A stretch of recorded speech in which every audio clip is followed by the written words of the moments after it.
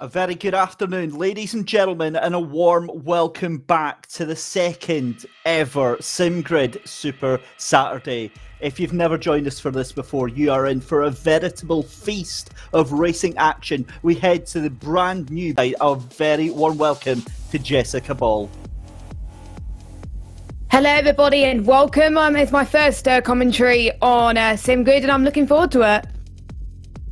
It's so good to have a brand new voice in the virtual commentary box, Jessica. So we've got a couple of minutes before we get down to business for a full afternoon of racing. So why don't you introduce yourself to the ladies and gentlemen at home? Give us a little bit of a brief about who you are. Well, I started commentary over back in 2018 and my main forte was mainly F1, but I started doing some GT midway into June of 2018 and I've done a bit of GT on the side as well, and I had a lot of fun doing it, so I've carried on doing it, and I suddenly came across SimGrid doing their stuff, and that's how I've got introduced to it, and here I am doing this Super Saturday, and I can't wait to cover this Donington Park circuit. This track, to be honest, you gotta love it. We've done all the other two tracks earlier on the last couple of weeks, but this is the first time we get to focus on this lovely track, so it should be a good one. Yes, certainly will, and really looking forward to it as well. So, of course, the Grand Prix circuit that we will be taking to tonight, as the GT cars are more familiar with taking, which means that we take the Fogarty S's down towards the Melbourne hairpin. We'll see more of that in just a minute from our awesome produced track lap video from Alex Goldschmidt. But first of four races, we've got the Lamborghini Super Trofeos up first. After that, then, we have the Ginettas. And both of those races, Jess, we've got a vested interest in, don't we? Because our very own Michael Hamlet is taking part again. Yeah, I'm super excited for him. You know, we've seen him take part in the Super Trofeo race in the first one, and we've seen how good he was there as well. And I liked his livery as well, and I've taken a lot of interest into people's liveries, I have to say. And I wonder what he's got in store with Donington, because it's very, very different. It's not in Imola where we were last time. It's in good old Britain as well, pretty much our home track to you and me and most UK people in the chat as well. So I wonder how he's going to fare going from Imola to the likes of Donington. Practice is underway at the moment. Some huge times coming in. In fact, Marcel Fusi with a 1:29.6 at the moment, just giving you a sneak peek of what to expect at the moment. There you go. There's some live timings at the moment as well. You can see Yannicklas Erblich doing a 1:30.4. That will update because Marcel Fusi has just done it about 25 seconds ago. So that is what you can expect. We've got the Ginetta Cup up in about 45 minutes time. The race actually starts off at 5:15 our time over here in the UK, 6:15 in European time. Then you've got the Porsche Cup, which was going to be a handover for myself and Jess. We're just here for the Super Trofeo and the Ginetta Cup race. We then hand things over to Alex Goldschmidt and Lewis McGlade for live coverage of the Porsche Cup at 6:20 UK time, 7:20 CET, and then it is the main event, the 2.4 hour endurance race at 8:30 European time, 7:30 British time. That is going to be an absolute barnstormer of a day. Do not go anywhere. Get your popcorn in, get the pizzas on, get the ice cream in, and in the meantime, I think it's about time we acquaint ourselves with our home for the afternoon. So let's go on board and do a track lap here at Donington Park. The V10 powered, naturally aspirated Lamborghini Super Trofeo takes us on a hot lap here at Donington Park Grand Prix as we ride on board with Gregor Schill down the Wheatcroft Straight heading into Redgate, down from 5th gear at 215 kph down to 2nd gear at about 110. You allow the car to drift a little bit wide to the left hand side to get a really good run for Hollywood, which sets you up nicely for the Craner curves, which are negotiated at 5th gear at over 215 km an hour before putting on the brakes into the right hander at the old hairpin. Once again, let the car drift out to the left hand side. This gives you a really good run for Starkey's Bridge and Schwanz Curve, also both 5th gear corners.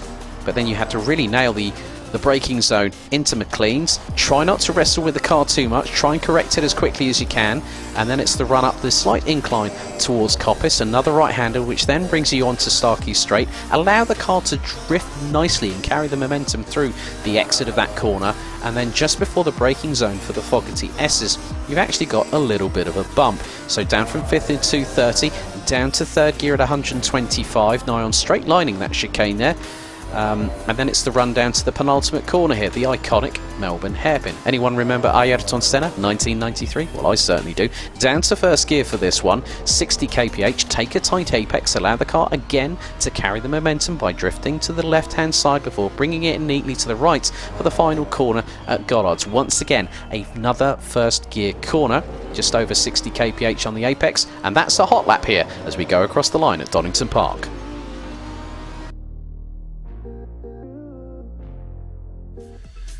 There we are then, a fantastic lap of Donington Park in the Lamborghini Super Trofeo, just giving you a little taste of what to expect coming up in the next half hour. We of course have some qualifying to take care of, the drivers in for their drivers briefing at the moment, but Jess, just back to the track that we're at here tonight, Donington. It really is, you know, it's almost a perfect track. It's got this wonderful mix of high speed corners, really technical twists and turns, and then of course you've got that run down from Hollywood through the Craner curves.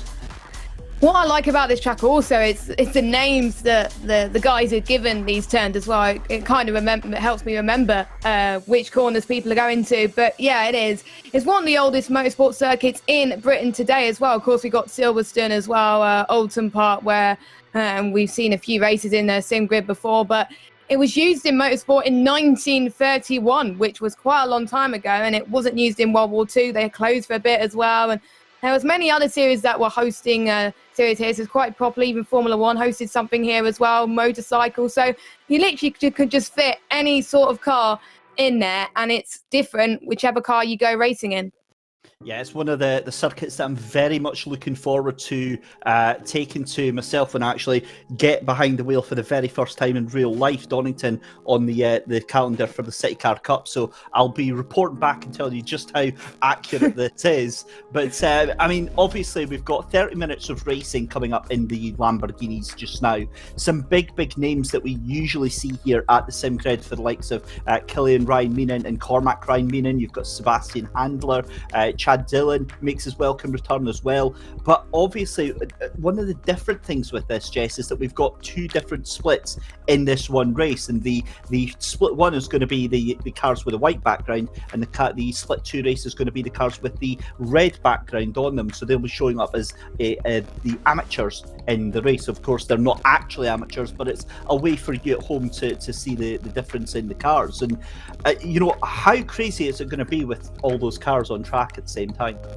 It's going to be absolutely crazy because some people are having different abilities to split one. There's some huge names, like you said, that are taking part. They're going to be at basically very quick compared to the split two guys. So they need to be aware because some people may tend to brake a bit earlier as well, be a bit more cautious at the start as well. So it's just varying abilities and keeping it basically calm and collected as well. Sometimes I find it hard as well racing with mixed abilities, but it gives people experience when we go to the World Cup later on in Donington for the endurance as well. With the amount of cars that we've got on the grid today, it's just a great taster. It certainly is, and we'll touch on the World Cup again many times throughout the broadcast because, of course, that is the biggest news to come out this month. Of course, that $20,000 prize pool for Season 2 of the World Cup here at the Sim Grid. Incredible competition. 5 rounds over 2 splits. And what has blown me away is, speaking behind the scenes to Mike Yount and Michael Hamlet, the demand to get into this. The folk literally emailing, begging, pleading, trying to, anything they possibly can to try and get themselves into this competition. It's going to be absolutely epic, and huge teams who you would absolutely guarantee getting their way onto the grid. They can't. They're having to be turned down because you know, they have to end up qualifying, which is a bit of an ego trip for them. But anyway, qualifying, Jess, is underway. Marcel Fouzi leads the cars round. as we see Presley Martono for the GDL Racing 32. Now, the good thing for me is that at least I can't get confused as to what cars are going round just now. No, because they all have the same spec of cars. They're all basically racing around the same track with no other cars like the McLarens to deal with as well. So they're all in the same boat, to be honest, just like we've seen last week as well. Well, not last week, 3 or 4 weeks ago, when it was the first Super Saturday in Imola as well. So they just got to have skill, to be honest, to get used to the track. And to be honest, one thing we also got to talk about is this track hasn't been on the game for very long. The DLC only came out recently, so for Imola they had a long time to practice for the Super Saturday, whereas for this they only had a couple of weeks. So I think it's going to probably be more the same boat compared to the one we saw for the first Super Saturday. Yeah, I think you're going to see a wide range of folk that have been putting the hours in and getting the practice. And your eyes didn't deceive you. You did almost see Presley Martono getting sent off to the moon on his warm-up lap there by a car that just came absolutely flying down the inside towards Goddard's there. But no harm, no foul. Now, the different thing with this as well is that the cars have only got 10 minutes to do qualifying. 7.5 minutes left in that qualifying session. So, you know, they'll get one lap in and they're already nearly halfway through qualifying. It makes it so important to get a real good lap in as soon as possible. Yes, it's not like at a team endurance race where only one person in your team actually sets these qualifyings. You are the sole person, basically, because it's a solo event, that's making sure that you get the best lap as you possibly can. And it's quite hot around Donington at the moment, and it's 2:03 in game time. The track temperature 23 degrees Celsius. So I think it's going to be a lot difficult. We did see someone almost going off there, but yeah, there's a lot of track cars on track around about the same time. I think something they've got to get used to at the moment. Wow. And I'm just seeing the teammate that Michael Hamlet has put on his car. I'm not having that. I'm not having that, Jess. That is just absolute blasphemy. I will take him to court for that one. Wow, hashtag David is slow. I don't think David is slow. And a little cheeky plug, David's also racing in the Porsche Cup later on as well. So if you want to actually see him racing... Right now. That is absolutely unreal. They're all picking on me, ladies and gentlemen. As Jess says, I am taking part in the Porsches. But yeah, do you know what? Let's stay with him. I want to see him bin it after that. Like, there we go. That's unreal. Right, Michael Hamlet, obviously a big vested interest. Very, very deep into the corner there, down in towards Melbourne Hairpin. However, it does just show how difficult this track is. Joking aside, I mean, we're hearing that there's 43 cars actually on track. You can see that Sebastian Handler at the bottom of that list because he hasn't put a time in. But joking aside, I mean, this track is so difficult. I've been putting in quite a couple hours of practice in the Porsche as we see Michael Hamlet come down in towards Redgate, and we'll try and stick with him actually, because it's so difficult to gauge when to put the throttle back in. On the exit of Redgate, as you run down through Hollywood, then down in towards the Craner curves here, that sweeping right, left, right complex in towards the old hairpin here. But I've got to be honest, I mean, Michael is making this car look very, very firm and planted, Jess. Yeah, because for some people, they don't like these cars because it's not that stable. But for some of them, they could get their cars as stable as they can as well. So it depends on how you drive it really as well. And you can already see Michael trying to get past some traffic as well as he does this lap as well, because a lot of people are going to be on their hot laps at exactly the same time. So it's going to be hard for them to get their best laps possible. So the sooner you get a good lap in, the quicker really that you're going to get a good pole time for the 30-minute race, which is going to be happening in around about just under 5 minutes time.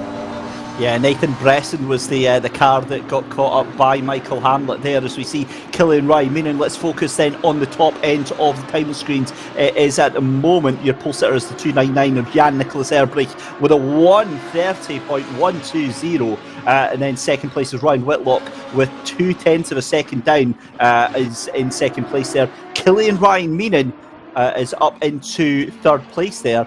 And then it is Alexander Raab in fourth place there. Again, the times are so close. You see 12 cars there almost within a second of that pole time, Jess. Yeah, exactly. It's already close indeed, just like we've seen a few weeks ago as well. 1/10, the top two. We also got a gap between, I would say, fifth place all the way down, I would say, to where near Michael Hamlet is in P10 and the 21 car in P11. And I do apologise, I can't pronounce these names as much as David as well. So if we get these names wrong, we do apologise. And if there's anyone in the chat that could tell us how to pronounce these names, that will be much appreciated, as we're seeing times getting so much closer by the lap as well, and still more cars trying to get some laps in. Well, Jess, you can tell you've never heard me try to pronounce some of these names, so you give me far too much credit on that one. But exactly. You just got to get the cleaver out and give it your best butcher. That's all you can do, my friend. I get a pass because I'm Scottish and we're thoroughly uncultured up here.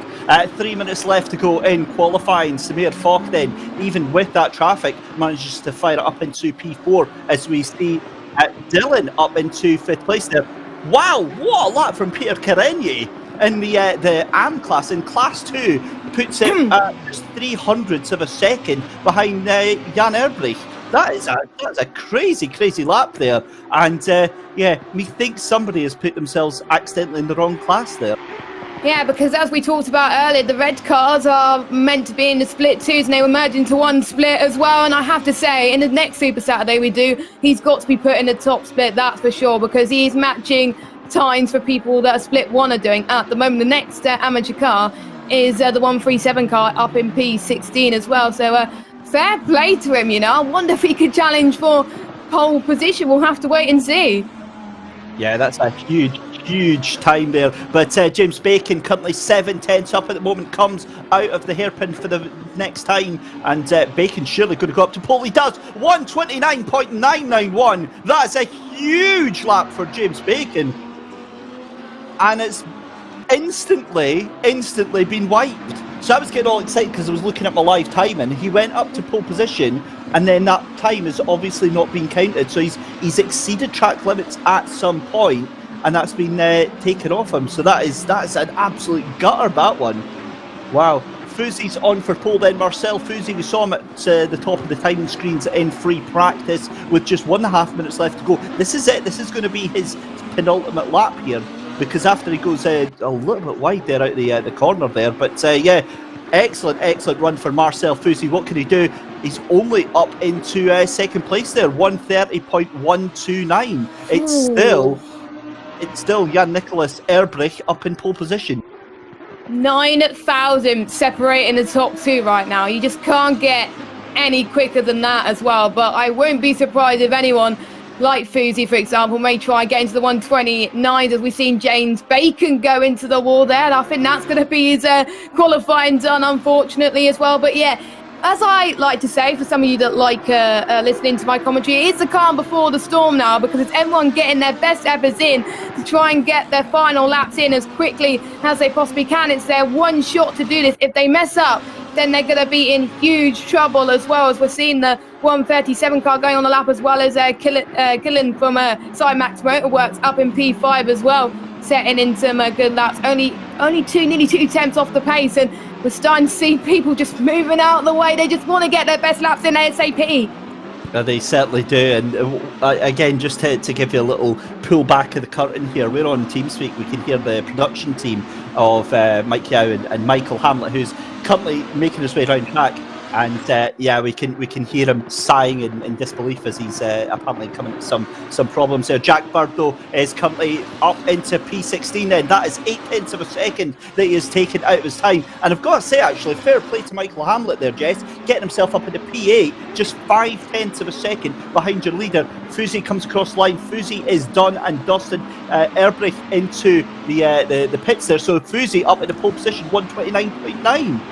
That is a huge lap there. Rab is currently 2/10 up. He was 2/10 up coming out of the Melbourne hairpin. He loses that time. And that's not going to happen for him. So no improvements there for Rab. Here comes Cormac Ryan Meenan, though. I think this is going to be the last of those that could potentially get himself up into the top 10 at the moment, out of the Melbourne hairpin at the moment. I think this is on par, potentially anywhere between P4 and P7 right now, because he's currently 0.3 of a second up on his time. Oh, that's a very nervous car on the entrance. And yeah, that was looking very, very nervous on the entrance to that final corner. He does up into P4 then. Great lap there for Cormac Ryan Meenan, but it could have been so much better. What can his brother do? What can Killian Ryan Meenan do? The number 23 Sidemax Motorworks machine do? And I don't know, he's again, that car looking a little bit more stable. You saw Cormac's car looking a little bit nervous on the entrance to that to the corner there. Wow, Killian Ryan Meenan at the last gasp, 129.688. And that is not just taking pole, that is absolutely stomping the foot on the throat of everybody else right now, Jess.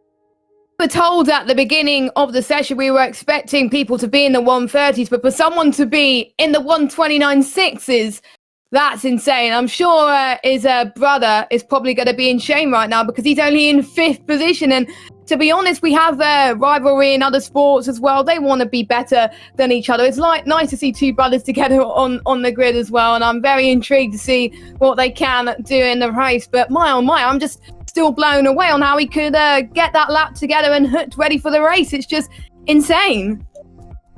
That is part of me thinks that's actually quite disgusting because there wasn't even a purple sector in that lap time, Jess. I mean, that is scandalous. We really didn't see Killian Ryan Meenan as a threat at all, and then right out of nowhere he just came straight to pole with RKO.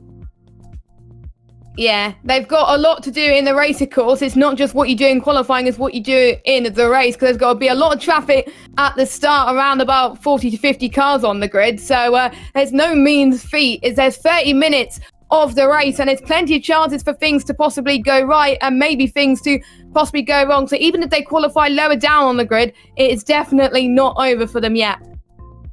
Absolutely. There's a whole race to go then. If you just joined us, ladies and gentlemen, you are in prime time then. Race number 1 out of 4 today for the SimGrid, second ever Super Saturday. Here is how the cars line up on the grid then. Row 1 is going to be Killian Ryan Meenan alongside Marcel Fusi. On row 2 is Jan-Nicolas Erbrich alongside Peter Carenier, the split 2 runner, the highest split 2 runner. Brilliant time there. Cormac Ryan Meenan alongside Ryan Whitlock on row 3. Row 4 is going to be Samir Falk alongside Chad Dillon, and then in 9th and 10th place on row 5 is going to be Alexander Raab and Michael Hamlet, our very own Michael Hamlet. P11 and P12 is going to be Nicholas Boxenbaum alongside James Bacon, and then it's 13th and 14th. Row 7 for Stepan Kutnik and Sebastian Handler. Row 8 is going to be Dan Mulholland alongside Alexei Vitrenko. Row 9 is going to be Javier Lai alongside Presley Martono. Row 10 is Jack Bird alongside Mark Gibson. Row 11, Jimmy Holm and Avia Bahar. Row 12 is going to be Josie Austin and Baron Rosso. Just quick note about Josie Austin, huge following in YouTube, so go team Josie today. Row 13 is going to be Vesa Latinen and then Konrad Kula alongside as well. Row 14 is Gareth Walker and Don Azanka in 27th and 28th. 29th and 30th is going to be Artur Struzowski and then Benjamin Horio in 30th place. 31st and 32nd is David Reid alongside Jamie Shaw. We've then got Shane Kloklanowski in 33rd. There you go. That's my first one, Jess. You can have that one for free. Nathan Preston at 34th. 35th is going to be Wouter Wilmink, and then 36th is going to be Jack Parsons. 37th is Sergio Noor. 38th is Steve Muckley. 39th is going to be Rudy and Lloyd Davis. 40th position is, of course, Mo Omar. 41st for James Dowling. 42nd for Josh Kimball. And then 43rd for Jeff Fleischman. 43 cars. I am equally excited and equally scared, Jess.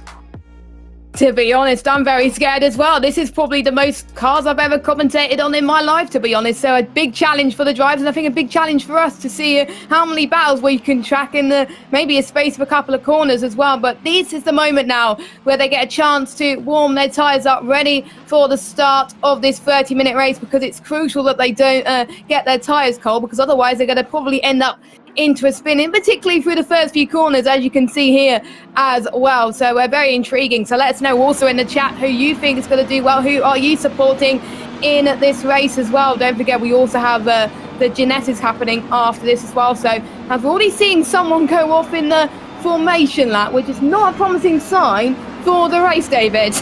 Was it Michael Hamlet? I don't know.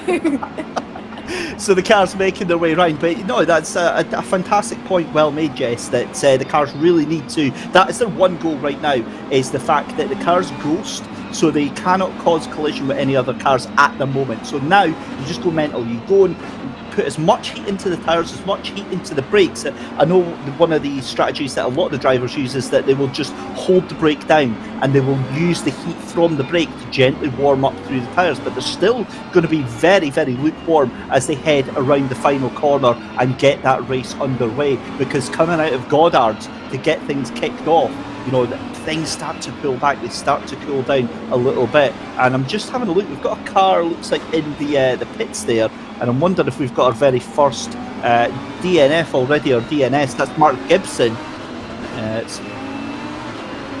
So he's got a problem with his shifter, so he might be doing a pit lane start. But here we go then, down towards the Melbourne hairpin for the first time in 30 minutes. Jess, are you excited, my friends? Can't wait to get this race underway. It should be very, very exciting. Good luck to all the drivers. Here we go then, the cars making their way down towards Goddard. It is, of course, Killian Ryan Meenan, Marcel Fusy on row one. Those are the cars to watch out for as the rest of the pile heads their way down in towards that turn. 44 cars we have got connected to this race. We've got at the back, it's going to be Jacques Kaplan is the driver that we missed at the very, very back. But the cars ready to go, 2 by 2 by 2 by 2. 30 minutes of Lamborghini Super Trofeo action here at Donington is underway. The green flag flies and it's Killian Ryan Meenan down towards turn one alongside Marcel Fusy. And it looks like Fusy tries to take the outside line, but it's never going to work at Redgate. Just has to flush himself back into position and get things going. Oh, there's chaos behind. We've got at least 5 cars off into the gravel there. That is the 75, which is Nicholas Boxenbaum, who's caught up in that. The 978 as well. And that is, of course, Josh Kimball, who started right at the back of the grid there. Yes, indeed. I told you how many cars would cause carnage. It's due to probably the fact that there's 44 cars all at one time, but the top 2 seem to be doing relatively well at the moment, and it looks like Michael Hamlet got involved in that crash as well, so not a good start for him.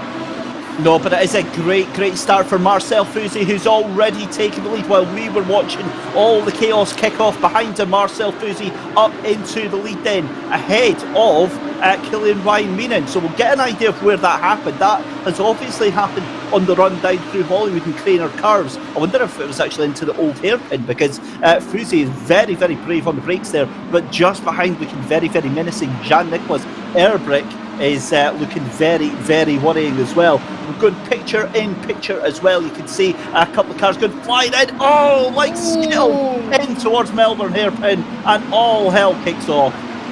Yep, it's going crazy at the moment. We're not even past the end of lap 1, and we're now approaching the start of lap 2, and I think some of these guys are just pushing as if it's going to be the last lap of the race. This is crucial that you don't get involved in incidents like this, because they have 28 minutes left to go now, and if you get damaged this early on in the race, it's going to be very hard to recover. It's not like the 2.4 hour, where if you get a little bit of damage at the start, it's not the end of the world. If you get damage at the start of the 30 minutes, then it's going to be little room for improvement. So these guys have got to keep it clean from pretty much the start, and that's why Fusy is driving so well on these opening few laps at the moment. Yeah, for sure. We can see Samir Falk, who we're watching just now, just behind. That is the number 16 of Peter Karenye. But he's also got to watch out, because that is Alexander Raab just behind him as well. So a proper little battle going on for 5th, 6th and 7th place. And then just behind that, it's our very own Michael Hamlet leading his own train. He's got James Bacon and Chad Dillon just behind him as well. So again, as Jess was just pointing out there, it's all about just getting into that rhythm, getting into that flow state, and being able to just knuckle down and focus on what you're doing. And look at that now, Cormac Ryan Meenan up to that lead battle as well. It's a 4-car train for the lead, as we see Falk getting mega defensive, tries to pull the car in, gets the run out of Melbourne hairpin again. But yeah, that was some good defensive driving there from Samir Falk for the S4LT team, and that allows Peter Carregne get a little bit further up. How has Marcel Fusy done a 1:30.495 in race? I mean, that would have been good enough to get him in P6 or P7, and he's managed to do that in the first 2 laps of his race. To be honest, I'm blown away about what's happened to that, because usually when I'm in the race, I'm usually like 3 or 4 seconds off my qualifying time as well. So I think it's all about consistency for him, to be honest. He's keeping it consistent. He's got some clear air near the front as well, and it's just mind-boggling at the moment. We're seeing the replay of what happened earlier on as well, and there's a lot of cars bunched together, as you can see, as someone went off the curb, and that damaged a few people's races, as he's trying to wait for every other car to try and get past. But it's the best thing for him to do, is just to wait till everyone gets through the carnage that was unfolding. I couldn't see what car it was, unfortunately, that had himself in the spin. 818 car, thank you very much. Yeah, that was Ryan Whitlock that was caught up in that, and you hate to see it, because obviously there's nothing worse as a driver, because all you want to do is just plant that foot down and get back on the track. But fair play to Ryan, did, as you just pointed out, did the really, really good thing. Just let everybody go through, pick yourself back up, and just work your way back through. It's the only thing you can do. It's the safest way, and great to see saner heads prevailing for Ryan Whitlock in the 818. Samir Flock. We'll cut to a replay, because this is how Fusy took the lead. It was down through the Craner curves and into Old Hairpin on the exit. Look at the run that Marcel Fusy has got, and fair play to Killian Ryan Meenan, trying to make him work. No way, that around the outside, are you absolutely kidding me? Into McLean's there. That was some move there, Jess. To be honest, we don't see many moves like that, and when you make a move like that, and it shows you that you're an incredible sim racer, so fair play to him. He wants to make sure he can get up to the top 5 as well, and I can see the 2 cars almost running away with it. It's 1.4 seconds behind third placer, the guy in P2 at the moment, the 23 car. So these 2 are just getting into a rhythm more, and the more that you increase the gap to the other cars, the more that's going to have a huge effect. As we're seeing cars, the number 2 car in the amateur class fighting for P26, I believe it's P5 in class. Don't forget, there's 2 splits in this race. Unlike the last one, it's split 1 and split 2 merged together. So obviously split 1 is the overall class, and split 2 is split 1 is the white class, and split 2 is the amateur class in the red. So no, the pro is the split 1. I'm getting my words confused. That's okay. That's exactly what it is. So the pro class is split 1, the am class is split 2. No reference to any of their skill levels. It's just the easiest way. We can make things show up, but Sergio Noor, and that looks suspiciously like he got an absolute punt from behind into the chicane there. That is down into the Fokker ASs, and he recovers the car, but of course that is going to slow him down massively, and he gets that car recovered. But Peter Carregne, currently the fastest man in split 2 in the 16 car, up into 5th place right now. Great start for him. But back to Jan-Nicolas Serbrich in the 299. I'm slightly surprised that he's falling behind Killian Ryan Meenan and Marcel Fusy, because Fusy now, that gap up to 0.7 of a second, and another accident waiting to happen with this gaggle of cars here. That's 29th, 30th, 31st and 32nd all involved there, and I'm just having a look at the time screens there. Looks like a bit of a problem for the 67 car. That is, of course, let's have a look there. I'll get an ID for you in just a second on that car. But back to the action in hand. Donis Anka from GDL Racing. I mean, he is all over the back of the 78 of Mo Omar right now, as James Bacon decides to take the scenic route across the chicanes. It's like he was mowing the lawn, but this time he was mowing some sand and picking up some dust there, which is probably not going to help if people are driving around with a bit of sand on the track, I have to say, which is quite common around Donington. As we got the 13 car in the amateur category, fighting for, I would say, I'm just trying to see what positions they're fighting for. Then fighting for pretty much towards the rear end of the grid right now, and it's just great to see that there's people fighting no matter where you are, as well as we're seeing the white car just going in towards its hairpin now, as well as the 13 car is doing all he can to try and get past the 78 car as well. Don't forget they're all in different classes as well. I think they're all in the split 2 class, most of these guys as well, all close to each other as well. And the more these guys fight, that's going to allow people in front to just increase the gaps a little bit more. And it's just nice to see that we're seeing the names that you don't usually see do well, as we're seeing James Bacon mowing the grass again, so he's not having the best of races so far, unfortunately. Yeah, it's been a difficult afternoon for James Bacon, but that battle is absolutely riveting down there in 29th, 30th and 31st place. They're all fighting for it's roughly 7th, 8th and 9th place in that split 2 category just now. 21 minutes left to go. This is Samir Falk then just on the tail of Alexander Raab at 150, and just looking at Michael Hamlet just behind him, who's doing really, really well to stay onto that group. And all he has to do, Jess, now is just hold on to the back of Falk and Raab, because those two are fighting each other. And you pointed that out earlier. As long as they do that, they're going to go backwards, whereas the smart money is working together and pushing yourself up through the field. Yeah, there may be people working together as well in team parties, or maybe they've got friends in the same split as well, so they'll be probably working on strategies on the grid as well. Since it's a sprint race as well, you would only get to pit if there's trouble as well, as we're seeing a few more cars starting to fight through the grid. But yeah, you got to be patient around this track. There's no point going for silly moves early on, really, to be honest, because that's where the instance do happen. I think we're going to see more of the riskful moves as they head towards the end, where they want to go for these positions. They want to aim for the top points in the Super Saturday, in these Super Trofeo cars as well. And to be honest, some of the guys, they're not aiming for the top spot. They're just aiming for as many things as possible. There's another person that's gone into the grass. That's Benjamin in the 259 car in P18. So he has to move out the way, surely, of the other cars, otherwise he's going to get a corner cut. But that's close with other cars going past, but he just moves out the way, thank goodness. Wow, that was a bit scary there from Benjamin Horrier. Just as you were saying that some of the cars were aiming, it seemed like he was aiming for the wall. Managed to get the car recovered and out of harm's way at the old hairpin there, and he'll try and get his way back through. But this is Sebastian Handler for the Griffax engineer, number 14. He's all over the back of that number 896 right now, and that is that's Reed that they're looking at just now. All manages to cut things through, and Reed forced out wide. That was a strange one, an unforced error, and he's lost that position there, as we see a yellow flag up into that's turn 1. That's Redgate. The red flag is, the yellow flag is out for there. Seen him off at quite a few times earlier on, so yeah, difficult times. David Reed though trying to make his way round through Goddard's and trying to catch up onto the back of Bullmink there, but again that car just falling backwards right now as we have 18 and a half minutes left to go.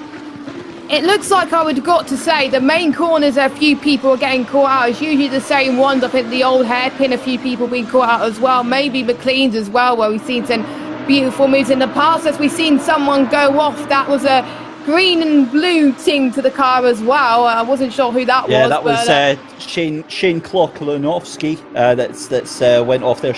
Shane having a bit of a dismal time. We saw him going off earlier on, Jess, and yeah, that's just added to his misery today. Yes, it definitely has as well, but it's all about how you come back. You can't let your negative mindsets be in your mind for the whole race, because otherwise you're going to probably end up with some very nasty incidents. And there's a crash happening as well going on later on in the field, but we're seeing some more battles happening once again, and due to the cars being a similar spec, David, we're seeing more close battles as well, and due to the fact that they have pretty much similar setups and obviously a similar same car, then they have more of a chance to get these moves done on whether you have different cars, like we're seeing in the 2.4 hour later on today. So that's what I like about these support races. It gives a little bit more of a close feel in terms of battles, and more battles happen in the space of, I would say, 15 minutes, I would say. We're almost with 15 minutes left to go already.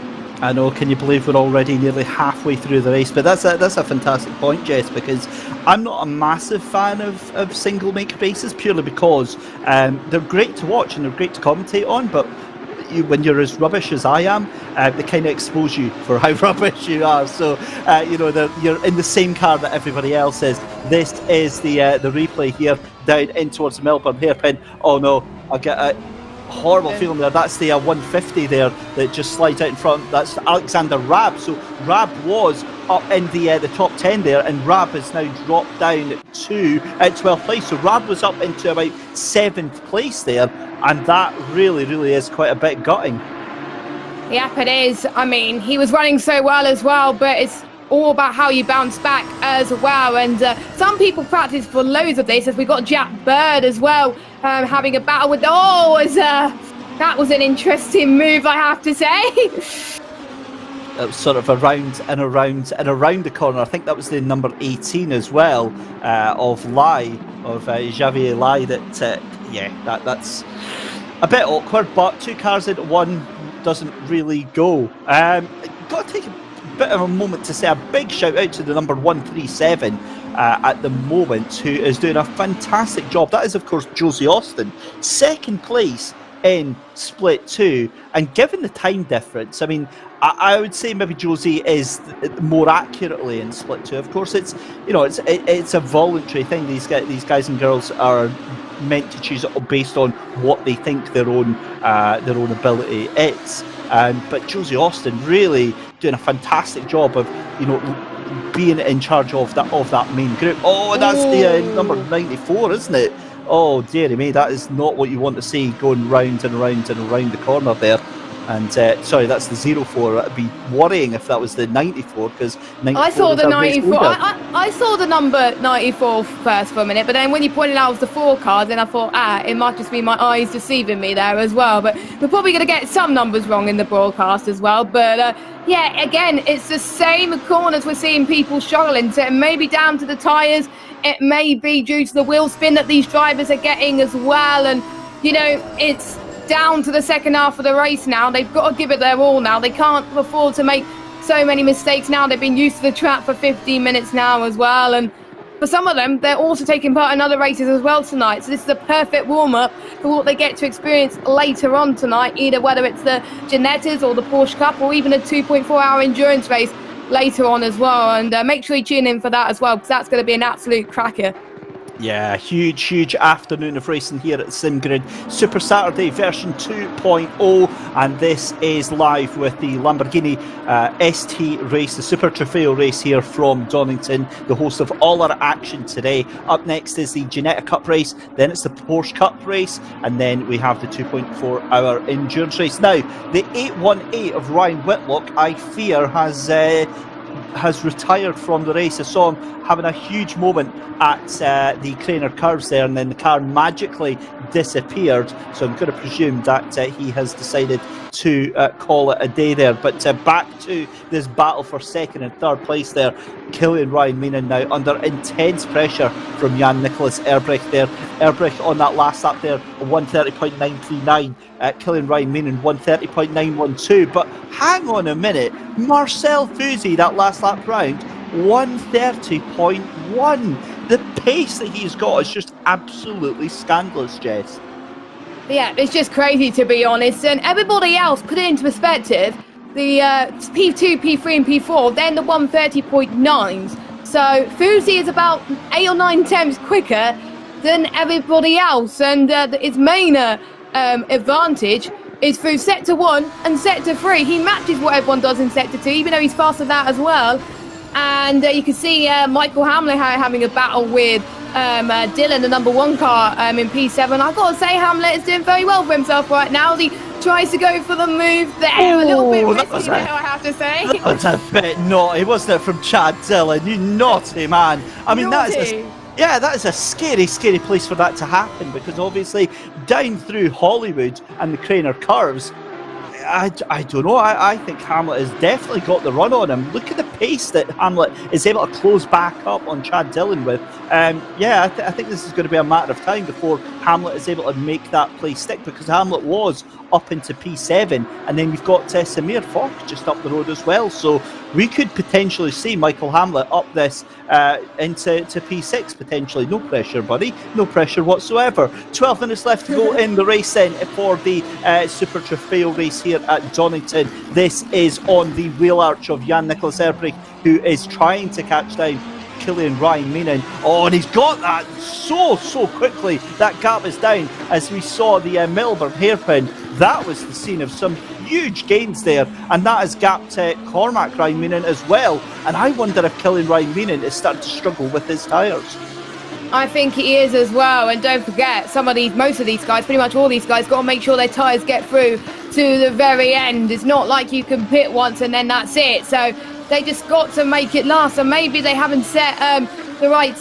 Pretty much, they may have pushed too much at the start potentially as well. That's what has caught a few people out, including me on this game a few times as well. I pushed the car a lot of times through Zolder, and then my tyre just end up dying towards the end of it as well. But we got 11 minutes to go. You can't afford to lose some tyre grip, because you're going to be in huge trouble at the end when you're trying to fight over other cars as well. But yeah, you're starting to see Fuzi pulling away from everybody as well. And Fuzi's now trying to do some saving at the moment. He wants to become consistent. He's got the gap that he needs to now. He could just start bringing the car home, and then if he sees people getting past him, then he could put the hammer down towards the end. He's just saving so he can get enough heat temperature and make sure that he doesn't get too much wear in his tyres.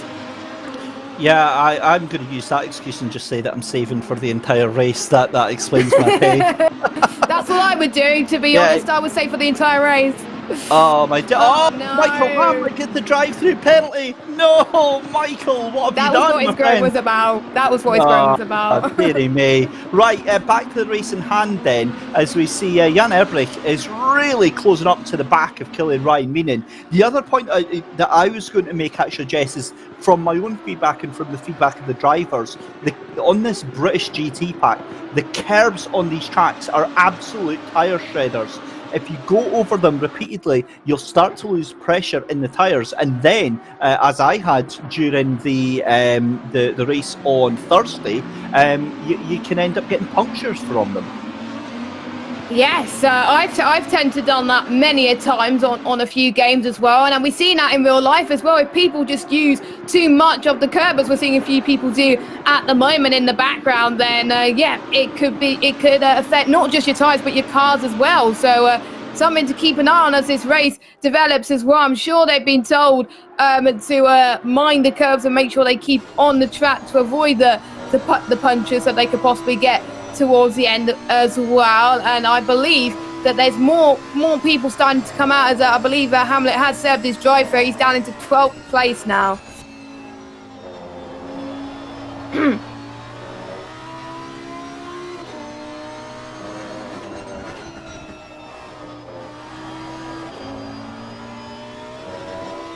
Just having a look as well, 9 minutes left to go, and Hamlet has indeed done his drive-through penalty, so that drops him down into 12th position.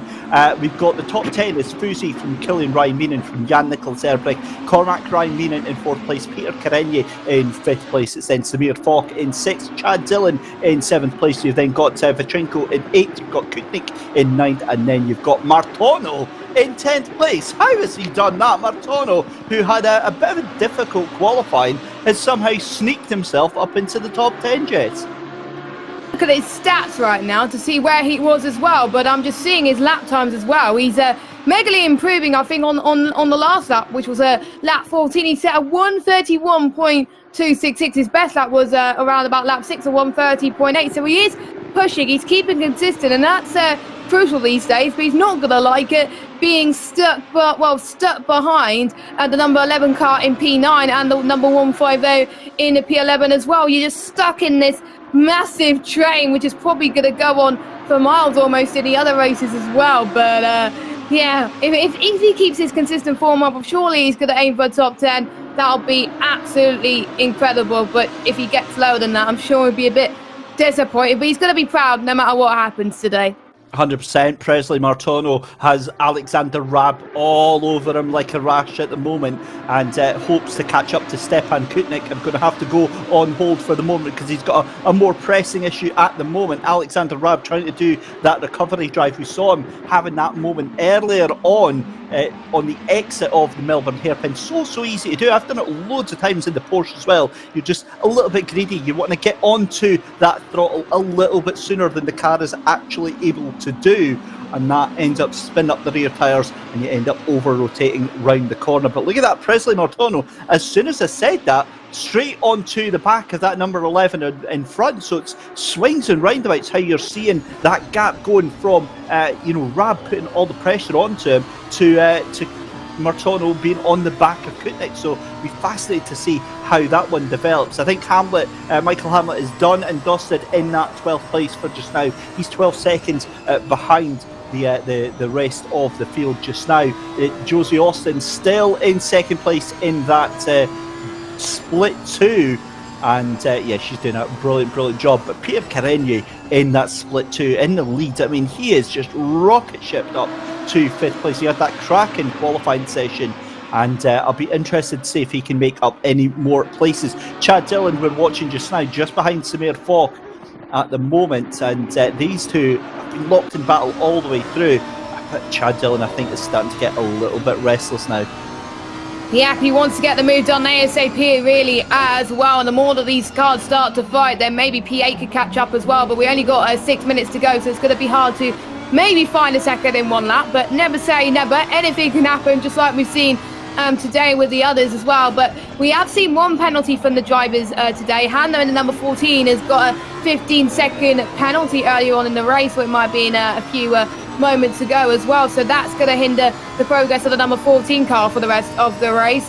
And we're seeing a few more people getting more penalties as well. It's just people abusing the limits so much. They just want to find every advantage as they possibly can to gain as many positions as they can. Yep, and before promptly getting smacked down by race control. Now have a look at this, because you can see Stepan Kutnik in the number 11 on the back of the number 21. That is Alexei Vitrenko, and this battle is developing very, very nicely indeed. It's a 4-car battle for 8th, 9th and 10th and 11th place, because you've got Alexander Rab on the back of that little train as well, and I get the feeling it's going to be one little mistake from one of these cars and everyone else is going to boost themselves up. Yep, exactly. And the train is growing now. I mean, if anyone makes a mistake now, that's going to affect their hard work as well. And just imagine if you were racing in this race and then you bin it on the last lap, then that is just awful. So I think these guys just can't afford to lose any momentum now, even though they're probably going to be a bit wide now, stuck in behind other cars. But I would want to be in a battle like this. I don't want to be in a quiet air all the time as well. And usually the midfield battles are sometimes the most exciting, because you can see Fusey in first place, absolutely dominating. Then we got a battle between P3 and P4. Then a battle between P6 and 7. Then we got a massive one between 9, 10, 8, 9, 10 and 11 as well, which I believe is a battle we're going on board with as well. And you can also see the picture screen of another battle happening. They're just battles happening everywhere. I'm trying to see who we're on board with. I believe that's Chris Dillon as all. That was very close indeed as well. Any more, then that could have been game over for one, if not both of these cars. But they just kept it together there, and then they're still fighting for position with 3 minutes and 30 seconds left to go on the clock.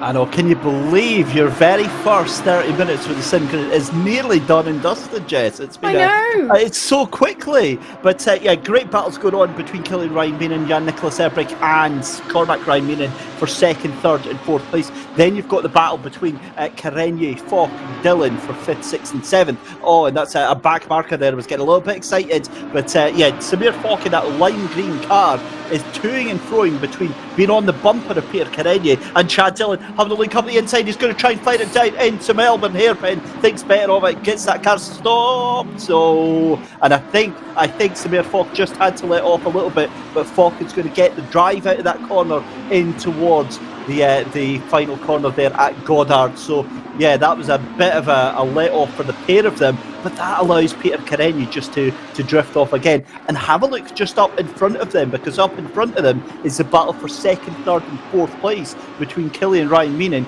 Jan-Nicolas Erbrich and Cormac Ryan Meenan as well. And Cormac Ryan Meenan now starts to look very, very menacing.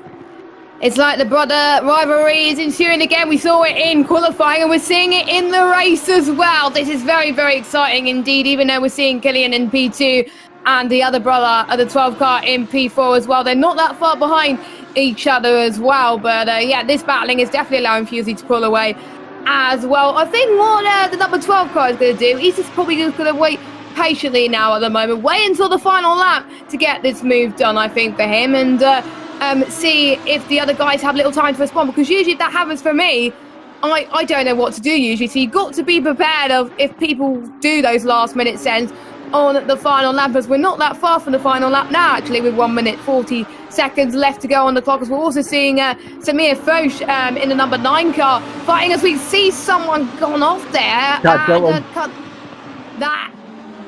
That's not good, especially if you've been fighting all this time, for it to be cut short like that in the black car. That is a shame. Yeah, Chad Dillon coming a cropper there in the number 1 car. Hasn't lost too much time behind the number 9 of Samir Foch, but Samir Foch now straight onto the back of Peter Carreño, and what a battle we have got going on as we head towards our final couple laps here. This is going to be the penultimate lap. In fact, this might even be the last lap that we're on just now, because there's only a minute left to go, Jess. So this is the final lap. Marcel Fusey looking very, very strong, doing a 1:31.0, and again 6.7 seconds ahead. This is just crazy. I wonder if he's going to do that in the next Lamborghini race that we do in just under a month's time. But yeah, to be honest, we haven't been following him this whole race, because he's been doing things absolutely perfectly. He's done nothing wrong as well, but next race he races, I really do hope he gets involved in some sort of battle, because I think it will make things more and more exciting for him. But sometimes you do get races like that where people dominate as well, but the battles are far from over, as we're seeing Foch again battling with the leader of the Split 2 class in P5 as well. Surely he'll be happy to be leading the Split 2 class, but he wants to get a better position overall, so we have to wait and see what happens, as the number 9 car is reeling the 16 car in right now, as well as Dylan tries to fight back from his earlier spin towards the end of that last lap, as well as the countdown has gone, and we're going to be waiting for the leader to cross the line very, very soon. But you can see that Dylan has gained a little bit more time. Dylan's time is far from over at this moment, and we've got Fusey coming towards the final corner now, and he wins the Lamborghini Super Trofeo race in the Super Saturday 2.0. And we've got Ryan Mina comes across the line in second, the 299 car in third, and the other brother in fourth. But who's going to get 5th place? He's going to be ever so tight, but it is Carreño into the 16 car that takes 5th place, and he's the amateur winner of the Super Saturday 2.0 as well. So incredible stuff, and we're seeing cars fighting on the back as well, as with the top 11 come across the line as well. It's been a good race. I've really enjoyed it. It's gone so quickly. I just want the next race to start all over again. So on behalf of YouTube chat, Jess, take a breathe. Deep breath. Nice deep breath in. There we go. Oh my goodness me. What a brilliant job, Jess. Thank you so much for that. Oh, and on the last corner. No! Vesa Latinen and Vilming. Oh, and there's more contact. What on earth is going on, boys? This is where we need to have the Wacky Races theme tune going on. That is, right, I'm going to say that, Jess, that's your fault, because you jinxed it. You said, imagine getting to the last corner of the last lap and binning it. That's exactly what's just happened there. They can blame me, I have to say. If anyone is on the Discord, they can message me saying, what have you done? You have my permission. So, yeah, I take the blame for that one. I'm sorry. Now, penalties, actually. I've just seen Josie Austin got a 15-second time penalty. We didn't see what that was for, possibly track limits, but I think that might actually jeopardise her second place on the Split 2 there. But what a win there for Marcel Fusey. Killian Ryan Meenan taking second place, and then Jan-Nicolas Erbrich in third place there. Wow, wow, wow. There we go. So that shows you the different splits as well. But yeah, that was a fantastic, fantastic race, Jess. Exactly. Fusey just had it controlled from the start as well. And you can see the lap time that the people were able to produce in the race as well. It's just the difference between Fusey and everybody else was just remarkable. And they were even on the same cars as well. So it just shows how many people have put the practice in as well. And even though for these type of races, they want to practice for it as much as they can. Registration, I believe, opened, I think it was the 12th of February, so they didn't have that long to practice, with the DLC opening, I think, a few days before that as well. So it's just insane that they were still able to produce lap times like that, even with a few days on of this DLC pack as well. But don't forget, there's other games that people had Donington as well. But I have to say, this is my favourite game with the Donington Park circuit. It's just nicely accurate and it has amazing attention to detail. And I have to say, more races like this, and I'll be very, very happy to commentate on them. Well, it's an absolute pleasure having you along for the first one. We've got more coming up. We've got the Ginetta Cup coming up very, very shortly. Let's run you through the results then from that race. Taking the race win then, the first of what he's going to hope is 4 today. Marcel Fusi takes the win from Killian Ryan Meenan in second place. Third place is Jean-Nicolas Erbrich. Fourth place is Cormac Ryan Meenan. Fifth place is going to be Peter Carenier alongside Samir Falk in sixth place. Seventh place is Chad Dillon. Eighth place is Alexei Vitrenko. Ninth place is Stepan Kutnik. 10th place is Presley Martono. 11th place is Alexander Raab. 12th place is our very own Michael Hamlet. And 13th for Javier Lai. 14th place is Jack Bird. 15th place for Sebastian Handler. 16th place for Josie Austin, taking second place in that split too. It's then 18th place for Baron Rosso. 19th place for Walter Wilmink and 20th place for Benjamin Horio. Wow. That was just absolutely awesome stuff. So again, it's quite quiet. We don't have any drivers sitting in the interview room. They're all getting themselves all poised up and ready for the next race. And as we said, we have got the Ginetta Cup race is going to be up next in just a couple of minutes' time. Jess, what did you make of that then? Your very first race here at Singrid, GT racing. It was just so close. To be honest, I haven't done GT commentary in ages. When the last time I did commentary around GT racing was, I think it was around about October time. And I have to say, I would like to do more of that after seeing that absolutely incredible racing from the whole field, not just from the front lot, but from the midfield as well. And now we're going to go to some racing, which I particularly enjoy as well. This was one of the first cars I ever got a privilege to commentate on in GT racing, and that was the Ginetta cars. And they're already heading into practice now as we speak. And if this race was anything to go by in the last one in the Super Trofeo, you guys in the chat are in for an absolute treat. I remember commentating on the race in Brands Hatch with battles lasting for pretty much the whole race. It was shorter than the sprint race we're going to get today. It was around about 20 minutes, but they were giving it their all. It sounded like that they were running in a 10-minute race, not a 20-minute race at how close it was. But we're in Donington today, not far from Brands Hatch, but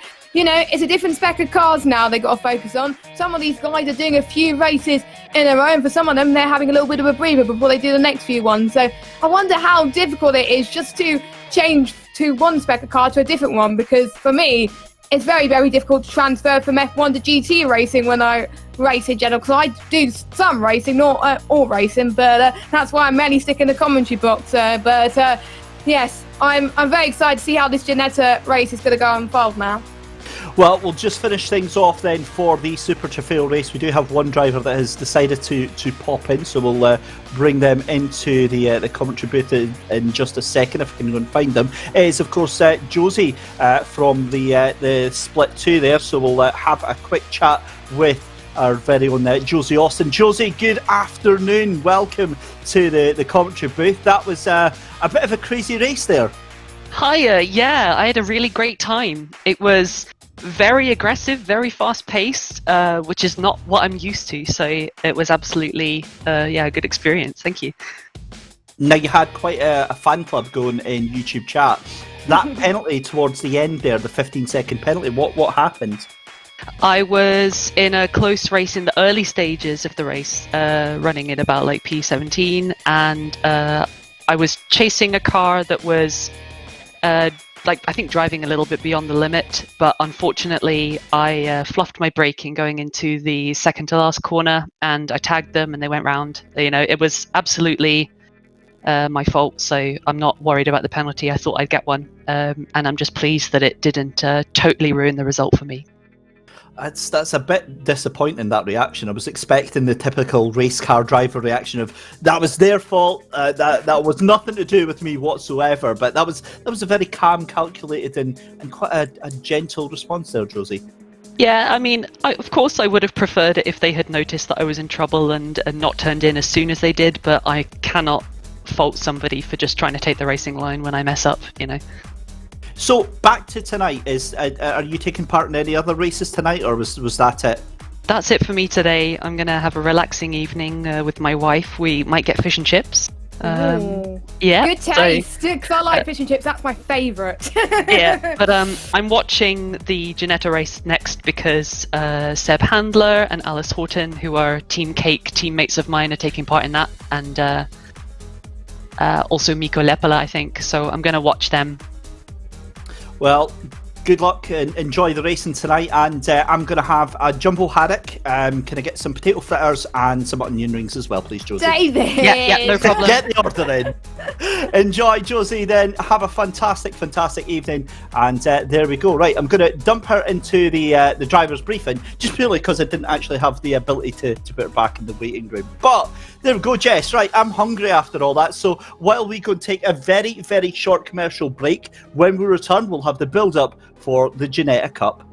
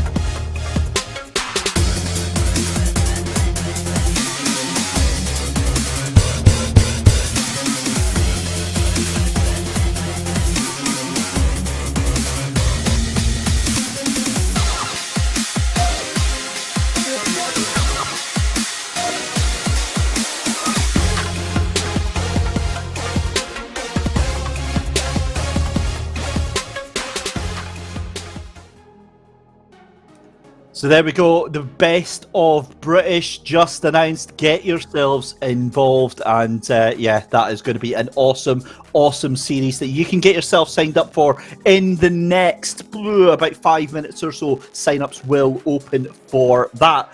Welcome back, ladies and gentlemen, though. It is David Christie and Jessica Ball bringing you live coverage here of race 2 of 4 here on the SimGrid's second Super Saturday, providing you with a veritable feast of racing action here from Donington Park in the brand new release of the British GT track. We've just enjoyed the Super Trofeo race. We are now about to embark on the second Ginetta Cup race, and then we hand things over to our wonderful colleagues Alex Goldschmidt and Lewis McGlade to bring you live coverage of the Porsche Cup and the 2.4 hour endurance race. Jess, Ginetta is up next, and a very, very stable and exciting car. Yeah, it is. I've got to say, some people may disagree with me, but I think it's more stable than the Super Trofeo. So that's why I would say if I was to race around Donington, I would probably choose the Ginettas more than the Super Trofeos. But yes, this is a different beast compared to the Super Trofeos as well. But I would say that it's probably a little bit more getting used to for some of the drivers. And this is the first race we actually get to see in the Ginetta's, because in the last Super Saturday, we just saw the Porsche Cup and the Super Trofeos, and we've got triple the action now. We've got 3 support races instead of 2. I mean, it's going to be absolutely exciting that we're getting not just 1 more race, but 2 more races. It certainly is. It certainly is. So without further ado then, let's go and have a look at the hot lap for the Donington. In fact, actually, what we'll do, I think we'll do things differently. We'll actually wait till we see a practice lap or a qualifying lap, Jess. I think we'll actually talk the viewers around ourselves and do a hot lap ourselves, because we've got Will Tregurtha that's out in here, and I was actually trying to do my homework here and find out exactly what series that Will has been in. Now, I know Will from the Ginettas, but he's also on other platforms like iRacing. Incredibly fast young driver. I mean, he is one of the most exciting British talents that we've got going on right now. But this pace that he's got, I think he's going to be one to watch this afternoon.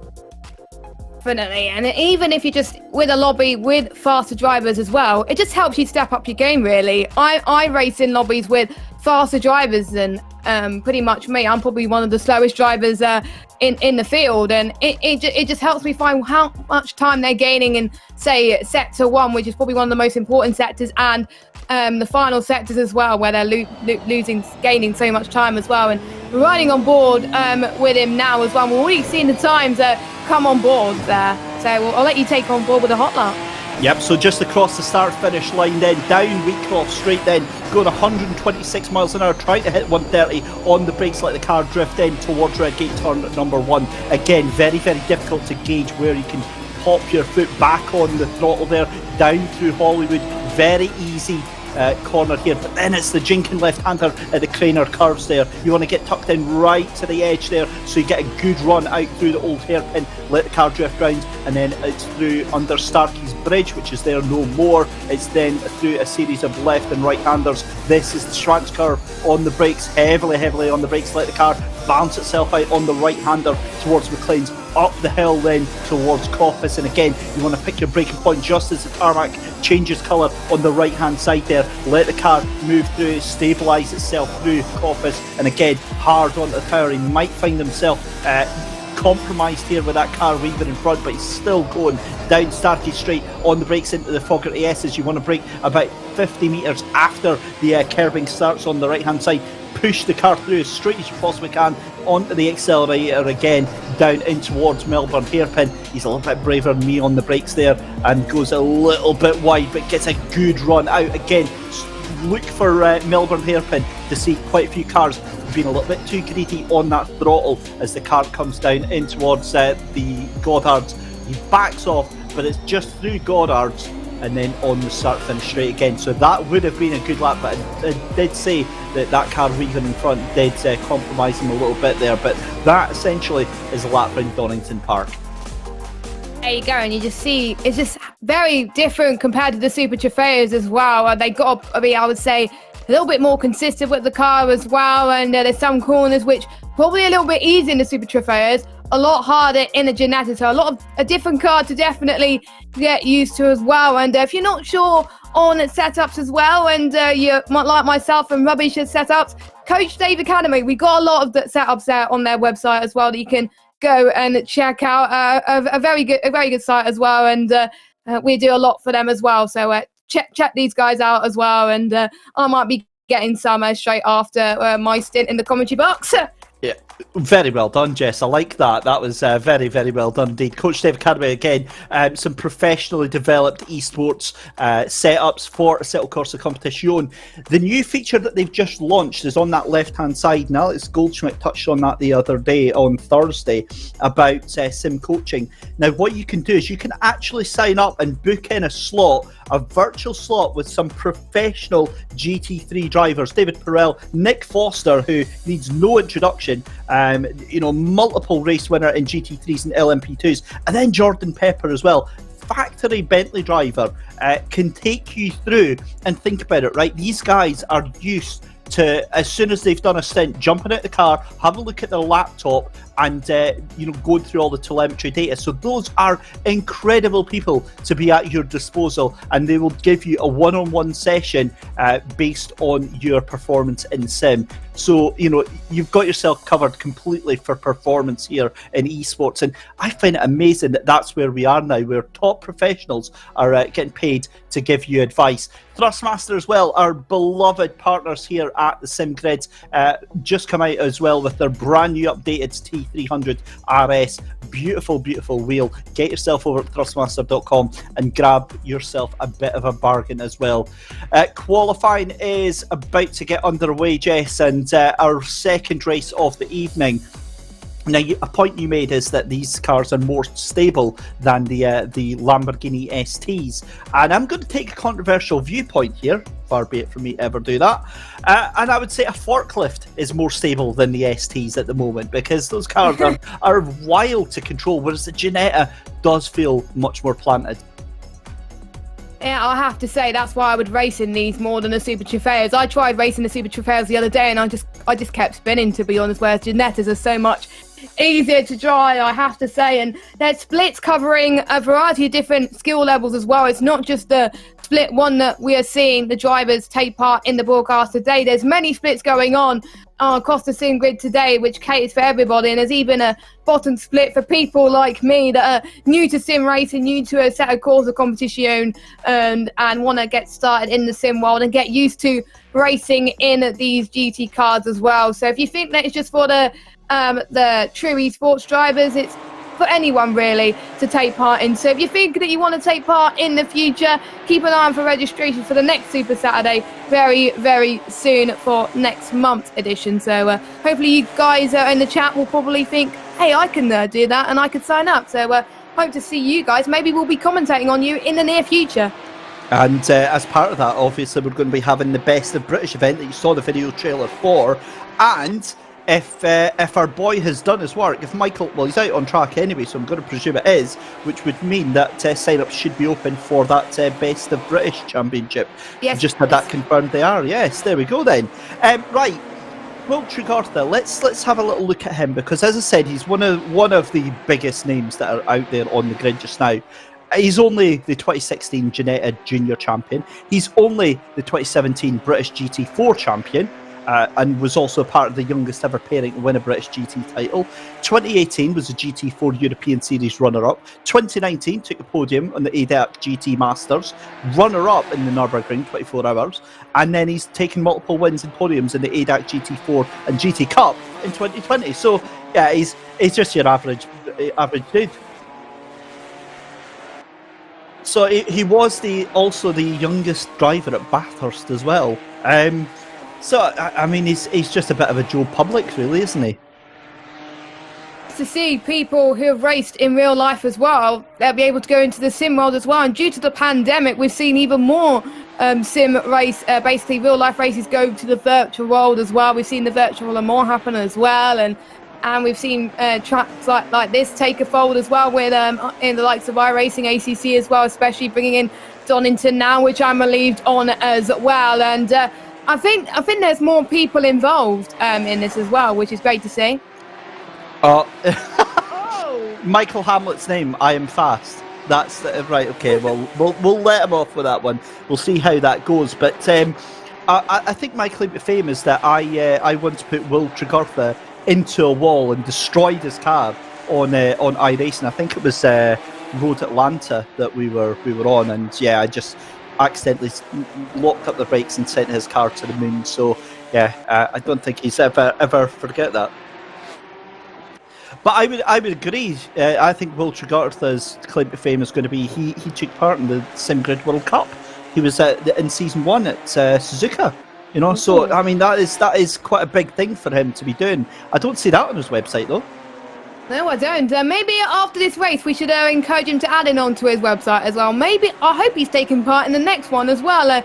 If his real life racing schedule does not clash, of course, as well as we're having pretty much a few more people starting their laps. We've got Harry Phillips in the 26 car starting his lap as well. We're not seeing any cars in red, and this is all split one cars in this grid, I believe. Unless I'm wrong, which I probably might be, but it's Yep, I'm right. I've been corrected. I'm right. That's all good. Yeah, this is split one for all these cars now. So it's more than likely going to be people in the same ability as well, as we're starting to see a Knack in the number 13 car set a benchmark time at the moment, 1:35.4. But we are seeing times in practice. We did see people go into the 1:34s as well in practice as well. But some of them weren't going full beans. Some of them may have been sandbagging. We don't know. But I expect with the lower fuel loads later on in the qualifying, we expect time to be a lot faster at the end of the session.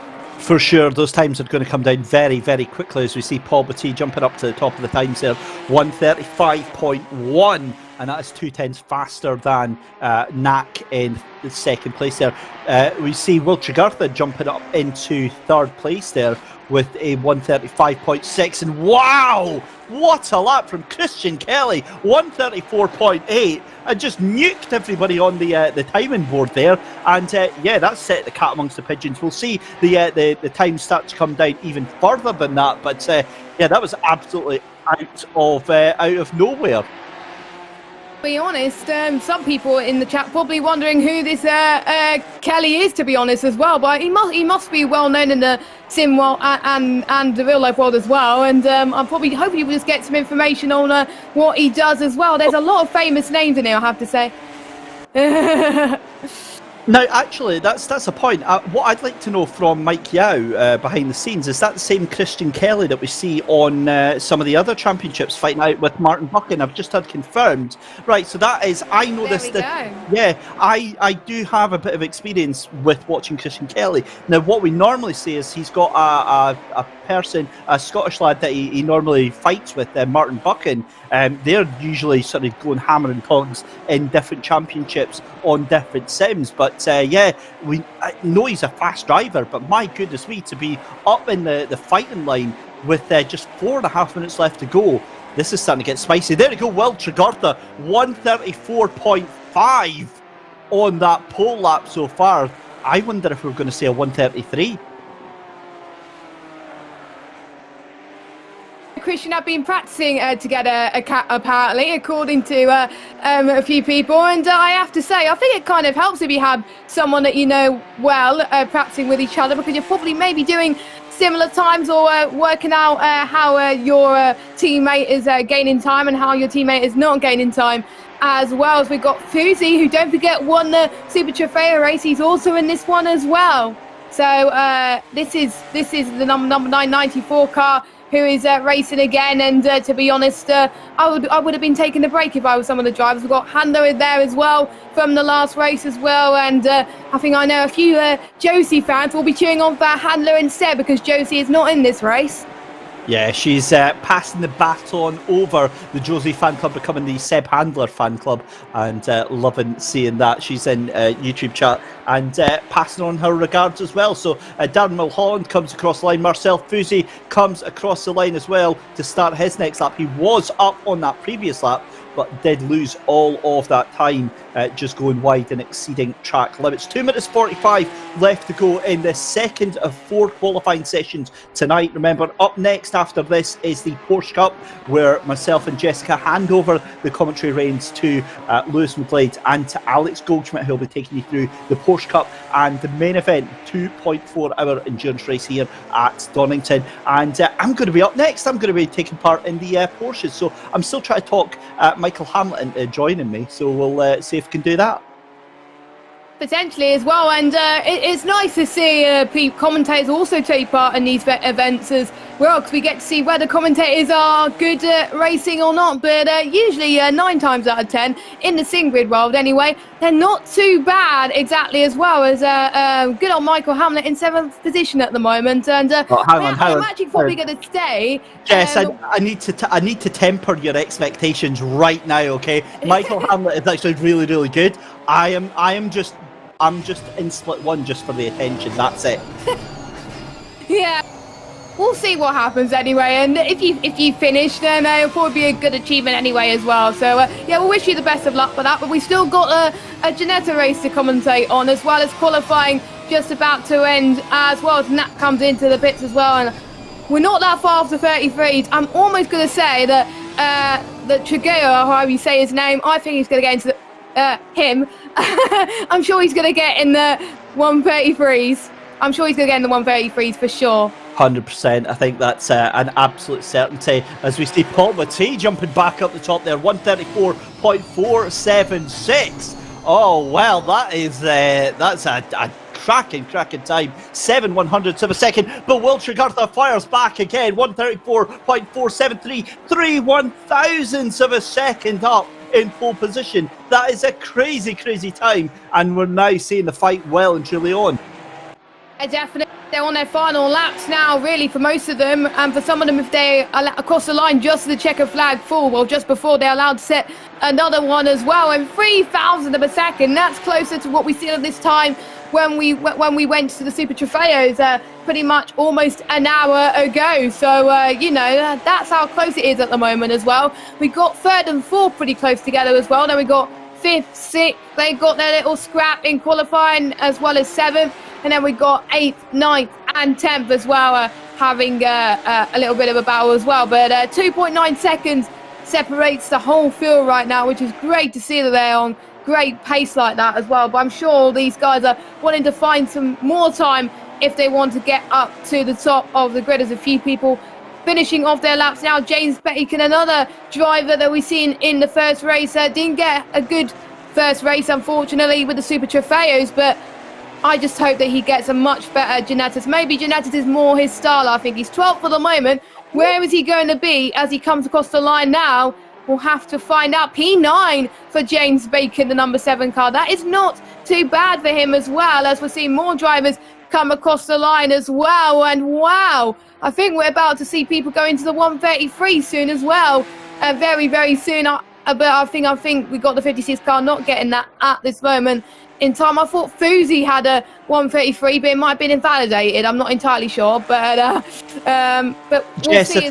if only you could have seen me behind the scenes here when that time did come through. You're absolutely right. Marcel Fuzi on the timing screen showed a 133.1, and then my brain kicked into gear and thinking, hang on, he's just went 1.2 seconds faster. So he's obviously probably just went straight on at the chicane, and that's completely invalidated his lap. So it is Will Tregartha that does take pole position, but what? How did that happen? Phillips at the last gasp. Harry Phillips takes pole by 2/100ths of a second. I was busy congratulating Will Tregartha on a well done pole position, and he's just had it snatched away from him right at the end there.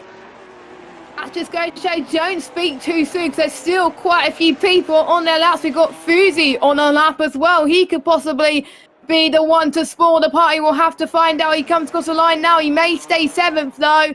I think he does. So it is someone that you may not be expected to be on pole position, but it just makes things a little bit more interesting. A lot of these drivers now have to work in order to climb themselves up into the top of the timing grid. Yeah, 100%. So it is Harry Phillips taking pole position, 134.452 ahead of Will Tregartha with a 134.473. That's row 1. Row 2 is going to be Paul Batté alongside Willie Knack with a 134.4 and a 134.6. And I'm just looking, actually, that's 10 cars, Jess, that are within 1 second of each other on the track here. So we'll watch the cars organise themselves, because obviously we need to find out where Marcelo Fuzi actually is on the grid, because of his time erroneously appearing up in the pole position there. But he jumps down into 9th place there.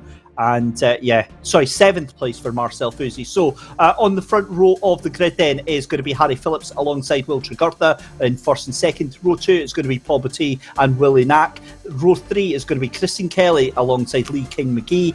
Row 4 is going to be Marcel Fuzi alongside Jan-Nicholas Erbrich, again returning for this race. James Bacon alongside Michael Hamlet, our very own Michael Hamlet, 9th and 10th in row 5. Row 6 is going to be Christopher Jan alongside Alessandro Porta. Then row 7 is going to be Ryan Whitlock and Diego Saimanki. That is in 13th and 14th place. P15 and 16 is going to be Sebastian Handler. I know he's got the big the big fan club going in, a YouTube chat alongside Luke Francis, and then on row 9 is going to be Ryan Renoir alongside Benjamin Horio. Then in row 10 is Dan Mulholland in P19, and P20 is Alexander Dudarev. And then at the back of the grid, row 11, it's going to be Chad Smith on P21 alongside Ismail Rosell in P22. 1 minute left to go. The car's making their final preparations. Again, it's going to be a 30-minute race, just as you saw on the Super Trofeo race. But the excitement and the anticipation now, Jess, starting to build.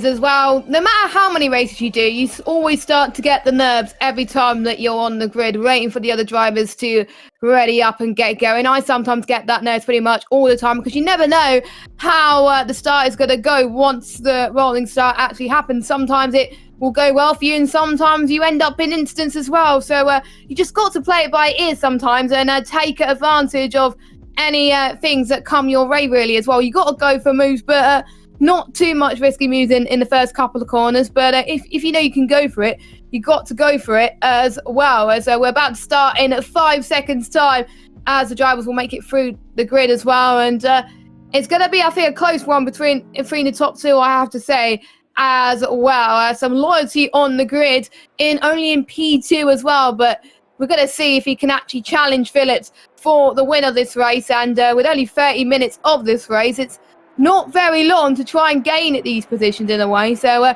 could we see a scrap in this one, or will we see, like we saw in the first race, where we saw the leader Fuzi just run away with it? I really do hope we see a scrap for the win. This is what we like to see in Singrid. Yeah, this is going to be an amazing race. I'm really genuinely excited for our second ever Ginetta Cup race here from Donington. It is, of course, David Christie and Jessica Ball taking you through all of the action for our final race tonight, and then we hand the reins over to Lewis McGlade and Alex Goldschmidt for our next race, which is the Porsche Cup, and then the main event, the 2.4 hours of Donington. But it is Harry Phillips leading the cars round from Will Tregurtha on this green flag lap. Paul Batty in third place alongside Willie Knack, and then fifth place Christian Kelly, Lee King McGee in sixth, seventh place for Marcel Fuzi, eighth place for Jan Nicholas Erbrich, both of them two on their second race, James Bacon in his second race as well, and ninth place, and Michael Hamlet in his second race as well. So that is the top 10. The cars making their way through, slightly reduced grid compared to the last one, 23 cars, but this is all split one, so this is all that action that you're going to see on track is for position in this class, because it is the only class that we have got going on just now. But final thoughts then, Jess, as we make our way down towards Coppice and then down towards the hairpin. That front four is going to be a really quick battle, isn't it? Yeah, it is, and I think it's just come down to who will get the tyres nailed on, who would actually get nailed to the circuit as quickly as everyone really as well. You've got to know when to push and when to start saving in the race, because you can't push for the whole 30 minutes, because otherwise your tyres are going to die. It's just managing that momentum, and if they were racing in a Super Trofeo race, probably will understand as well for some of these drivers. They haven't done many races around this track in ACC, just a little bit of practice as well. So this is their first experience around this track on the ACC game as well, with the DLC kept coming out not so long ago, in fact, as well, which you can get on Steam as well if you're interested, if you like racing in Donington as well. And I think there was a few races that were done at Alton Park a few days ago in preparation for the race that happened on Thursday, which sounded like a lot of fun, I have to say. Yeah, it certainly did. So the cars making their way around the final corner to get this race underway, and I am very excited, Jess. 30 minutes is about to get underway, and here we go.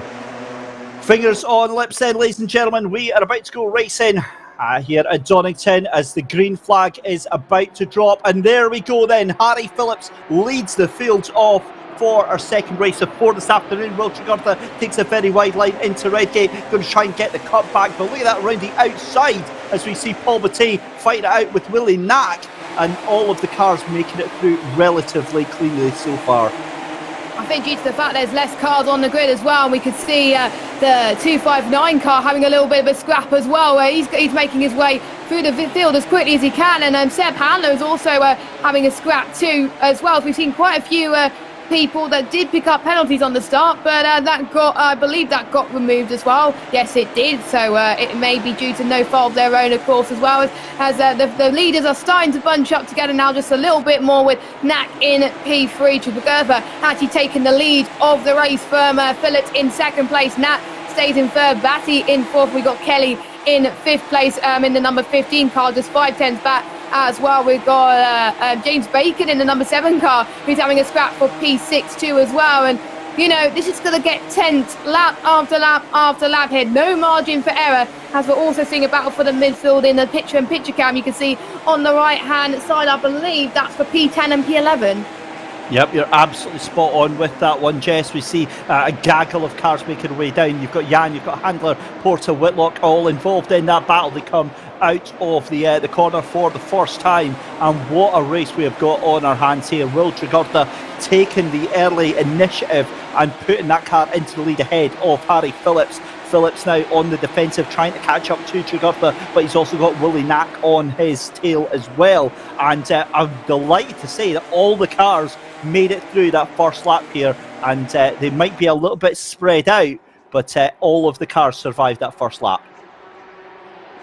To be honest, it's better than what I could do as well. There was some contact further down the field, but I don't think there was damage involved as well. So I have to say, probably the most cleanest starts I've seen in GT racing. So fair play to these drivers as well. But most of these guys are used to racing in split one, of course. We've seen people going side by side up front. But yeah, I mean, the higher the split you are, the more expectation you're probably going to set yourself as well. But some of these guys, they've never raced in top split before, so this is a very new experience for them. But they seem to be coping with the pressure very well. Yeah, that's a brilliant move up the inside there. We'll come back to that in just a second. This is a replay then. Contact earlier on in lap 1 towards the back of the field there, and this is going down towards Hollywood and then towards the Cranert curves as well. That is the number 177, I believe that is, or is that the 777? That's Darren Mulholland, and getting caught up in that.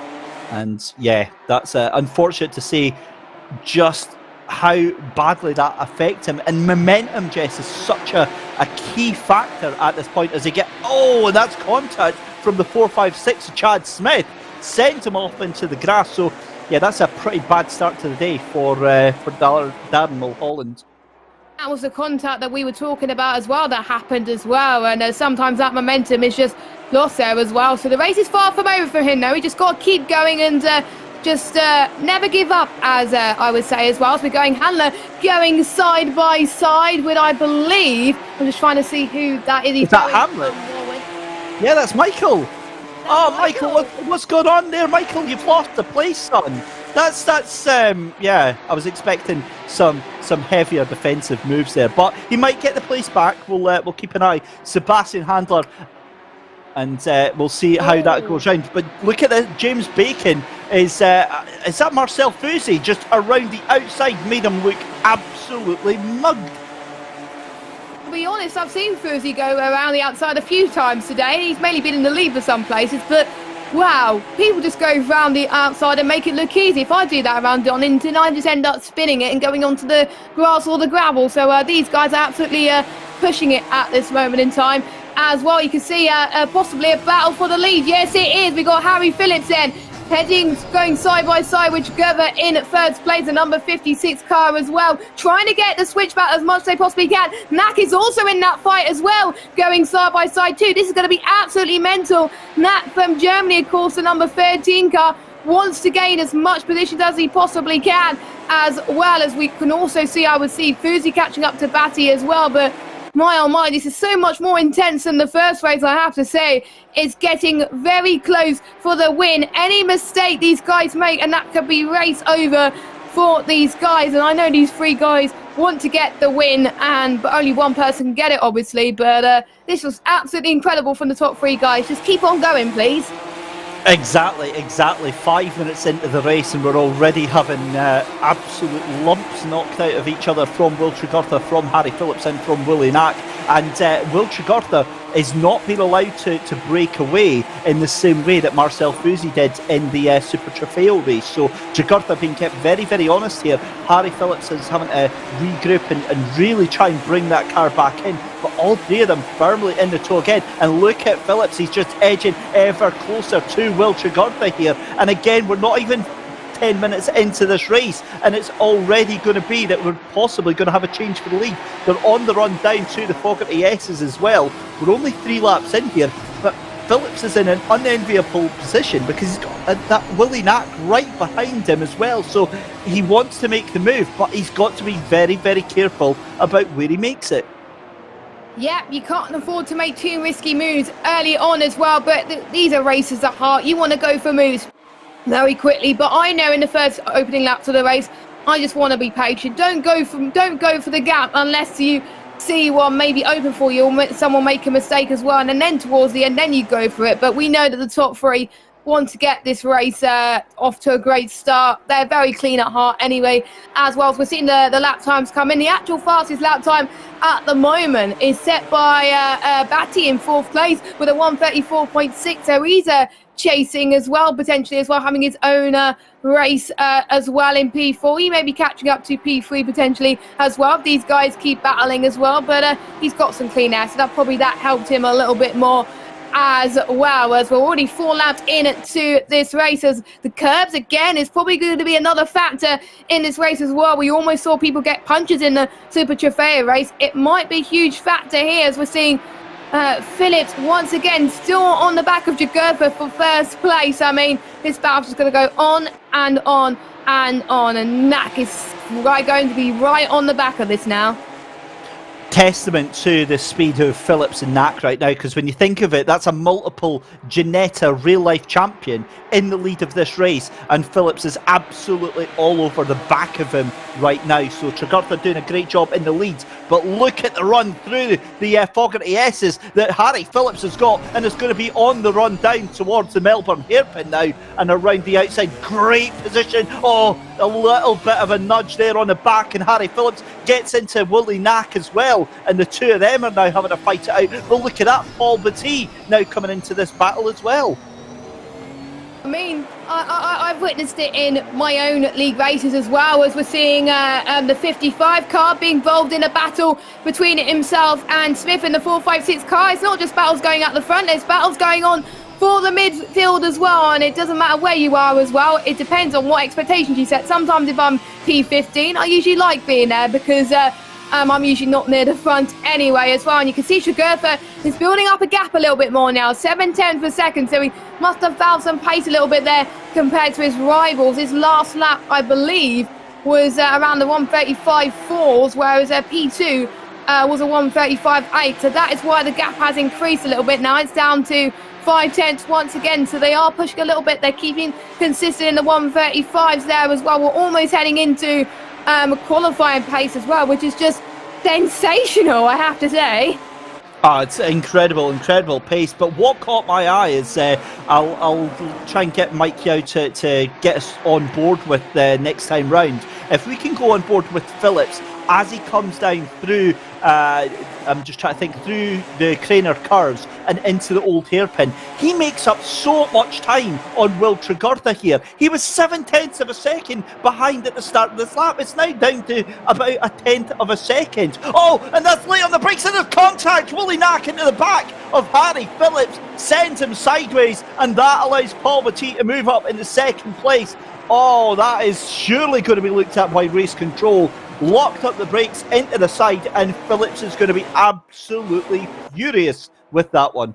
He's going to be kicking himself as well. He probably maybe should have approached the corner differently. We don't know as well, but that's probably brought Fusi into the mix as well of this battle in the midfield as well between himself and I think Kelly as well behind too. He was about 4,000 within that battle as well between himself and that, which is insane. They're going side by side once again then, going into the inside line, and you got to try and not clip the curb too much, because that's where you're going to lose a lot of tyre wear as well. A little bit of a slide there as well, but Fusi is already making his way up the grid, as you would expect, up into P4 at this moment in time. But all the battling that was happening at the front with Phillips making a mistake. I think we're going to get the replay from potentially what might happen as well, but it's allowing Chigurva to lead the field by 1.7 seconds now, yet we seen what happened there. That was very unfortunate.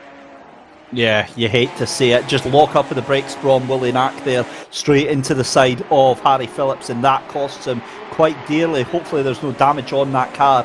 Will Tregurtha allowed to break away a little bit there from Paul Botti. The gap now 1.8 seconds as we head towards our half point in the race. 10 minutes in the books already, and have a look at Christian Kelly. He's looking a little bit racy on the edge of Willie Knack there. We've seen Willie Knack struggles under pressure right now, and Knack on the back of Marcel Fouzi. Marcel Fouzi to do second race. I mean, he's doing all 4 races tonight, Jess, and that is some amount of exhaustion and physical effort from him.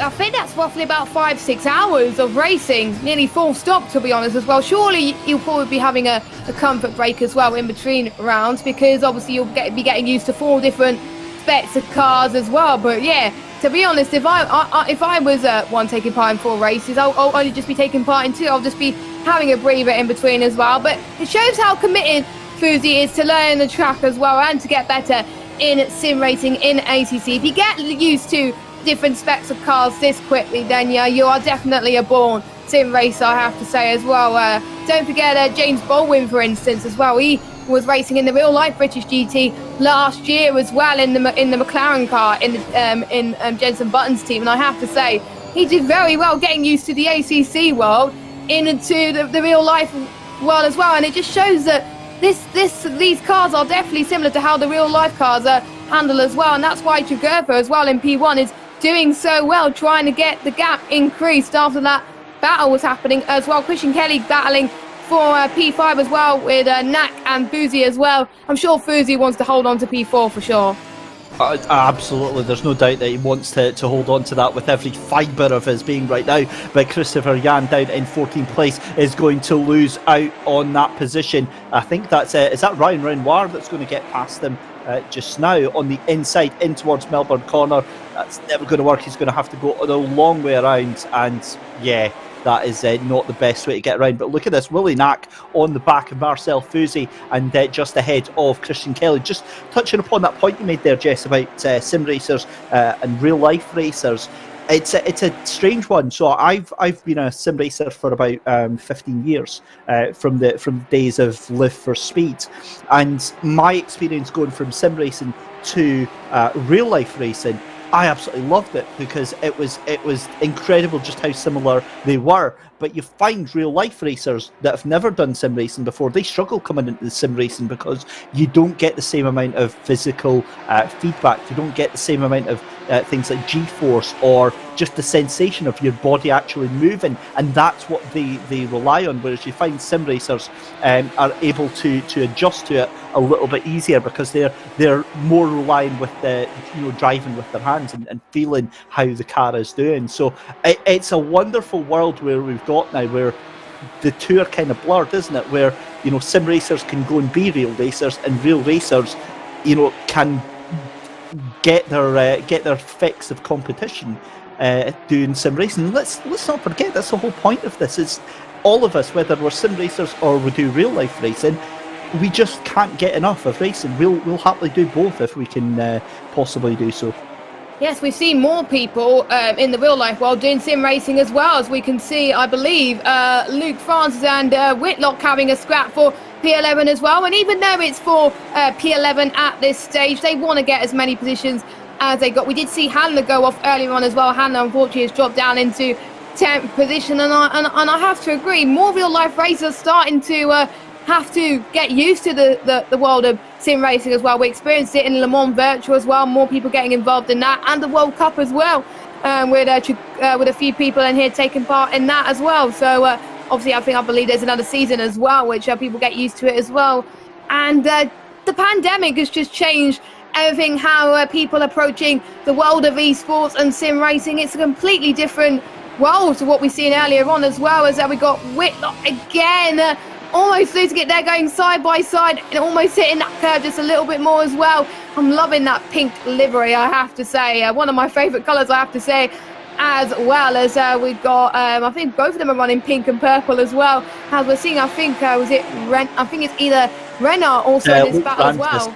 Yeah, Luke Francis battling up there with Ryan Whitlock, and we're going to have to watch out because there is Ryan Renoir, just as you pointed out, just behind him in the mix there. We're on board though with Christian Kelly for the NM Racing team, number 15. Oh, gone very, very wide out of the Fogarty S's, and have a look at that. James Bacon with a drive-through penalty. That's almost certainly going to be for exceeding track limits, but we're watching Ryan Whitlock in this battle then. Luke Francis just behind him, and Ryan Renoir makes a look to the outside, thinks better of it, ducks back in towards Melbourne Hairpin, and they've now got the number 64 behind them of Christopher Yan as well. So, I mean, this is incredible stuff. However, I'm going to point one thing out to you. Man on the move, Paul Batty, consistently faster than Will Tregurtha, and it did the fastest lap 2 laps ago, 1:34.5. That is qualifying pace. So just watching the cars down towards Redgate now, and around the outside. Surely that's never going to work from Luke Francis. It doesn't, but Ryan Whitlock really has compromised himself and the cars around him by having to slow down there, and down in towards Craner curves. 13 and a half minutes, and Jess, we're already halfway through our second race of the evening. Quicker and quicker as the race is going on at the moment, as we've got Bacon, I think, serving his drive-through penalty as well, and that's a shame, with Smith getting a 15-second time penalty as well. The track limits are really starting to come into full force, which is a bit of a shame at the moment as well, and I do hope P2 can catch up to Tregurtha in first place, because that'll be a good scrap for the end as well, as we've got Francis once again trying to get past Whitlock as well. These guys have been fighting for pretty much the whole race so far as well. We've got P13 also in this battle as well. More cars are getting into this train as this race going on, and there's a lot of people I've noticed trying to avoid the gravel trap on the right hand side there. I would have found it tricky, if I have to say. Yeah, I would have as well. I usually do. In fact, watch for that later on as Christopher Yan struggles to get the brakes on. Rounds Melbourne hairpin there. Tried to send it, it didn't work. Now, what has happened to Marcel Fusi? Because he's dropped right back from Paul Batty. He was just, I think it was about 1.8 seconds behind Paul Batty, and now he's fallen back to Willie Knack and to Harry Phillips as well. So Harry Phillips, believe it or not, still on with a potential podium right here. But also have a look at Christian Kelly in with a potential shout at that as well. But yeah, Paul Batty definitely ratcheting up the pressure, and I wonder if Will Tregurtha is just managing that lead at the moment. Yeah, but he is. He doesn't need to push too much at this stage. He's in the lead, for goodness sake. But you can't afford to become complacent around this track, even at the short race. And with the 2.4 hours coming up later on, you can afford to save a bit more potentially as well. But in these races like this, you've got to wait just for a little bit of a moment. And just like that, P2 is about 9 tenths behind. So Tregurtha has got to push for these last maybe 10 laps, maybe save a few laps and push for the last couple of laps as well, because otherwise the 14 car is going to be potentially on for the race win here, and we could see a great battle on our hands. We're also maybe going to see Phillips chase down for this podium once again. 3 tenths is the gap now between Phillips in P5 and Knack in P4 at this stage, and I'm seeing Fusi in the 1:35, so it might have just been the few laps before he was struggling, but he seems to be back in pace, or maybe the guys in front just seem to be a hell of a lot faster. With look at P2, 1:34.8 his last lap was. I'm telling you, Jess, he is absolutely on a mission right now. That gap was 1.2 seconds, then it was a second. Now Paul Batty is 7 tenths of a second behind your race leader, Will Tregurtha, multiple Ginetta champion here in the UK. An absolute pedigree of a racing driver, and it's I've got to be honest, you know, there's part of me that does fanboy a little bit over drivers like that are, you know, incredibly talented, and we get to race with him for free and for fun on a Saturday afternoon. That's brilliant. But Will Tregurtha, though, 10 minutes left to go. That gap is coming down and down and down, and Paul Batty now really going to be catching up very shortly. So yeah, I'm really excited for these final 10 minutes, Jess. And you can see P2 right on the back of Chigurtha now. This is a game on. Oh, hang on a minute. He's 3 tenths behind P1 at the moment. Game on between these two. I have to say, for the race win with 9 minutes left to go, no margin for error between these two. One small mistake would probably send them to second place instead of first. And I know these both want to win as well. Chigurtha has a huge pedigree and he doesn't want to lose that in this race so far. As I think we're seeing a car being lapped as well from the back of the field as well. That's why, yep, it's the number 49 car as well. They got to get used to traffic already. That's how fast these two are at the moment in the top two, as Paul Bertie's going to find it very, very hard to try and get past this lap car, I have to say, at the moment, which I do believe both of them do. So it's now a straight dogfight now for the race victory, and I think Chigurtha has been told it's time for him to put the hammer down now.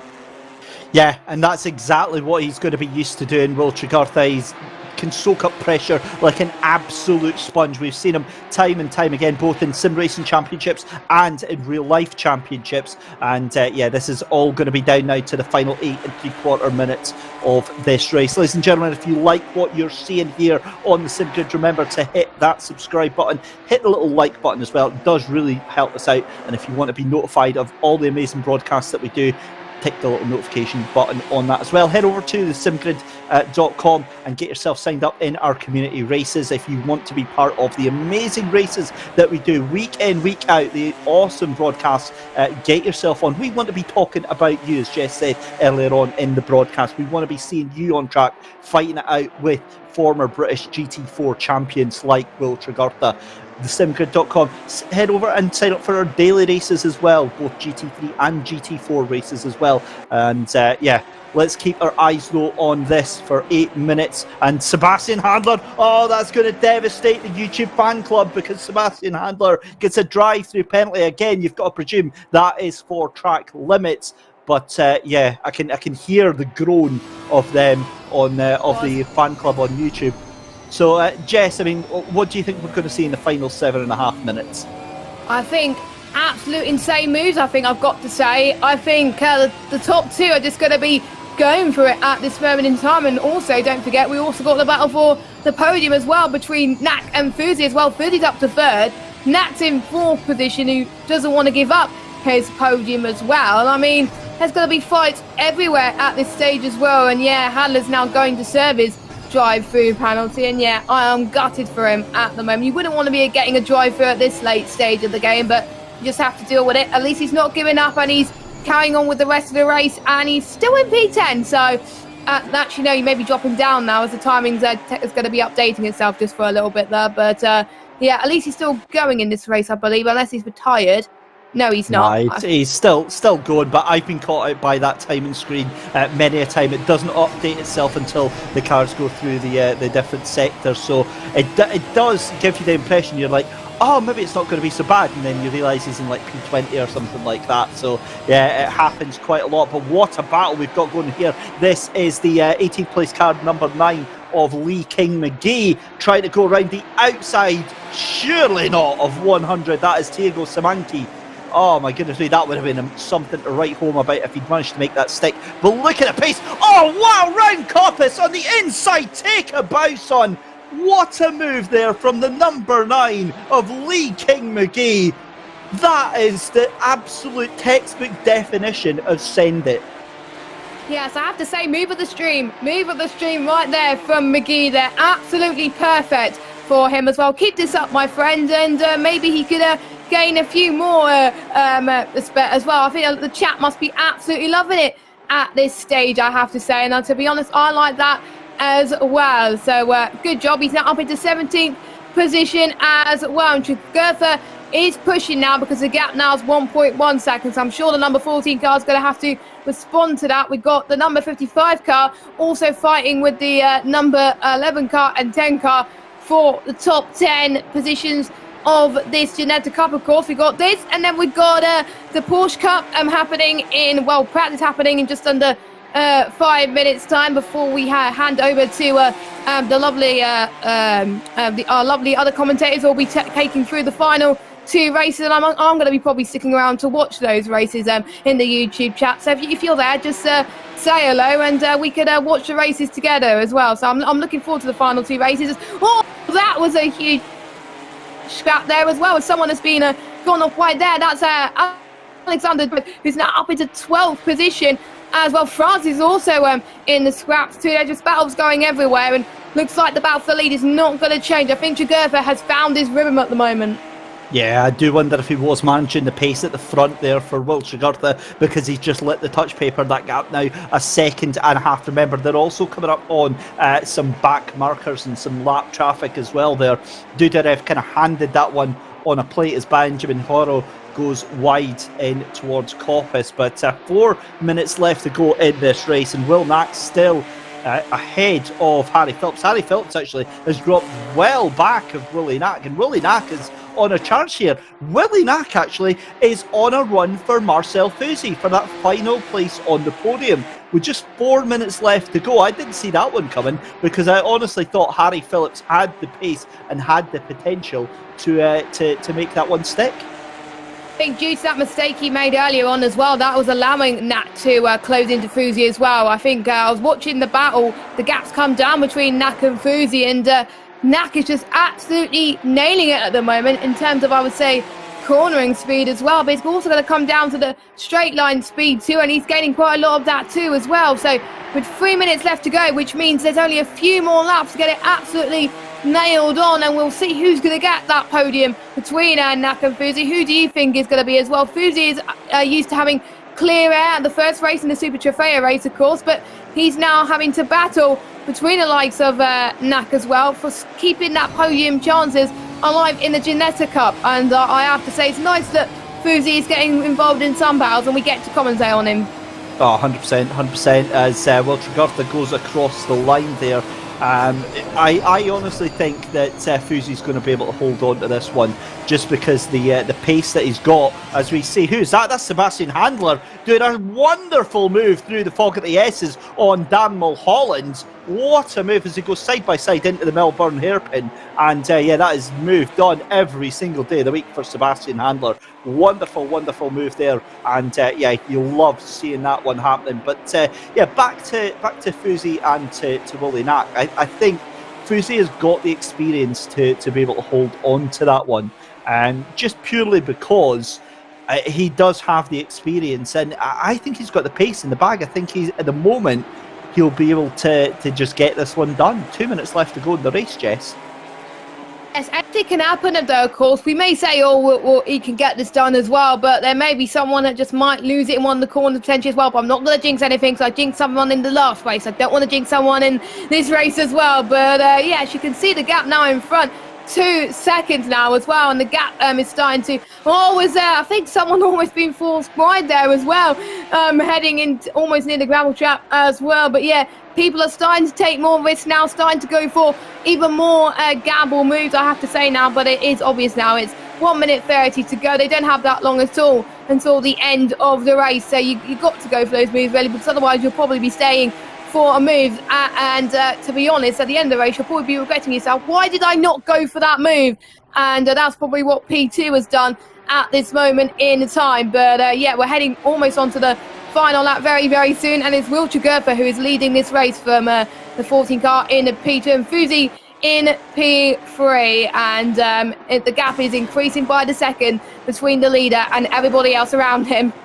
Yeah, so we are actually on the final lap then. Will Jugurtha has been exemplary, taking that early lead from Harry Phillips, who is now down into 7th place. It's been a race to forget for the number 26 Ginetta of Harry Phillips. But what a race for Paul Matee, raking his way through the field and trying to catch on. But Will Jugurtha has definitely lit the touch paper. He was definitely holding out on that one, because Will Jugurtha did a 1:34.998 on that last lap round there. They're on the run down towards the fog at the S's just now, and Will Jugurtha going to clear some lap traffic just now, and yeah, through the fog at the S's no problem, down towards the Melbourne curve, Melbourne hairpin for the final time. Oh, and a huge power slide, well held from Sebastian Handler down through the old railway bend there. Wow, that was incredible stuff from Sebastian Handler. But back with your race leader for the final time. Will Tregurtha makes it down in towards Goddard's. It's just one corner between him and the race victory. Will Tregurtha, multiple Ginetta champion, wins in style here at the Simgrid Ginetta Cup race. It's going to be second place for Paul Mattei, third place for Marcel Fusi. Willie Nack is going to finish in fourth place, and a great fifth place for Christian Kelly. Sixth place is going to be Airbrake. It's going to be Harry Phillips down in seventh place. Ryan Whitlock in eighth place. Then you've got the 747 of Alessandro Porta is going to finish in ninth place. Just behind him is Luke Francis. But wow, what a race there, and so much action through the field there, Jess. I thought there'll be, to be honest, I think the Super Trofeo race was fantastic. I think the Ginetta race, I think definitely topped that because of how many battles happening everywhere around the track. I mean, they were all so bunched together, some of these guys, but for some people, they probably regretted sometimes going for these moves, and they dropped through the field, and it probably ruined some of their races as well. Chad Smith being one of them, who unfortunately had a 15-second time penalty during the race, which probably hindered him a little bit as well, but at least because I think due to the other cars being lapped, he's going to stay in P18, I believe. So that's a good consolation prize for him as well. And we got Mullerland, or how you say his name, the 777 car at least, in 17th position. And then we got Smith, who's going to be one of the final cars to cross over the line. And unfortunately, Wenra and Hamlet did not see the checkered flag, I believe. So unfortunate for them. I'm not going to make too much more fun of that because I'm up next, so I don't want that being returned. But what a race. What a race from Will Tregurtha. We'll keep an eye on the interview booth to see if anybody jumps in there. But Jess, your very first Simgrid event, and it's a bit manic, isn't it? And to be honest, that's what I like as well. I want action to be happening everywhere, and that's what happened as well. And just keep it up, I have to say, for these guys. And I'm very excited for more Super Saturdays to come. I just want the next Super Saturday to come very, very soon. But I don't have very long to wait as well. And now I could just sit back and relax and enjoy the final two races to come through tonight. Make sure you do check those out and stay tuned in. And I think it should be some very exciting races. But for my first two races commentating on the Simgrid, I really, really enjoyed it, and I can't wait for more action to come. Yep, that's right. Plenty more action on the way. If you have just joined us, ladies and gentlemen, you have missed two cracking races. We started off this afternoon with the Super Trofeo Cup race. Ginetta Cup race is what we just had just now, but you are in treat. You're in still in time in store for an absolute treat tonight. Porsche Cup action on the way next. 2.4 hour endurance race is the main course for tonight. That will be happening around about 7:30 UK time, 8:30 CET. But yeah, it's been an amazing set of races that we've had just now. It doesn't look like we've got any interviews or drivers heading into the interview room, so I guess be a great time then to bring in Alex Goldschmidt and Lewis McGlade. So gentlemen, did you enjoy that? What a fantastic afternoon of racing we've had so far, and it's going to continue. Nice work on the commentary booth. I'd almost hope that your driving matches the commentary ability there, David, and Jess as well. Lewis, you saw it on Thursday night. You know what to expect. Well, I don't want to spoil it for our new viewers joining here, and so I want people to have hope and faith and belief that you're going to step up the game. I don't know what Alex thinks. I did. That's what I've hyped the viewers up, you know, and David was just like, nah. So yeah. Yeah, well, we'll have to see whether you might be, not David is slow, it might be our very own resident captain slow here on the Simgrid, but I'm glad that Michael Hamlet did not use the words, I am a driving god, like Richard Hammond did a few years ago on Top Gear. Absolutely love it, guys. So as you can see there, Lewis McGlade and Alex Goldschmidt are going to be taking you through the next couple of hours. From myself, David Christie, and from Jessica Ball, thank you so much for sticking with us just now. We're going to go off. Jess is away to watch the race, and I'm going to go and make a fool of myself live on stream. We'll take a very short commercial break, and we'll hand it over to Alex and Lewis.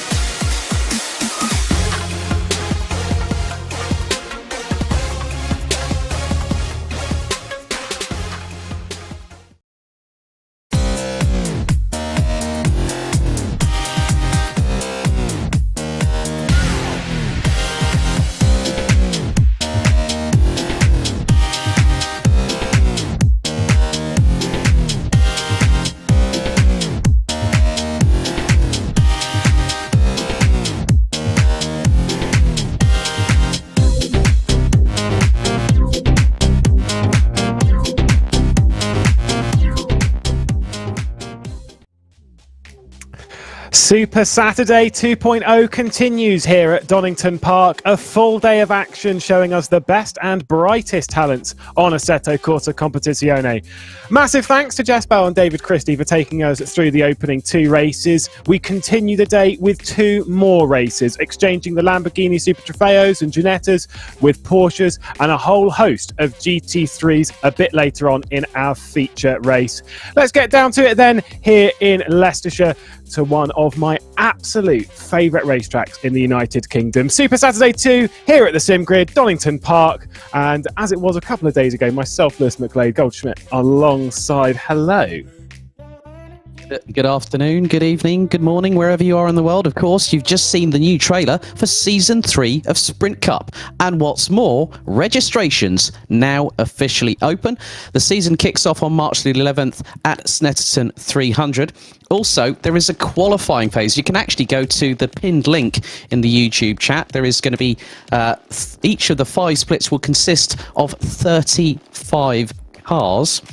And what's more, there's a qualification phase. So obviously there are invites already given out to drivers that have competed in previous seasons, but it is the Audi R8 LMS GT3 Evo at Barcelona. That is the qualifying phase. Before then, the splits get decided. Myself and David Christie will be in the commentary box for all 6 rounds starting on March 11th. And that is a real mouth-watering prospect, Lewis, because we've got Snetterton, Misano, Imola, Hungary, Zolder and Suzuka. That's the 6 tracks we're going to, and a hell of a lot of competition for that. But yeah, Super Saturday 2 2.0.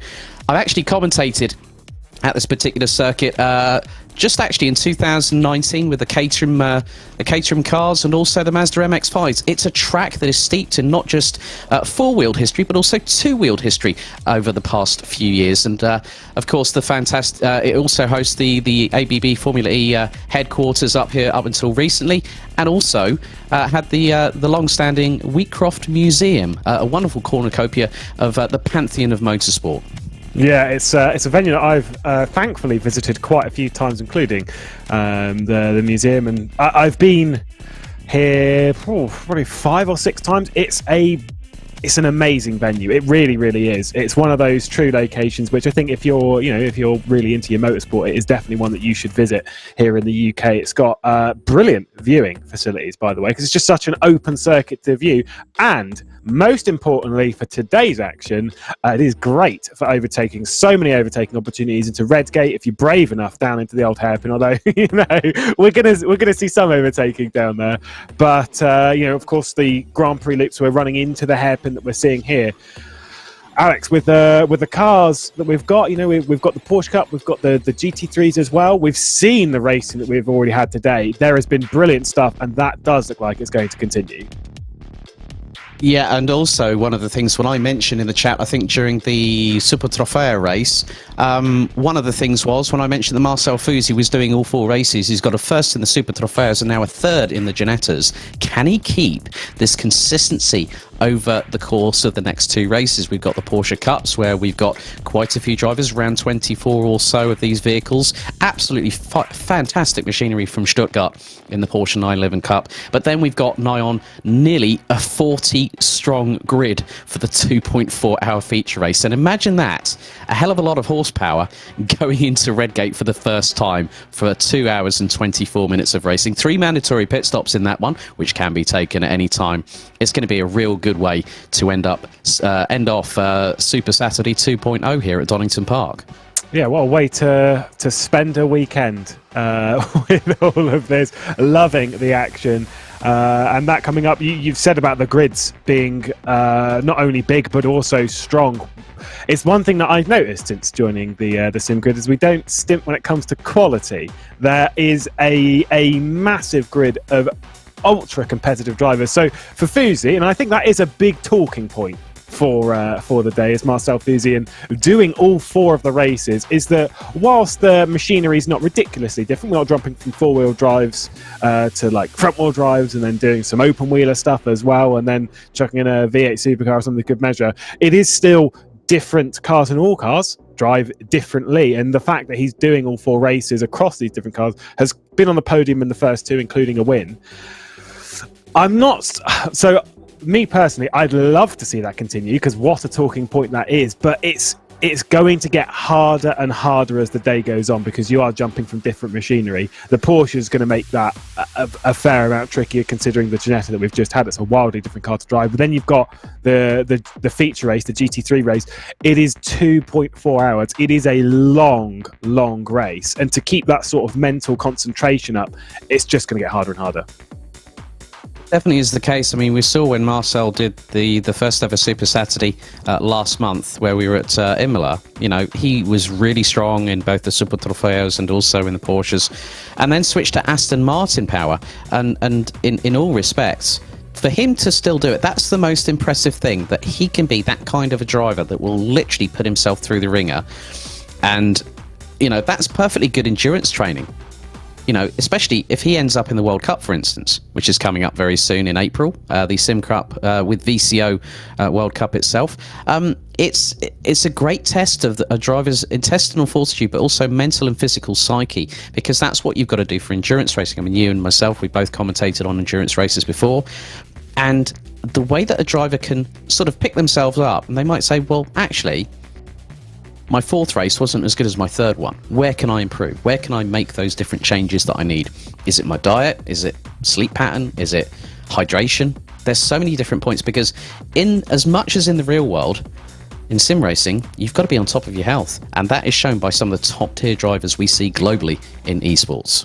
It's one thing that is very, very, very much overlooked in sim racing is that, we don't, sim race, we don't really look after our health that much. It's not something you focus on, but you're absolutely right. You need to in an endurance environment, and especially if you're going to slog it out across the day. And what a perfect way to test it is in multiple different cars to test your mental strength, your mental fortitude. It's also, the other point I was going to make was, you never learn anything by sticking in the same car. You just learn how to drive that car really quickly. And what happens when you get thrown into a different car or something, you may not be as fast. You want to try out, you want to get as fast in not only GT3s, GT4s, you want to be fast in everything.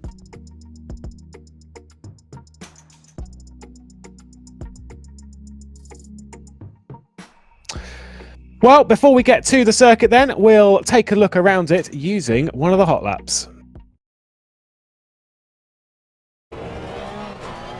Now we're on board the 911 Cup car here at Donington Park for a hot lap, on board with Alaric Enslin, as we now head down the Wheatcroft Straight into Redgate, braking from around 225 kilometres an hour down to second through the first corner.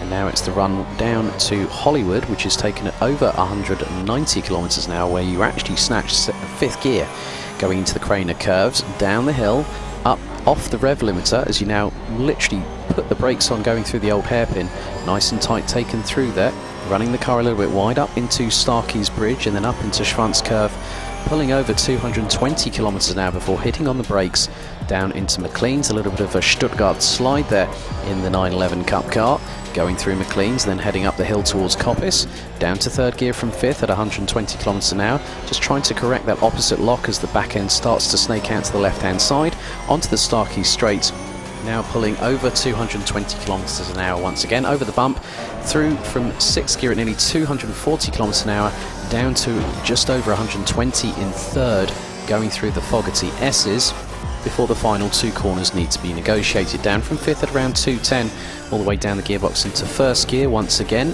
Very tight technical part of the circuit in the latter stage, as now we head towards the final corner at Goddard's, down from fourth at 190, down again into first gear, just over 60 kilometres an hour on the apex, and that's another hot lap here at Donington Park Grand Prix circuit.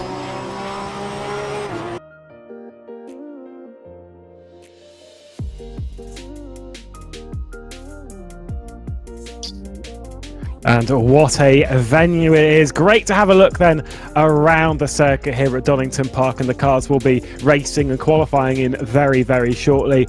Alex, it's a fairly tricky car to drive, but certainly one that's nimble enough that in racing terms, it should make things quite good around here just because of how much you can dart in and out of the corners.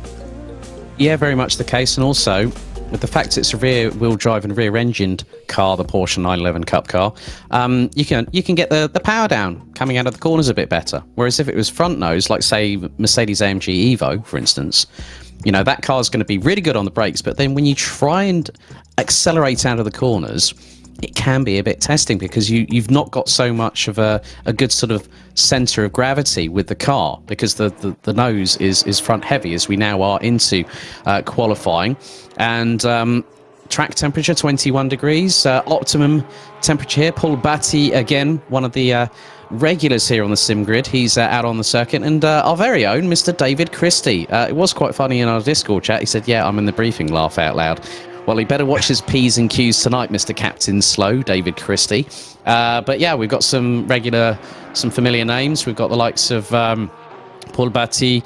We've also got Mark Gibson in the 101. We've also got Tobias Kornwald, who's been with us quite a few times. He competed at the 2.4 hours of Imola, where he lost out, and I think George Boothby did, to Huben that particular time. So it's good to see these drivers are mixing it up here, and what a track here. Mike Yow's Barmy Army. That's brilliant. That's another hashtag that's come through there. I did wonder what team name he was going to go for this time. Of course, on Thursday night, it was I Love Michael Hamlet. This time, Mike Yow's Barmy Army. Of course, Michael Hamlet did drive a little bit earlier on as well, yes. And his team name was noted some way towards David Christie as well. So Well, there were two different ones, weren't David, they? It was yeah. David is slow, and I am fast. And if he puts "I am a driving god," the amount of banter that's going to be in the chat for those people that reminisce about the old Top Gear, like myself included. But there is Tobias Grunwald in the number 52. One of the several German drivers, not just competing in this race, but also in the 2-point-hour feature race. He's making his way through the Fogarty S's, and you can just see just the way that Grunwald actually approached the Fogarty S's there, Lewis. If you get it absolutely spot on, you can nigh on straight line that chicane.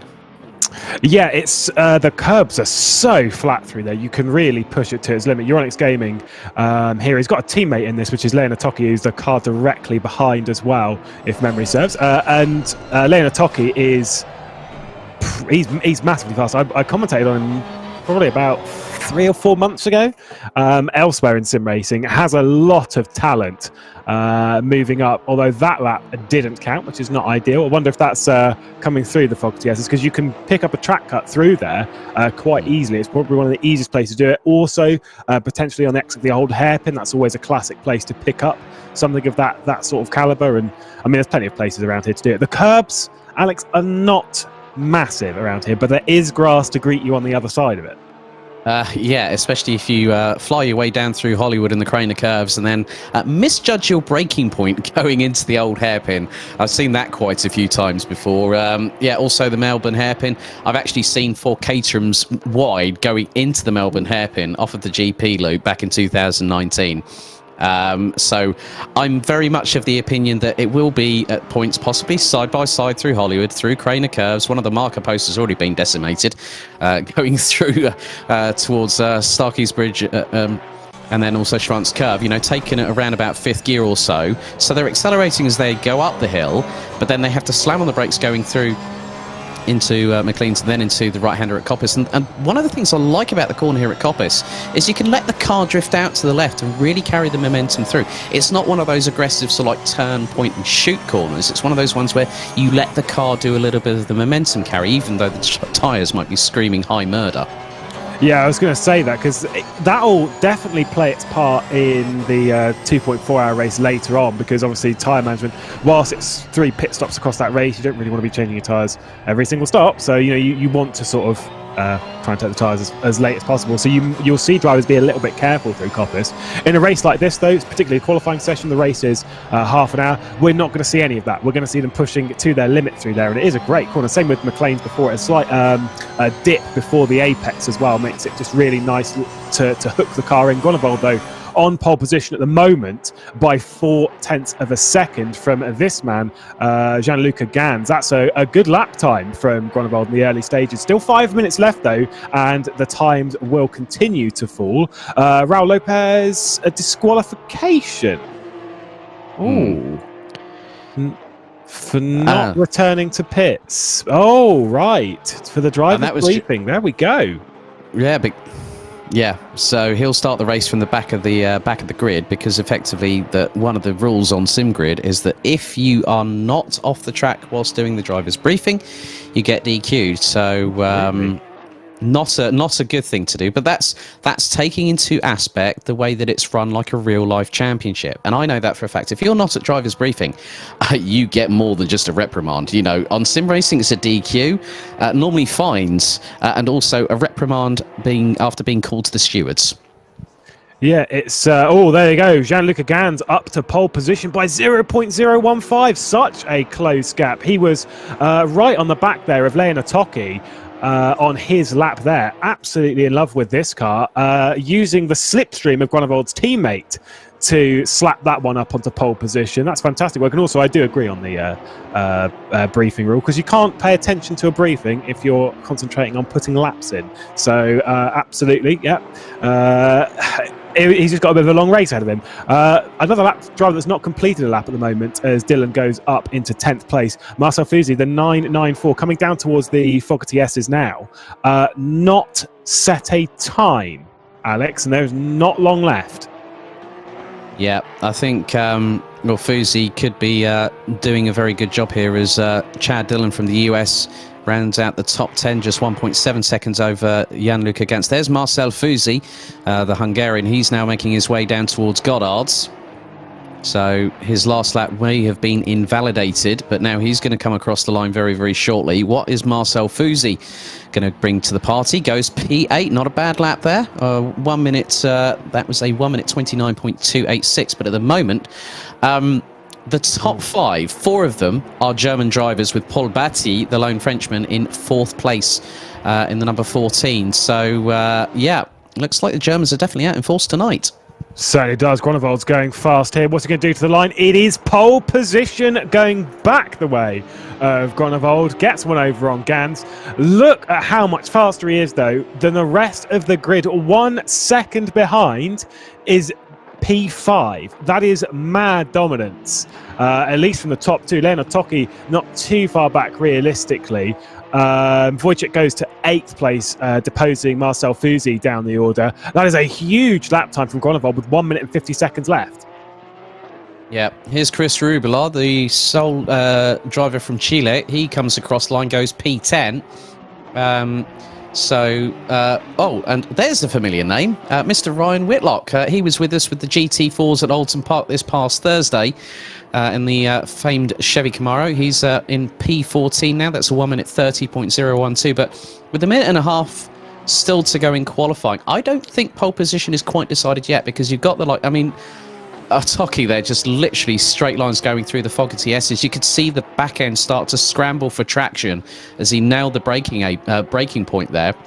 That's an invalidated lap, so he'll have one more try after this to really see if he can get one up on his teammate Tobias Groenewold. And will Gianluca Gans have something to say about it? Well, we'll find out.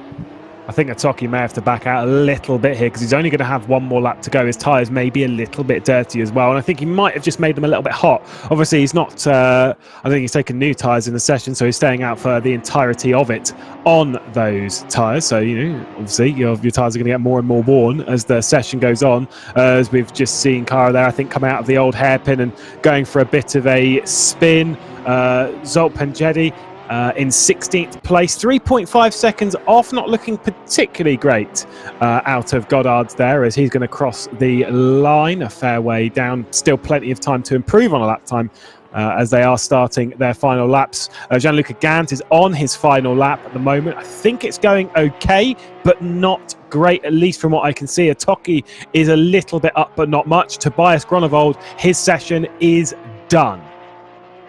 Yeah, with a 1 minute 27.684. As the timer now hits 0, the checkered flag will come out for qualification here for the Porsche Cup race here on Super Saturday 2.0. Don't forget, you can follow us on all the relevant social media channels at the SimGrid on Instagram, at sim_grid on Twitter. You can also head to thesimgrid.com for all the relevant news, information, and also head to pits.thesimgrid.com for all the relevant news about the recent announcements.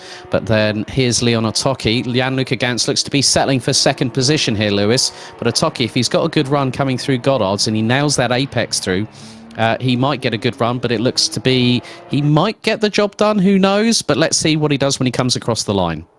A little bit wide out of Goddard's there, and it is only good enough for 3rd place.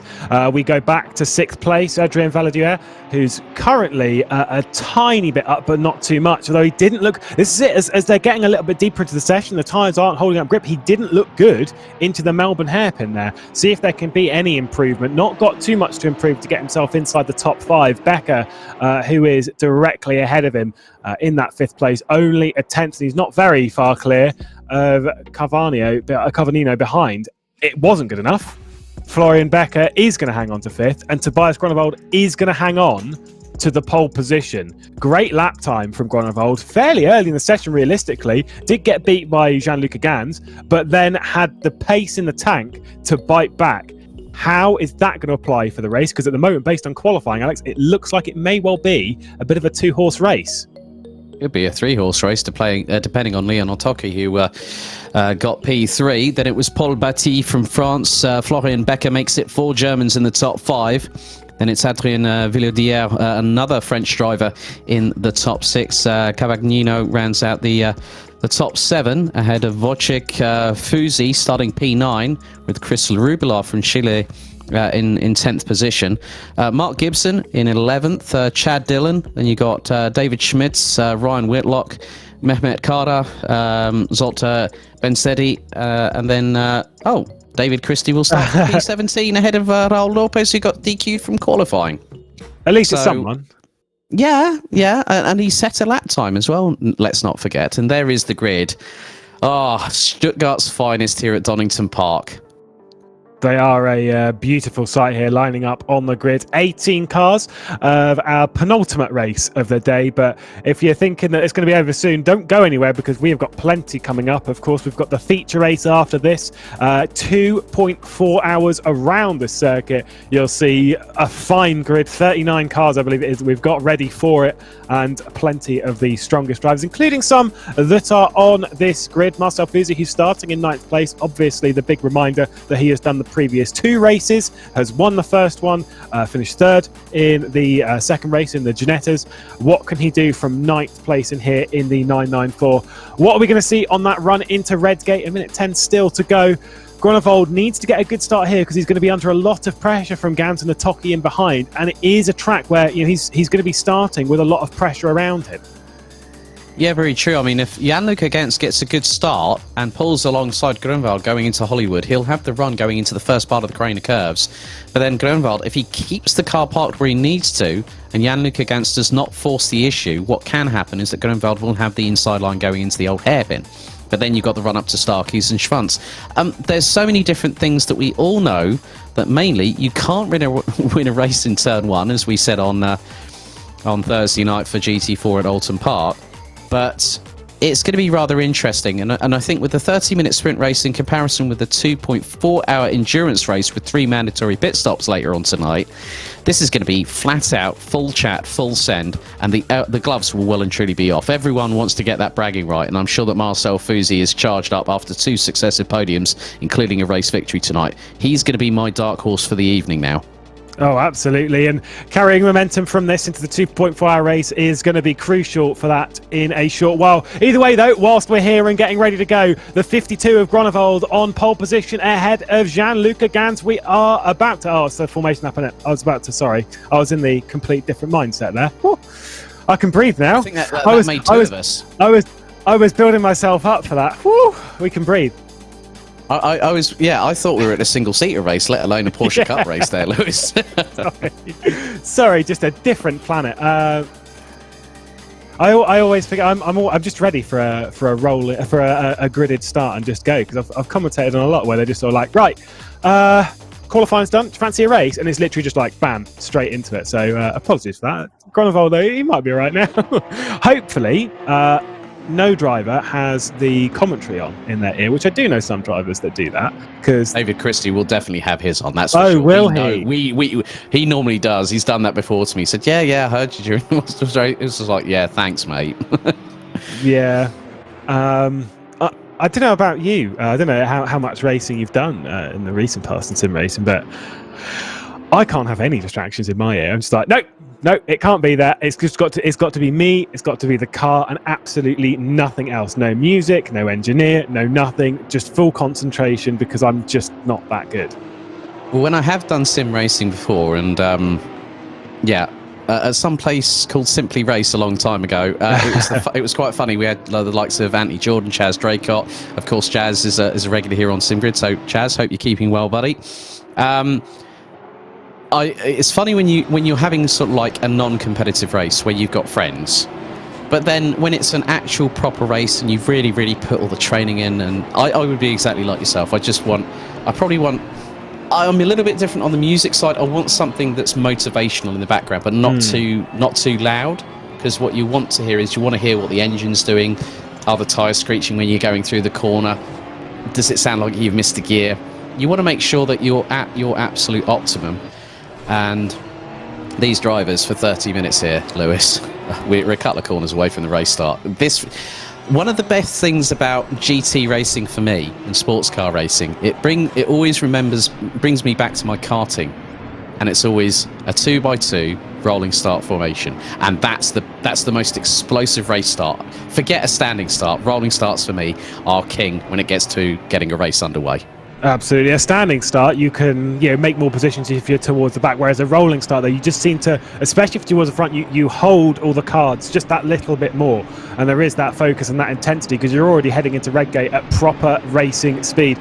Now we are going to get the race underway. Out of Goddard's onto the start-finish straight. The 52 of Groenewold is going to be on that pole position with Gianluca Gans, Leona Tocchi, Pulbatti in behind. A short run to Redgate, but a great overtaking opportunity if the 12 can do anything about it. We are underway here at Donington. Batty in the number 14, I think, might be trying to get by Leona Tocchi at Redgate. It is great defensive work from Groenewold, though, who's just closed it off nicely. Leona Tocchi was under pressure, but does hang on to third position. There's a little bit of carnage and chaos in the background, but everyone seems all right. I think it's David Christie working his way up the order from the back. I think he might be up in even as high as 15th, 16th place, so he is working his way up the order. Florian Becker, 5th place at the moment, 4th rather, as he has actually got by Paul Batty, so not a good start from the number 14.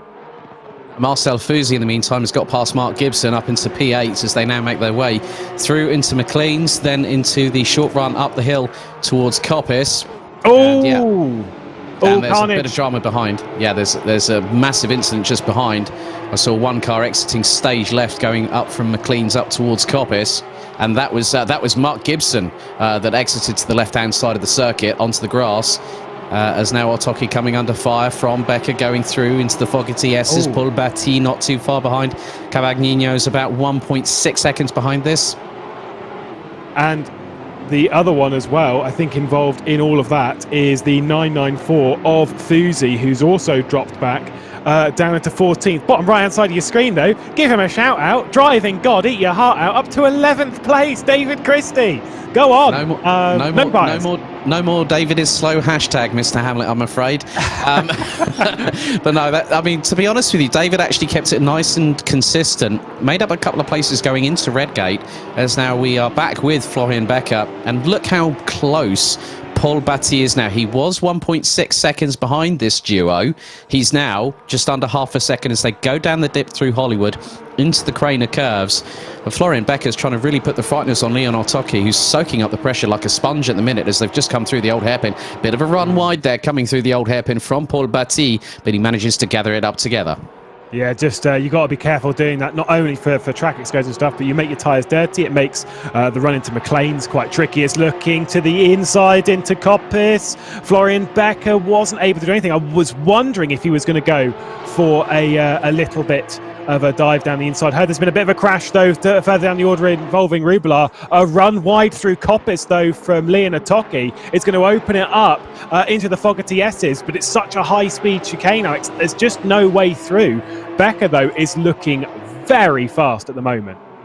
Yeah, I mean, if you go off onto the grass going through the Fogarty S's as Paul Batty now closes up through the Melbourne hairpin, Becker's now starting to get a little bit impatient here with Paul Batty just waiting. He's got the ringside seat here. He just needs to bide his time. We're going to go to a replay now, and this is from earlier. Now, Marcel Fusi, now you can see that Fusi had a moment, and that was the number 20, and that was involved there.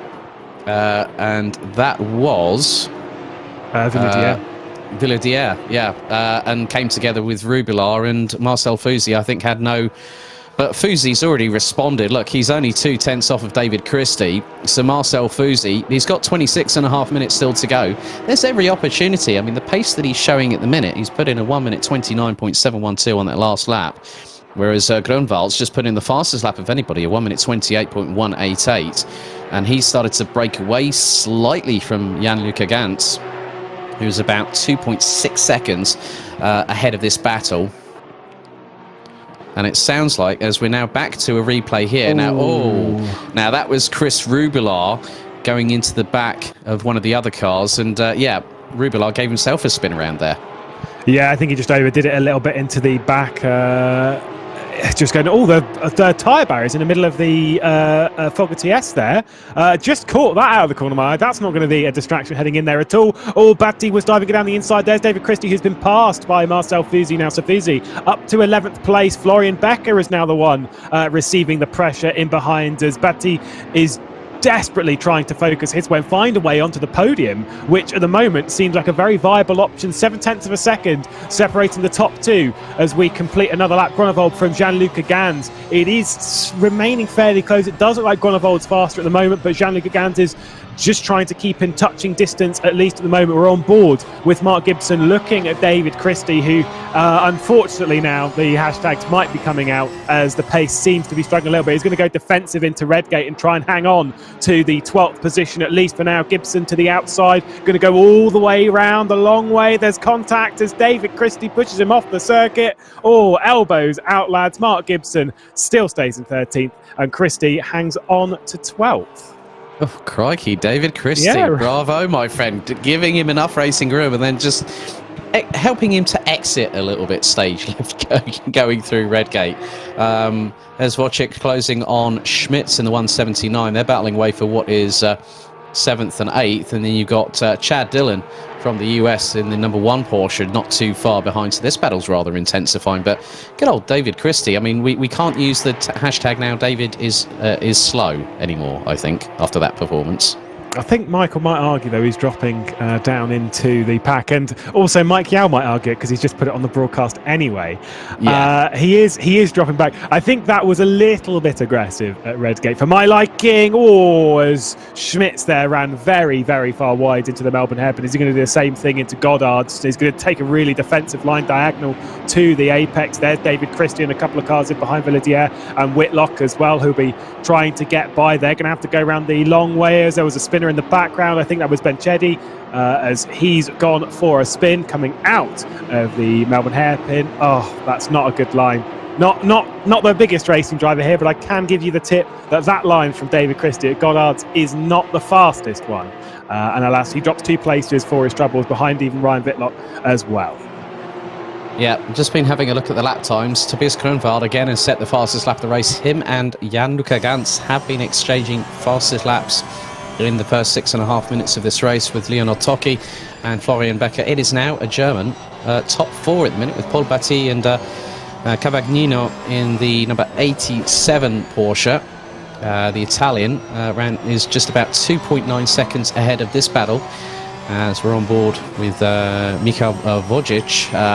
Wojcik at this particular moment as they're now coming down towards the Fogarty S's.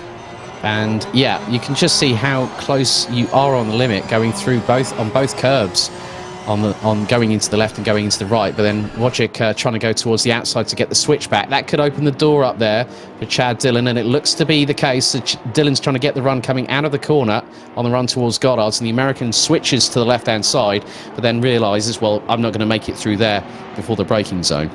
There is a fair amount of damage as well on the front end of the 66 of Wojcik, so he's obviously scratched up against something. As off in the background car, whoa, that was a bit of a slide there out of Goddard's, just managed to catch it up and keep going, so he's sort of able to carry on without too much pace loss. The 66 on the inside there of Schmitz in the... Oh no, he's gone! There we go, away he goes, the number 66 into the barriers at Hollywood, going to try and get back going again. That was assisted. He had someone on the inside, which would have been Chad Dillon, and just turned in. It was a very violent move. I was like, yeah, that was definitely, there was there was definite contact because it was far too fast for him to spin around like that. And if you're going to turn in and there's a car there, you can almost say it's calm. It depends on how big the overlap was from Chad Dillon. I'm sure Mike Gallo will be pressing the replay button as fast as possible. Yes, I would definitely concur with that sentiment there, Lewis. But yeah, I think, if you're going to try and close the door, you've got to try and do it a little bit earlier.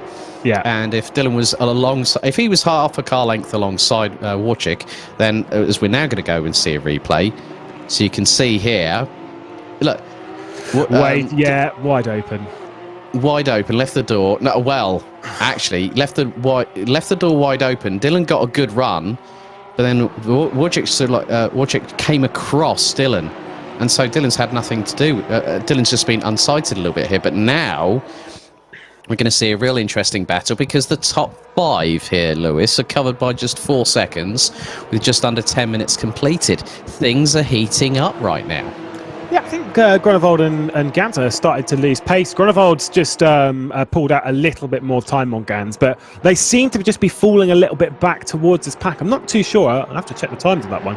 But it does sort of feel that way, that it's coming back together again. On that instant, for me, Chad Dillon, we're on board with Chad Dillon in this, and this will be a good view for him. So you can see just a little bit overdone there from the 66, gets to the inside. No, he's not alongside, but at the same time, like you can't just sort of come across someone. It'd be like coming across someone on a straight when they've only got the tiniest overlap. You can't really do that. So alas, that is how it's happened for Wojciech, who's now in the pit lane.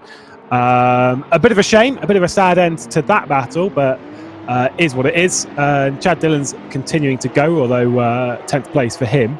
We're focusing on that battle for 3rd place. And yeah, I wonder if Gansnap lost pace, because I swear it was out a little bit further than 1.5 seconds. Yeah, I mean, Grunewald's just put in a 1 minute 28.2. It was a 1:31 from him, and Gans was in the 1:31 from Grunewald, and then a 1:32 from Jan-Luca Gans. Now that they've seen that the trio behind are closing up, I've got to mash the loud pedal a little bit here. I think they must have had an issue on that lap, both of them together, because if they were doing like 1:31, then they've had an issue. Chad Dillon out of the race. Don't know what's happened to the number 1 car, but he is in the pit lane and dropping like a stone naturally. Villadier picks up a drive-through penalty. Is that for an issue, or is that track excursion related? I think it might be track excursions. Yeah, it can be quite tricky around here at Donington Park, that if you don't cross the T's and dot the I's on the apexes, and you take a bit too much grass, yeah, the system will literally ping you a drive-through, especially if it's the 3-strike rule, as I like to call it. 3 strikes, and then it's an automatic drive-through. So Villadier, started a bit further up the order, but yeah, that tyre barrier on the exit of Fogarty S's is starting to make me wince a little bit. I'm just wondering, I hope, touch wood, I've just done that right now just to be on the safe side, no commentators curse, but for that to be there, these drivers I think are having to sort of watch it, because you don't want to go steamrolling in there, miss your braking point, and then all of a sudden get a massive amount of front end damage and ruin your race and retire as a direct result. Absolutely. I think it's far enough over to the left-hand side, obviously, because everyone's darting through it. It's far enough over to the left-hand side that it's not actually causing a problem. This is what happened to Chad Dillon. Whoa, okay. Yeah, so he just skipped that and probably received a penalty for it, and then just came straight in the pit lane. That was quite scary. Obviously not his intent. It was just trying to dive it down the inside. Either way, he has departed the session, and that's that done. I was almost thinking that was going to be what put the tyre barrier there, but it wasn't. It was a different incident, but yeah, it's a bit of a shame there for Chad Dillon. The top 2 are starting to clear out once again as they've got their pace, so it definitely was an issue as they are pulling away. But Leon Otocki still might have a bit more long run pace, because he might be playing a bit more of a long game. You see he runs a tighter line through Coppice, which means he's just not letting it run off onto sort of like the dirty bit, and he's not sort of, I know obviously he's putting a bit more load through the tyre, but if you do that at the lower speed, you may end up not using the tyres quite so much. Yeah, but he's also going to be wary, because he doesn't want to get a drive-through penalty like Villadier just received. So any more track cuts from Otocki, that could spell danger for him, because then he'll have to serve the drive-through within 3 successive laps, and that could give the opportunity to Becker and Batti to start battling away for the final step on the rostrum. As Paul Batti getting rather up close to the bright pink and white coloured car of Florian Becker.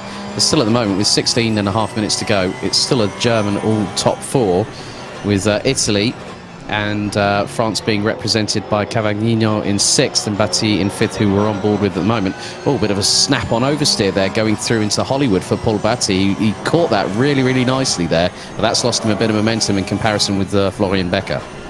Becker's car is slightly less radioactive than Shermatinsky's a couple of days ago when we were racing at Alton Park. That was very, very bright.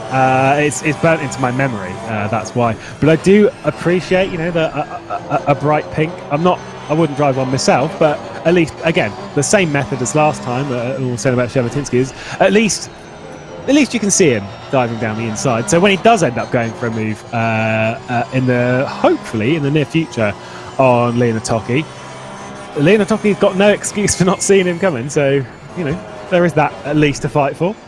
Well, I think that livery on Florian Becker's car wouldn't be amiss without some BWT logos, wouldn't you say?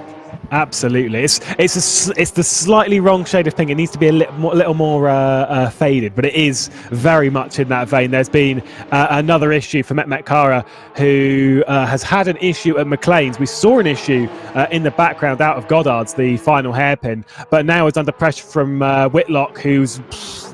It was going to take a bold dive, but may back out through Fogarty and go for a move into the Melbourne hairpin. Didn't back out enough. I think took too much of the curb on the right-hand side, did Whitlock, and there is no opportunity there for the 818. The harder these battle, the more Gibson might be able to drag his way back up to this and become in contention for 9th place and maybe get himself a top 10. Fuzi's got by Cavagnino, though, and up into 7th place, so the march forward on the grid for the 994 after early issues is coming to the front.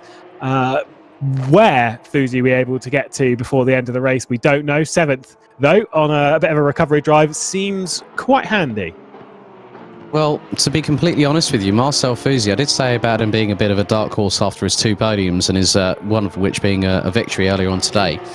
He was close to 1.5 seconds quicker on the previous lap than Schmitz, so Schmitz will have to watch his 6 very closely. The gap between them is about 1.2 seconds as Mehmet Kara still battling away. 15-second time penalty for Mr. Christie. Oh, naughty boy. He's had a slap on the wrist from the teacher. I'm assuming that was for the contact. Well, it might not have been the contact of T1. It might have been something else, because I'd say 15 seconds might be a little bit harsh for that, but it was on lap 1. There we go. So he's had an issue at some point on his on that daring drive up the order where he got as far as 11th place. Clearly something happened in all of that. Hit the battle with Cavagnino, and that will be Kara coming through, I believe. Actually, I think it's my look. That's Fuzi. Just Fuzi. Up ahead is Schmitz. So these 3 covered by just over 1.3 seconds as they go down the Wheatcroft straight. We're on lap number 12 of this race, and so Marcel Fuzi, he's put the hammer down a little bit to catch up to Schmitz, but Schmitz has actually responded and was just over a 1/10 slower than Marcel Fuzi. So Fuzi, now that he's got past Cavagnino, now has the bullseye on that target of the back bumper of David Schmitz. Obviously not to hit it, but to get past it and get his way up into 6th position. But then to have, like, what is it, a 15-second gap up to Paul Batty. It looks like Chris Rubelar's also got a 15-second penalty for that incident he caused earlier on, where he not just tapped somebody, but put himself into a pirouette earlier on in the race. So that's 2 of the 15 drivers that are still racing with us. So we're going to have a replay here. And this is the 444. That's Kara, and he runs wide, and here comes Whitlock right towards the inside. Kara squeezes him going into the Melbourne hairpin, but then runs wide, and that allows Whitlock to go up the inside of the 444 through the Melbourne hairpin. A lot of pressure put on there by Ryan Whitlock, and that meant that Mehmet Kara actually buckled under the pressure. He knew that Whitlock was coming when he got a good run coming out of the Fogarty S's. Little bit naughty on defence there to squeeze it. And for me anyway, I wouldn't recommend defending, because that's it's a reactive. There you go. I was thinking retaliation. No, it's reactive defending, because you're moving on what they're moving. So he's coming up further across rather than being proactive, which is always the way you should be defending. You should be the one as the defender making the move. Essentially, you should be the one making the move first.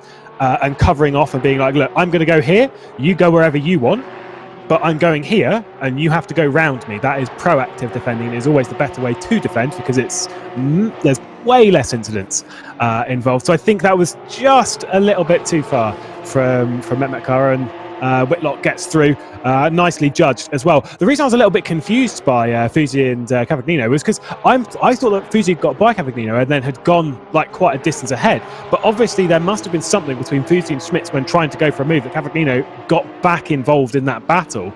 So very much keeping pace and very much a part of the battle for 6th place. So you would say that Fuzi is probably the fastest of that trio. We're focusing a little bit higher up the grid 3.1 seconds down on second place. Leon Otocchi still defending from Florian Becker. Just a third of the race left to go. Paul Batti as well is a part of this. Schmitz and Fusi are very close on the circuit, coming down to the Melbourne hairpin. I think there may well be a switch from it. Marcel Fusi, oh, there's only 2 cars here. Something has happened to Schmitz. Yeah, I wonder if there's been a moment. In the meantime, Chris Rubelar's just served a drive-through penalty for track limits. And so Schmitz has gone all the way down to 8th position. So Marcel Fusi has Paul Batti from France as his next target. So that changes the complexity of this race somewhat, as we now are back on board with Florian Becker, right up close and personal with Leon Otocchi. So it is these 2 drivers battling away for the final step on the rostrum, covered by just under 3.5 tenths of a second going through Coppice. I love this corner. It really, really does show how hard you can push. Like I said earlier on, Lewis, where it's not one of these, where you go like into Goddard's, you've got to really nail the apex and then you can point and, hit the throttle. Whereas with something like Coppice, you can really, really just modulate that throttle nicely coming through. Looks like we're going to get a replay now. Now Fusi closing up on Schmitz, and now this is going through at the top part of the circuit. That's going through McLean's, now into Coppice. No, actually that was through Coppice. Fusi gets a good run on Schmitz. They're going to now go on the run down towards the Fogarty S's. Fusi looks to the outside of the 179. Oh, and they clash, and that gives a bit of a turnaround there. So it's front wing to front wing. So Schmitz, as a result of that, gets a little turnaround there. But Fusi, he was alongside Schmitz at that particular point. So that's a bit of a 50-50. I don't know how to call that, but I'm sure that the race officials will definitely investigate that and sort of try and get an answer to the equation, so to speak. It's all about both drivers' trajectory at that point, because if Fusi's turned in a little bit going for the apex of the first part into Fogarty, then it would be deemed as being on his shoulders. Meanwhile, if it's the other way around, if the 179 of Schmitz was going straight on and was effectively missing that first apex, then it's on him. So I'm sure there'll be a little bit of investigation in on that, just to make sure that everyone's, singing from the same hymn sheets. But I'm not 100% sure. It's definitely a hard one to judge. Well, we might see the same thing again, though, as Paul Batti goes to the outside of Fogarty, but backs out of it, and he may get a run here and go down the inside of the pick number 11 of Florian Becker, but just didn't get that run on the second part. I think bounced over the curb a little bit too much, and it halted the progress of Paul Batti. There was a gap on the inside there at the Melbourne hairpin, but no way through for him. He is looking fast, pacey at the moment, and more importantly, at least for him, aggressive and desperate for the move. The podium awaits, and there isn't many more laps left on the table for him to be making that move. So realistically, for the Frenchman, now is the time, and he needs to make it stick. Yeah, Paul Batti, I think he's showing a bit of consistency, but also composure. In a race like this, even though it might be an elbows out 30-minute sprint race, these drivers will be using an element of strategy. They'll see where their biggest strengths are on the track. They'll find that where the weaknesses are. Bit of a sideways moment, a bit of a Stuttgart slide there through the old hairpin, courtesy of Florian Becker. It's not what you want to do in this kind of racing scenario as they go through Schwanz Curve and up into the right-hander at McLean's. But Paul Batti got a good run on Florian Becker through McLean's and into Coppice. So Batty's just waiting for that opportunity to get past, and he loses momentum by literally bouncing off the curbs going through Coppice, and that at least cost him 1/10 of a second at the very most. But he gets it back on the straight line stuff because he's in the dirty air and the toe of Florian Becker.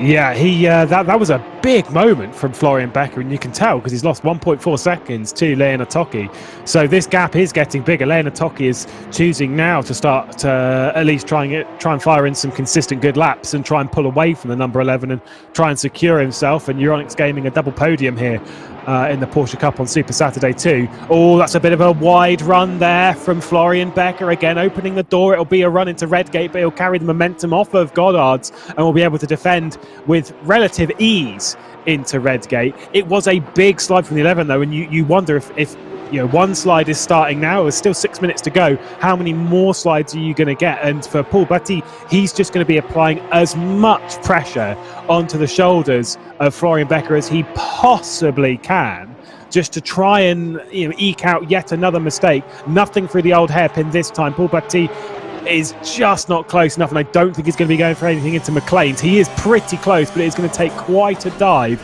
Doesn't do so, but look at how close he is. Yeah, in the meantime, Marcel Fusi has been given a penalty. 15 seconds with that clash with Schmitz going through the Fogarty S's. You were spot on with the fact that they look at the inputs of both drivers, and Marcel Fusi will not have another top 3 finish. So his success rate, a 100% success rate of being on the podium here, comes to a rapid end, but he's still got the 2.4 hours to go, as we've got 5 minutes remaining. But yeah, Florian Becker, he's really had Paul Batti's number in this one, as they're now going through the Melbourne hairpin. But I hope that Florian Becker was not taking any tips off of David Christie going wide, going through Goddard's. I mean, if any drivers taking... this feels really bad to say. If any drivers taking tips from David Christie, though, they definitely need to take a look at their form book and consider a great many options. David is slow. Hashtag David is slow. Bottom of your screen. Get it in chat. I don't know. It was just... To be fair, it could be a mistake that worked out for him in the end, because if he runs wide there and then comes back in for a slightly later apex, even running out a little bit wider and just sort of making sure there's a car width on the inside, it's not an ideal thing. But whoa, big slide there from Leon Atoki. That was huge into the old hairpin. Wow, he is pushing the rear tyres as hard as he can. He's going to get dragged back into this battle. But yeah, if you're running wide, you're carrying the momentum off of Goddard's and you're defending into Redgate. Oh, I think the tyres are starting to go, Alex. I think the tyres are starting to go. The number 14 of Paul Batti is going to be looking down the inside this time. Oh, no way through at Coppice. But wow, their tyres are pretty much done. Get them in the bin and get going, because boy, oh boy, this is looking difficult now. Leon Ortocki, that was absolutely ridiculous how he held on to that. I'm sure that his beats per minute were north of 150 when he caught that slide. My God, and of all the places, you don't want to do that at the old hairpin at all, because you're braking from around 5th gear at over 230 kilometers an hour down to 3rd. He just literally, those rear tyres were so well lit up. I think it could have given Fast and Furious Tokyo Drift a run for its money. As again, you can see now Florian Becker makes the slight slide coming out of Goddard's. So Paul Batti, he's trying to keep things neat and tidy. He doesn't want to make any mistakes, because if Becker and Otoki make a mistake, he can be there to capitalise at the earliest possible opportunity. I'm still getting over that slide. That is excellent car control from Leon Otoki.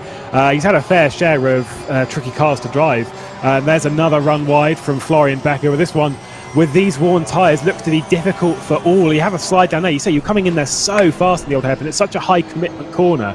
You really need to learn that it's about balance of both pedals. It's not just one. It's not just about how much you're balancing the brakes, not about how much you're balancing the throttle. It's about using both to their advantage going through there, because it's almost at a point where if you lift off one of them fully, you actually do start to slide a little bit more down there. And it sounds a bit ridiculous, but it's just how it's all about balancing the weight of the car, and obviously just took a little bit too much speed, maybe dabbed the brake a little bit too much trying to slow down, and it just threw the rear end out. So it is mighty tricky down there.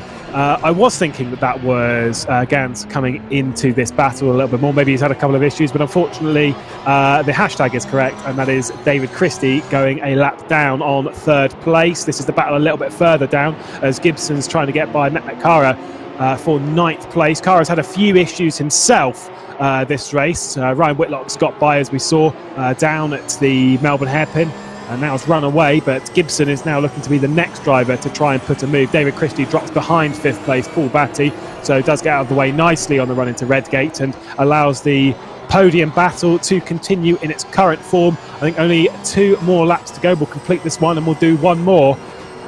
I think there could be a thrilling fight for that podium.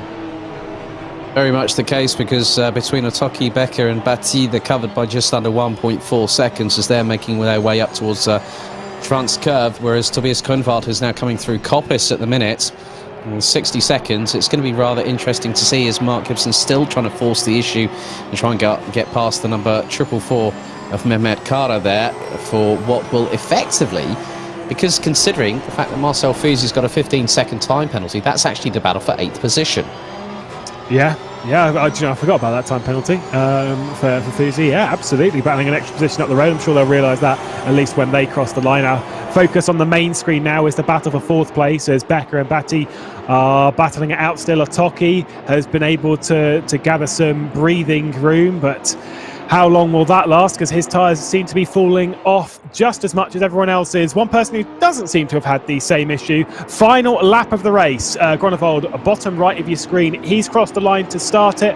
And Groenewold has been in a fair world of his own since he's built a gap from Gans. And I think he's going to try and continue this form because the pace from him has been mighty in the Porsche Cup. The time is about to tick down to 0. Our focus on 4th place as well. Now looking at that battle for what will be 8th place as Kara and Gibson still battling it out. Is this the best opportunity for Gibson to try and make something move into the Melbourne hairpin? He's close, but it's going to take a bit of a dive. I don't think it's going to work. But, oh no, there we go. Mehmet Kara runs wide. And after that defensive move that he had on Ryan Whitlock, maybe a very similar mistake, but no, Gibson not able to get through. The 101 still in 10th place, what will become 9th. Only a few more corners on the right-hand side of your screen for Tobias Groenewold to go through. He heads onto the Grand Prix loop through Fogarty, S's, and he's got a little bit of lap traffic as well, which might be just raising his heart rate a little bit, and it'll probably be the only thing that has raised his heart rate all race because he has been dominant. We saw this from Van der Koekout on Thursday night with a really dominant display at Alton Park. It was fantastic from him. Very much a similar performance here from Tobias Groenewold. Still got a couple of bits of lap traffic to navigate, but either way for Euronics Gaming, it looks to be 2 cars on the podium here in the Porsche Cup. We'll go back to that for 3rd. Groenewold takes victory in the Porsche Cup. That is fantastic for him, fantastic for Gans. And here comes Leonard Toki, 2 Euronics Gaming cars on the podium. He does hang on to 3rd. Becker wasn't able to do anything, and Paul Batty seemed to drop off a little bit on that final lap. Yeah, so Marcel Fuzi, he will cross the line behind Cavagnino in the number 87, but Marcel Fuzi will be demoted. Well, actually, he looks to be keeping that position because, look, Kara is 17.8 seconds behind in 8th place, and Adrien Villaudière is now back with them. Now, he had dramas earlier on, and now Mehmet Kara has let the door open for the Frenchman, tries to go up the inside through the Melbourne hairpin, but on this particular occasion, Villaudière will not have a second chance and a second bite of that cherry as Cavagnino takes 6th, Fuzi in 7th, but Mehmet Kara in the 444 will cross the line in 8th place ahead of Villaudière and Ryan Whitlock completing the top 10. Zolt Bensteady now making his way through into the Melbourne hairpin for the final time. He'll cross the line in 13th behind Mark Gibson. Schmitz in 11th. David Christie will be the last of the drivers. We did have originally 18 cars, but with the few people, I think it was Raul Lopez that got DQ'd. David Christie crosses the line and finishes the race, albeit being maybe a lap or two down, a lap down off of the leaders, but he still finished in P15. Not a bad effort from Mr. Christie, even with his good first few overtakes in the first lap.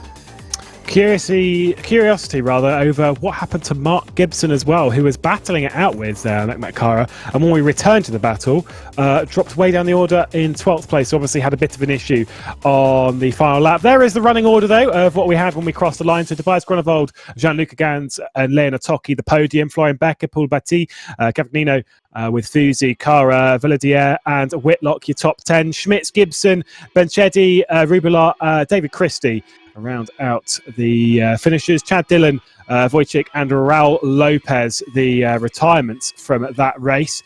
Super Saturday continues though, Alex, and we've seen three great races, but we are about to see the feature race, the big one coming up here on Super Saturday. I'm thinking that we're going to see not only obviously a huge grid, we're going to see some fantastic battling up and down it. Well, if anyone watched the inaugural Super Saturday back at Imola last month, we are in for a treat. A 2.4 hour, that's 2 hours, 24 minutes of racing. They're now underway with free practice, which is about halfway through at the moment. We'll have a 20-minute qualification session, and then the race itself. 3 mandatory pit stops. They can be taken at any time during the race. And there's 6 splits on this. 40 drivers per split. Nearly 240 drivers here tonight. But we'll be back in just a couple of moments' time with some commercial breaks, with some ads from our sponsors. Back in a moment.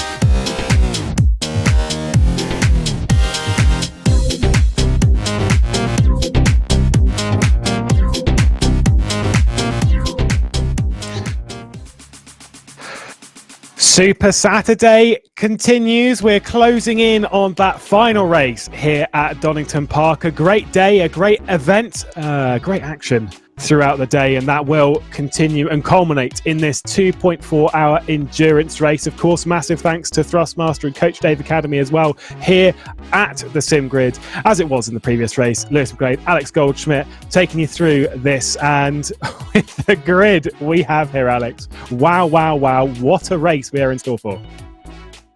35 GT3 machines currently in free practice, and there's 8 minutes and 40 of that left to go. The anticipation, you can cut through it like a hot knife through warm butter, Lewis. I am absolutely really excited to see who's going to put it on pole and who's going to win the 2.4-hour race here at Donington Park, the feature race here for Super Saturday 2.0. I don't think you'll be having a hot knife, hot butter or anything out there at the moment, because it's not warm here at Donington. And for anyone who's been to Donington Park, you'll know that this circuit does get a little bit cold, particularly normally when they hold like the touring cars and stuff, or even like later in October and stuff. It does get really, really cold at this circuit. Just where it is, it's quite high up, it's quite windy out here. it is quite chilly.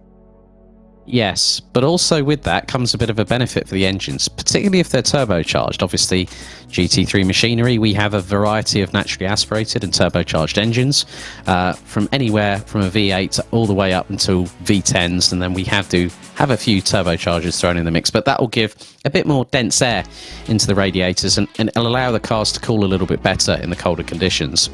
But obviously, if you get some damage, those systems might not be working quite as well as they once were when you went racing. And on such a large grid, I wouldn't say you should be expecting it. You should be guaranteed damage, because that's not necessarily the case. But I would almost be sat there thinking there is that possibility of damage. It's such a large grid. We've spoken even prior to the broadcast, that run into Redgate, that first lap. It's going to be very, very busy, and it's why around here, yes, you can overtake at Donington Park, but you need to make sure you get qualifying right, because whilst it is difficult, you don't want to be in that mid pack, because when you're, say for example, if you're 20th, 25th, right, you go through Redgate, you come down through Hollywood, through the Craner Curves into the old hairpin, you genuinely, if you are mid pack, you can see nothing. It is so difficult that it's all about concentrating on where everyone else is, more so even where you are, and it's that sort of inner balance. Very, very true. And with around 18,000 horsepower heading into Redgate, that's going to sound absolutely glorious. But you said about the mid-pack there, Lewis, going into Redgate, you could have a possibility that if you're in the mid-pack, you could be an unwanted participant in any melee that might ensue, because if you're going 2-3 abreast into Redgate, that is very, very gnarly in its own right.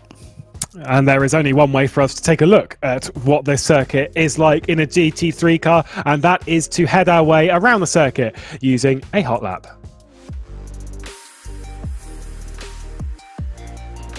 We're on board with the Mercedes-AMG GT3 Evo of James Parker and the 88 as we now head down into Redgate, braking from fourth gear at just under 230 kilometers an hour. Down to second gear at around 110 kph on the apex before the run down through to Hollywood. And then it is a trip down the roller coaster ride that is the Craner Curves. Taking as much angle as you can, trying to rotate the car in, down into the old hairpin, taking at third gear at about 150 kilometers an hour. Now it's the run up the hill, through Starkeys Bridge, and then through into Schwanzkopf, where you're consistently accelerating. And then you go on the brakes from 5th to 2nd, down through into McLean's, and then you've got the run up to Coppice, another sharp incline here, up to 4th gear at 190 before braking down to 2nd gear at 120 through Coppice, and then it's a run down Starkey Straight. And then you head into the Fogarty S's, which puts you on the Grand Prix loop here at Donington Park. And that was very, very much a straight line effort there from James Parker. If you can get through the Fogarty S's like that, now the run down to the iconic Melbourne hairpin, through tight into the apex, all the way down into first gear at about 55 kilometers an hour through the apex. And then it is the run down to the final left-hander, the hairpin known as Goddard's. Down from 4th at 190, down back to first gear at about 65 kph. You take a tight apex, allow the Mercedes to run wide, and that's a hot lap here at Donington Park.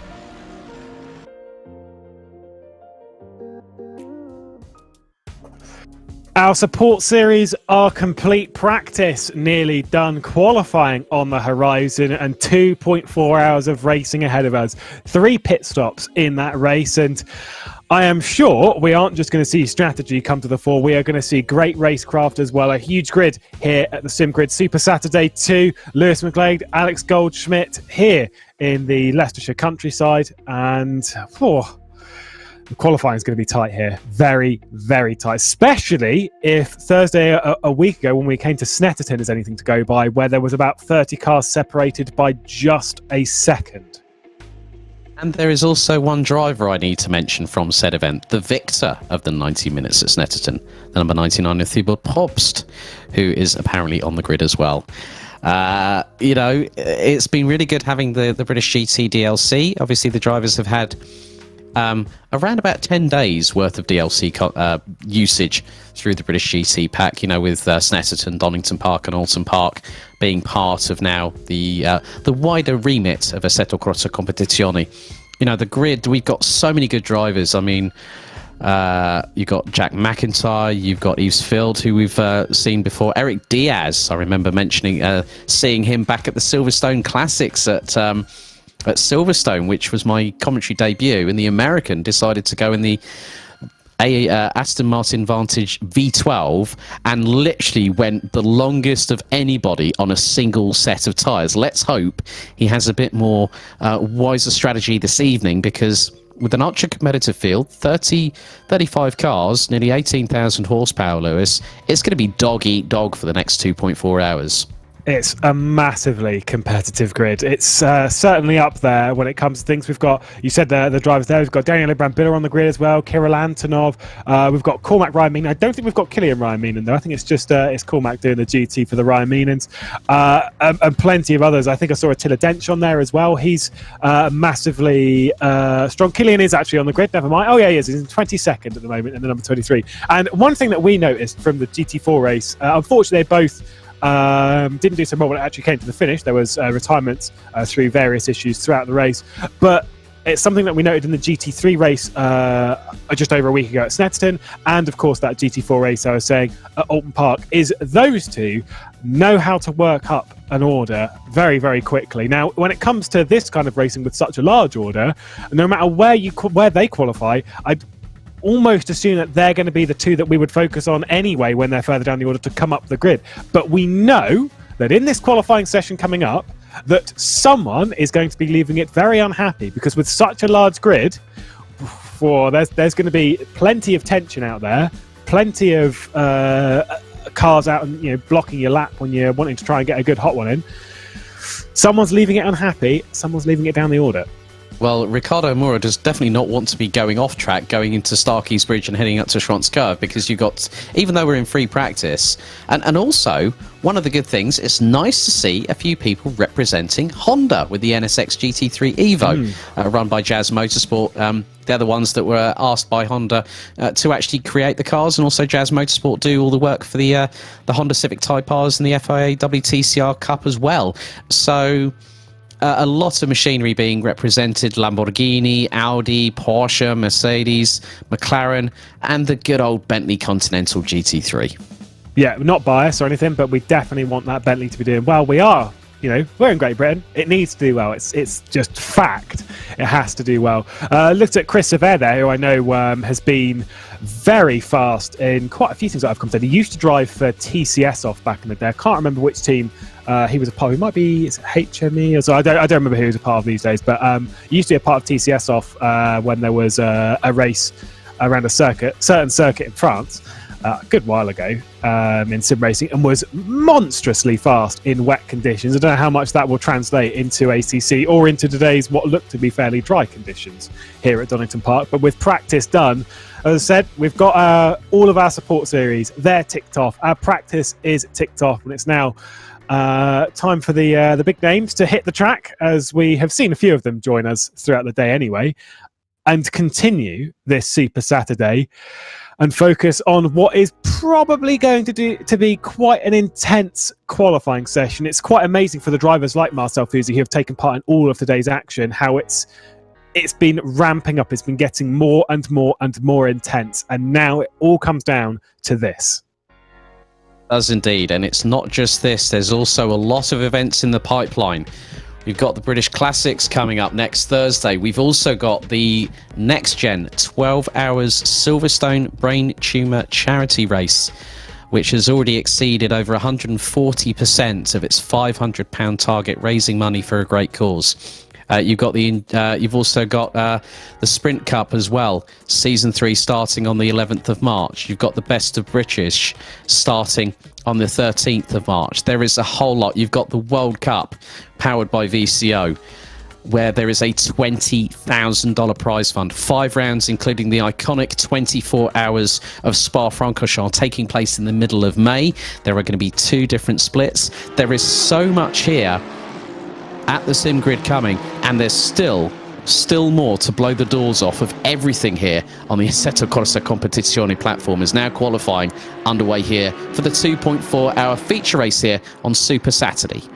Yeah, and of course with all of that, a lot of this is coming up over the next few months. We've got plenty more coming out across the year, not to put any pressure on Michael Hamlet's shoulders. But we couldn't do any of this without Coach Dave Academy or Thrustmaster, so obviously massive shout outs to them as we get down into the thick end of things. And this qualifying session, I don't want to big anything up unnecessarily, because I feel like sometimes the hype train has a limit, and there's that kind of point of you have that thing of overhyping something. However, this is something that's ever so slightly different. It's not a particularly long circuit. It's a huge field of massively competitive drivers.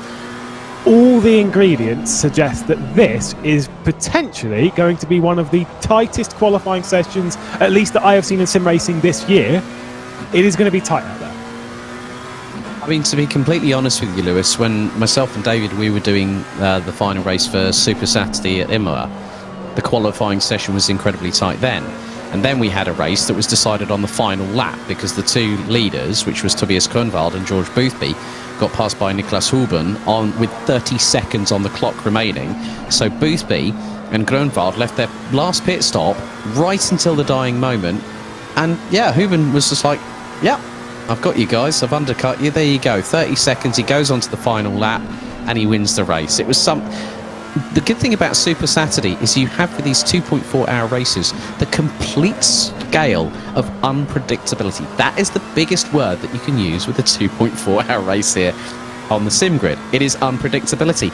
I'm predicting complete unpredictability for qualifying and also for the race. And to be honest with you, I'm rather looking forward to it. Oh, I am very much looking forward to it. We're on board with the number 43 who will be setting the first lap of the session, as long as it's a clear one. Looks pretty decent so far as we head down into the Melbourne hairpin towards the final corner of the circuit. A little bit shallow off of there for the MP Racing team. I think it's been, I don't think it's illegal. I think it's been fine. He did run wide somewhere earlier in the circuit. I think that a T1.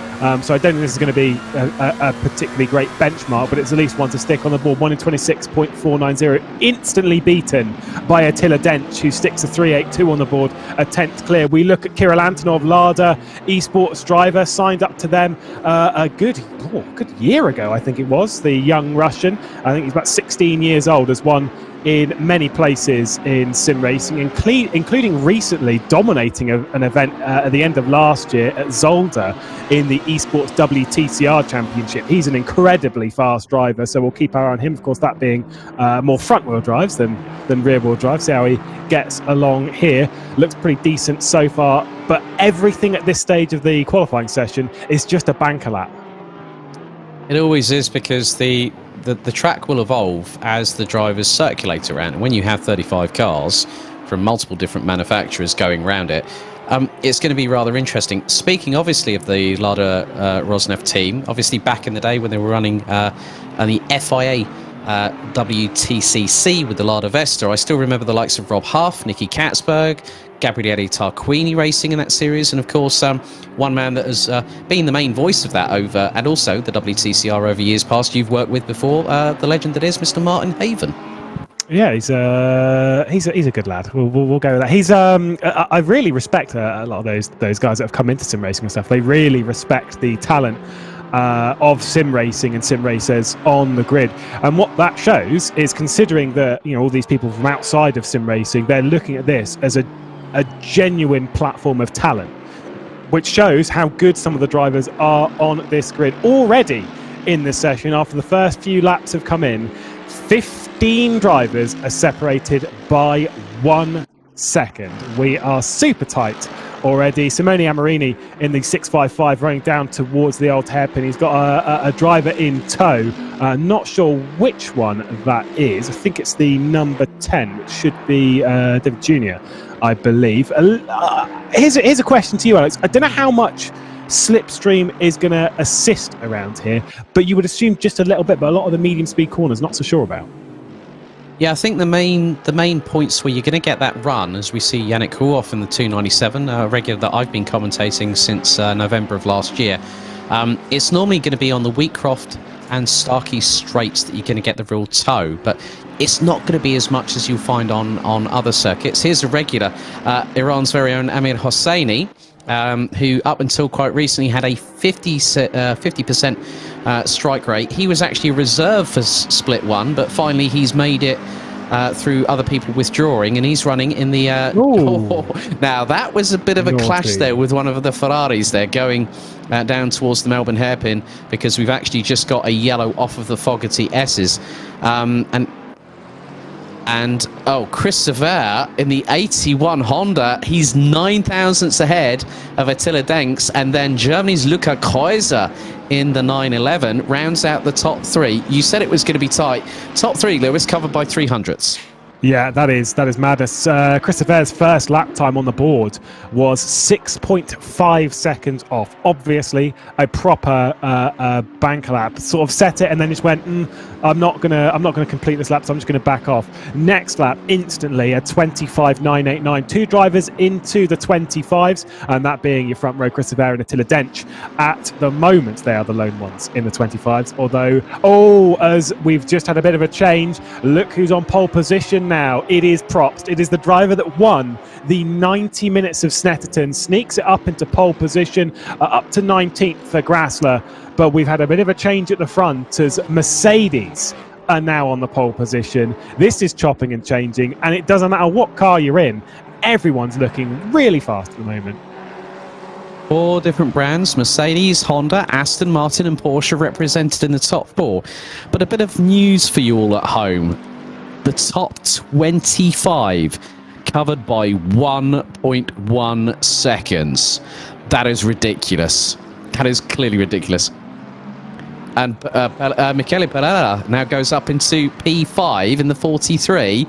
Top 5 covered by 0.141 seconds. And then you've got Mizza in the 91 Mercedes, a further 27 seconds off, as Hosseini's looking to try and move up the order from 7th position. But Hosseini stays in 7th for the minute. And this is another thing that's going to be a matter of fact here, Lewis, because with the drivers trying to come out of pit lane as others are trying to keep on going with their hot laps, it's going to be rather interesting if someone gets impeded during quali. It's probably the hardest part of the qualifying sessions, this final bit. It will actually, as much as the pressure will get more, the actual on-track stuff might get a little bit easier later on towards the end of the session, as you won't have that fear of, is someone coming out of the pit lane? Nick Balzer goes up to 11th position. We were looking at Yves Feld there, who was a little bit further down the order than maybe he would want to be.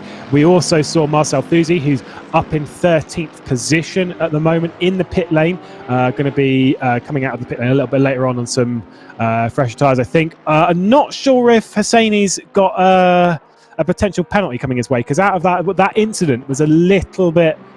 I think he was frustrated with the Ferrari and wanted to show that frustration, although that is me just putting words in my mouth. I don't know that for sure, but it seemed a little bit that way, and there is, it is looked on very dimly, the like your retaliatory driving. So yeah, I'm pretty sure there's a couple of question marks over that one as we look at Chris Zuger.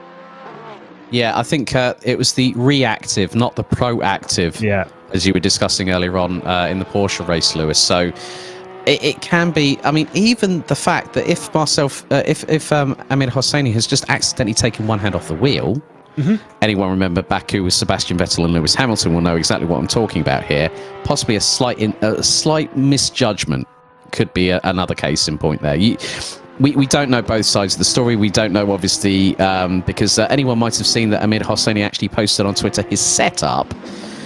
He's not running in a traditional rig like a lot of people are these days, as we have South Africa's Jordan Sherritt in the number 38 Mercedes. He's currently P8 at the moment, 2.5 tenths off of... well, he's just gone P1. That's a great lap from the Springbok there.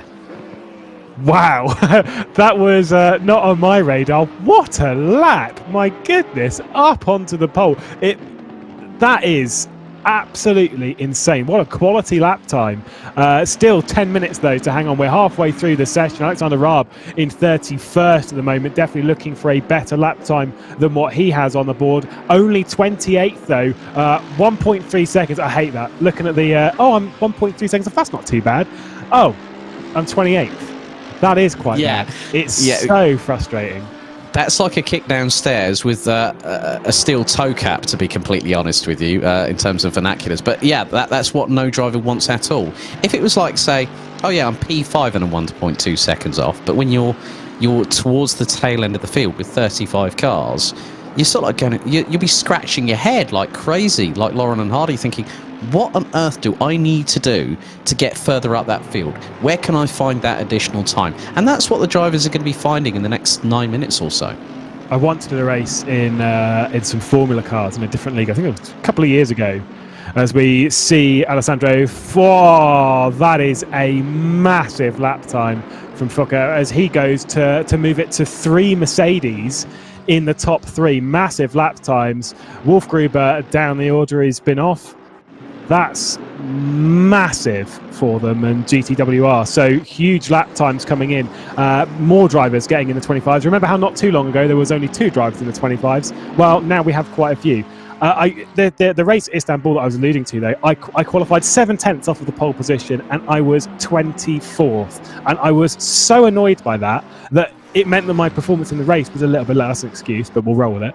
I was a little bit low just because I was so annoyed at the idea that I'm 7/10 off, but I'm in this position. It's like, how much harder can I push? As Fefa goes up into 3rd. Now Ferrari gets into it. Wow. You know what's really funny? GTWR Giant Truck Simulator, they are the current World Cup champions. That's staking a claim on this race. And there's Simone Amarini, one of the other cars in there, the 655. He's got a bit of traffic to deal with, as looks to be one of the Hondas has just pulled to the inside of the exit of the Melbourne hairpin. So the yellow flags were briefly out there. So that would have been Christopher, I believe, in the number 81. But the times are really, really changing here as Amarini goes P13. And it looks like he's got Nick Balzer up ahead.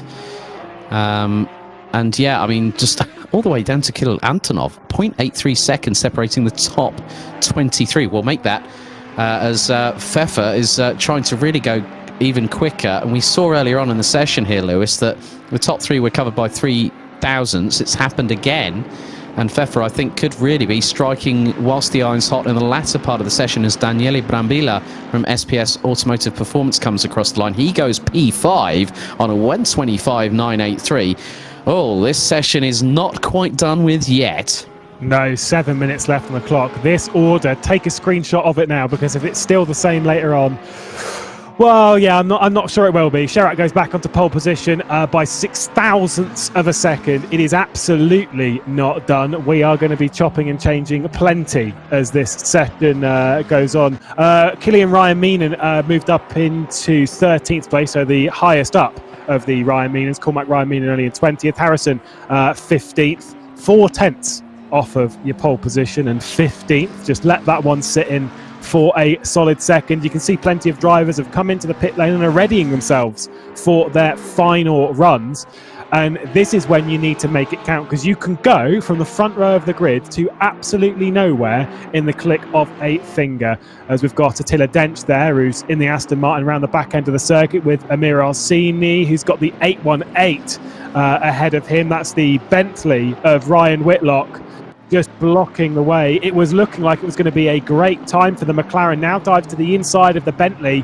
I think it's going to be losing an awful lot of time. Let's see what Amir Hestini does in the number 92 across the line. It is still pole position. Wow. But what a margin. 25.548. That is insane. That is Hosseini through and through. Yeah, he's basically got a Logitech steering wheel and pedals on a table in front of a TV screen. That's his setup. And you got people spending thousands and thousands. And it actually creaks, I've just been informed as well by Michael Hamlet. It creaks as well. That just shows... Oh, Koiser. Now, Lucas Koiser, who was in the thick of things at the multi-class at Spa, he's just gone to within 0.175 of a second of Hosseini. And Attila Denks, Michael Hamlet's favourite dark horse from Hungary, goes P6.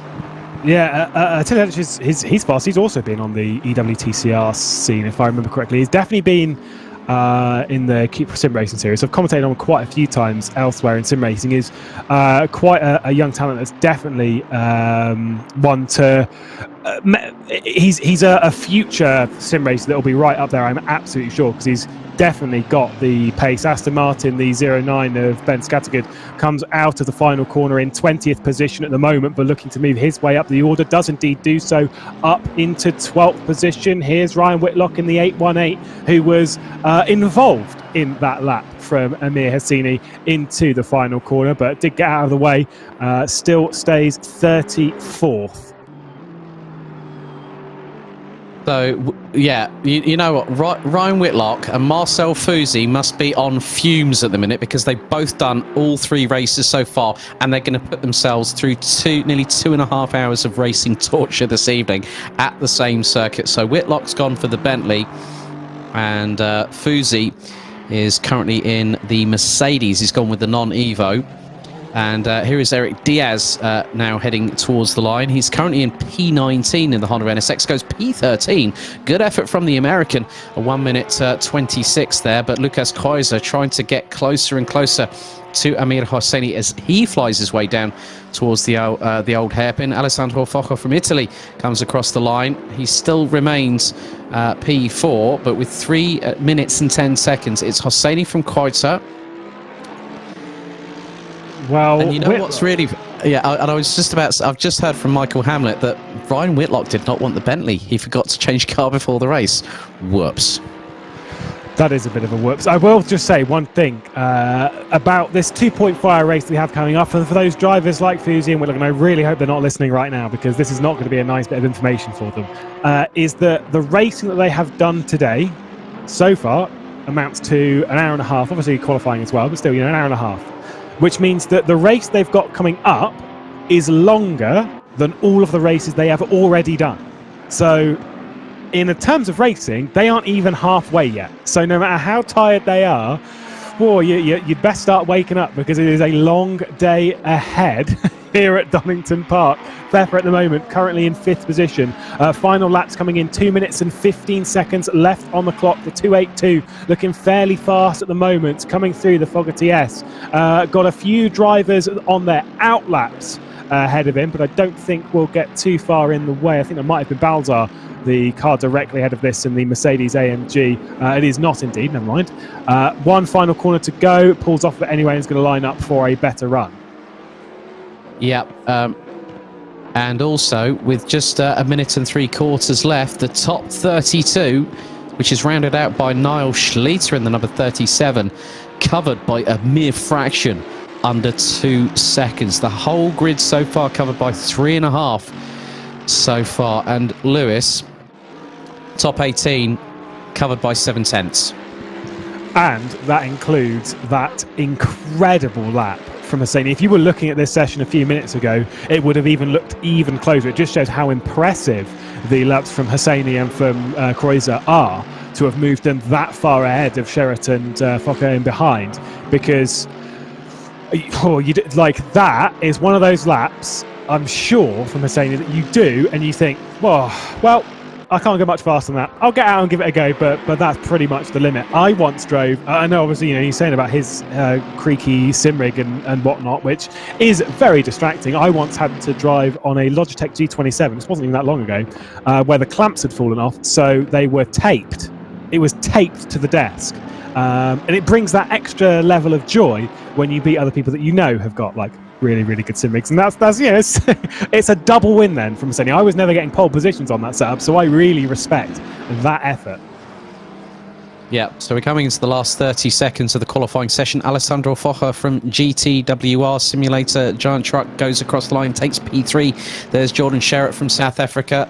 He's looking to get... But at the moment, it looks to be that Sherratt is about a 10th up at the moment. Possibly he's now coming through into the Melbourne hairpin, as we've got a yellow flag. Whoa, 3/10. Oh my goodness me.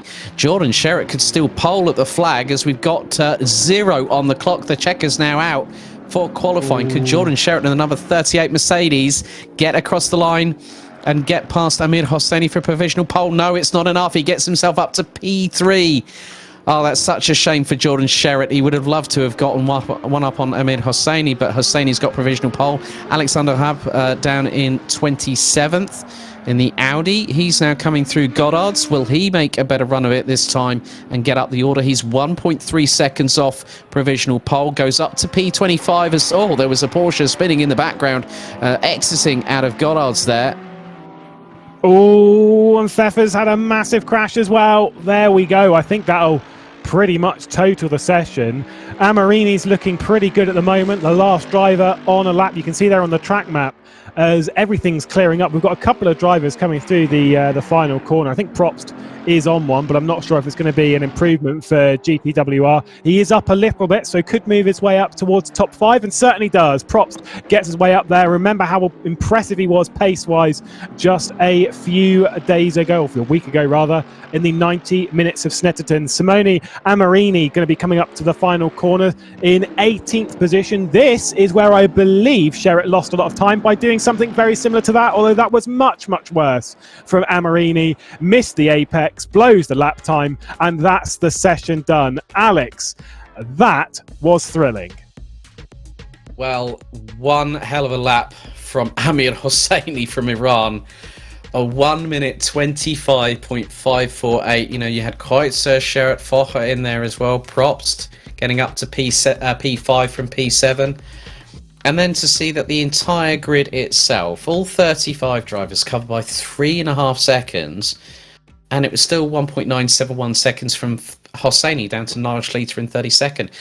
This is a sign of things to come here on SimGrid. We thought the competitiveness had really sort of come up, you know, to prominence here when it was 2020. Now in 2021, everyone has really, really stepped up to another level, and you're going to see a lot of these drivers who are ultra competitive, as we both very well know, to really increase their A game and make sure that they're the ones that are being talked about.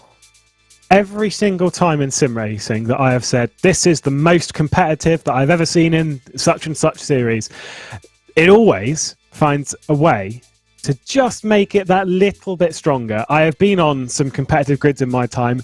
This, though, would probably outshine most of them. So it is incredibly, incredibly tricky out there. And so for Hosseini, for that lap time, just shows how impressive it is to be, you know, not a small margin ahead, was quite a margin ahead. How that translates into the race, though, Alex, is a wildly different prospect, because being fast over one lap is not the same as being fast over 2.4 hours. Here's your order, although a little bit broken. As you can see, that Hosseini, though, is on pole position ahead of Kreuzer, and it was by it was very, very nearly 0.2 of a second. Do you think he's going to translate that into race pace, or do you think he's going to be dropping back into the pack? I think it's a case of wait and see. You know, so those behind, so Jordan Sherritt and Alessandro Focher rounding out the top four. Thibaut Probst, Tobias Pfeffer, Attila Denks, Michele Perella, you know, Daniele Brambilla, and then also Chris Sever, who really put the cat amongst the pigeons in the Honda very early on in the session. That's your top 10. And then you look at the amount of talent that's all the way down the order. There's going to be a lot of drivers that are going to want to earn their spurs tonight. They're going to do it here at Donington Park, but it's just about dependent on who really does the best strategy, because they've got to circumnavigate not just a 2.4-hour race. They've got 3 mandatory pit stops, and if you don't serve all 3, you get a time penalty, and that can be a rather expensive time penalty. Yeah, we've got those 3 pit stops, and the thing is with those, you don't have to set them in any sort of kind. Like you can do them. And whenever we saw this in the 90-minute race, where some drivers were leaving it very, very late to take their final pit stop. You spoke about that as well earlier on the previous Super Saturday, of leaving it late and firing in that final pit stop and moving your way up the order. You can see here the grid as we're going down it. It is a big grid here at Donington Park as well on Super Saturday too. And we were saying that we know that the Rhein-Meanens love to fight their way up the order, and you can see there on the left-hand side, you've got Kilian Rhein-Meenen in 17th, you've got Cormac Rhein-Meenen in 20th. But I said there were going to be some drivers unhappy after qualifying. I think you have a few drivers quite unhappy after qualifying, and they'll be determined to turn that around in the race. You've got Kirill Antonov in 22nd position. You've got Marcel Fusi in 19th position. We know that Amarini was pretty fast based on his last couple of lap times in 18th position there. That pack is going to be moving forward as fast as they can. But you know that the first couple you get through might be a little bit easier. Then it gets harder and harder and harder and harder the further you get to the front. Who is going to win this race? I have no idea, and I'm not even going to ask you to make a prediction because it would be so unfair with a grid this competitive. All I'm going to say is the winner could be rather unpredictable tonight. That's my word when it comes to Super Saturday. The unpredictability that we've seen in, the Super Trofeos, the Ginettas, the Porsches. Now we've got the 2.4-hour feature race. It is anybody's guess. Who are you supporting out there? We want to hear you on the chat. Who are you supporting? Who's going to win tonight? The 2.4-hour feature race here at Super Saturday at Donington Park, live and uninterrupted on the sim grid. Yeah, where's the Yiga Ogorognikov fan base? Considering there is no Ogorognikov in this, where are they placing their bets? Where are they focusing their attention as a fan base? We've seen quite a few drivers out there with a fair fan base. You're absolutely right. The winner, and I don't like to overhype things, but genuinely, the winner can be one of realistic, even thinking about it realistically, and I'm like not even drifting off into wow, wouldn't it be great if such and such would win or whatever. There is about 25 different drivers on this grid that realistically could win this race if they play the strategy right, if they're fast enough coming up the grid, because everyone's pace is not differentiated by that much. 1 second, 1.5 seconds in qualifying, sure, getting that qualifying lap nailed is a different task than laying out consistent laps for 2.4 hours. Yeah, there's quite a few aliens in this grid. We've got about just over 90 seconds to go before we go racing for 2.4 hours. Well, I think without further ado, we'll have a run through the grid anyway. So it is Hosseini on pole, Lucas Kreutzer alongside, Jordan Sherritt and Alessandro Focha round out the top two rows, followed by Thibaut Popstar, winner of 90 minutes of Snetterton, Tobias Pfeffer from Germany alongside in the 282 after having that nasty incident going through the exit of the Fogarty S's in quali. Attila Danks, Michele Perella, and we got Daniele Brambilla and then Chris Savau, Andres Mercer, and then Ben Scattergood, that's row 6. Eric Diaz from the US and Samuel Harrison, who I know personally. He's actually he's been racing in single-seaters, more the old-school Formula Fords, and I used to commentate on him when he was in senior Rotax in continental Europe. I know him and his dad very, very well indeed, so I hope you're all keeping well at the Harrisons. Then you've got Patrick Kassler and Nick Balzer on row 8, Killian Ryan Meenan in 17th, Simone Amarini, Marcel Fusi, Cormac Ryan Meenan, they round out the top 20.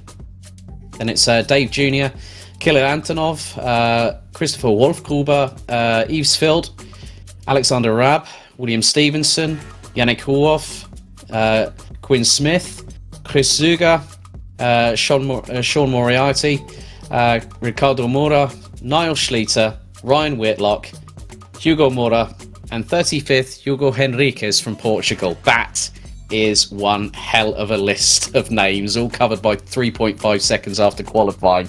It looks like Hosseini's getting the formation lap underway.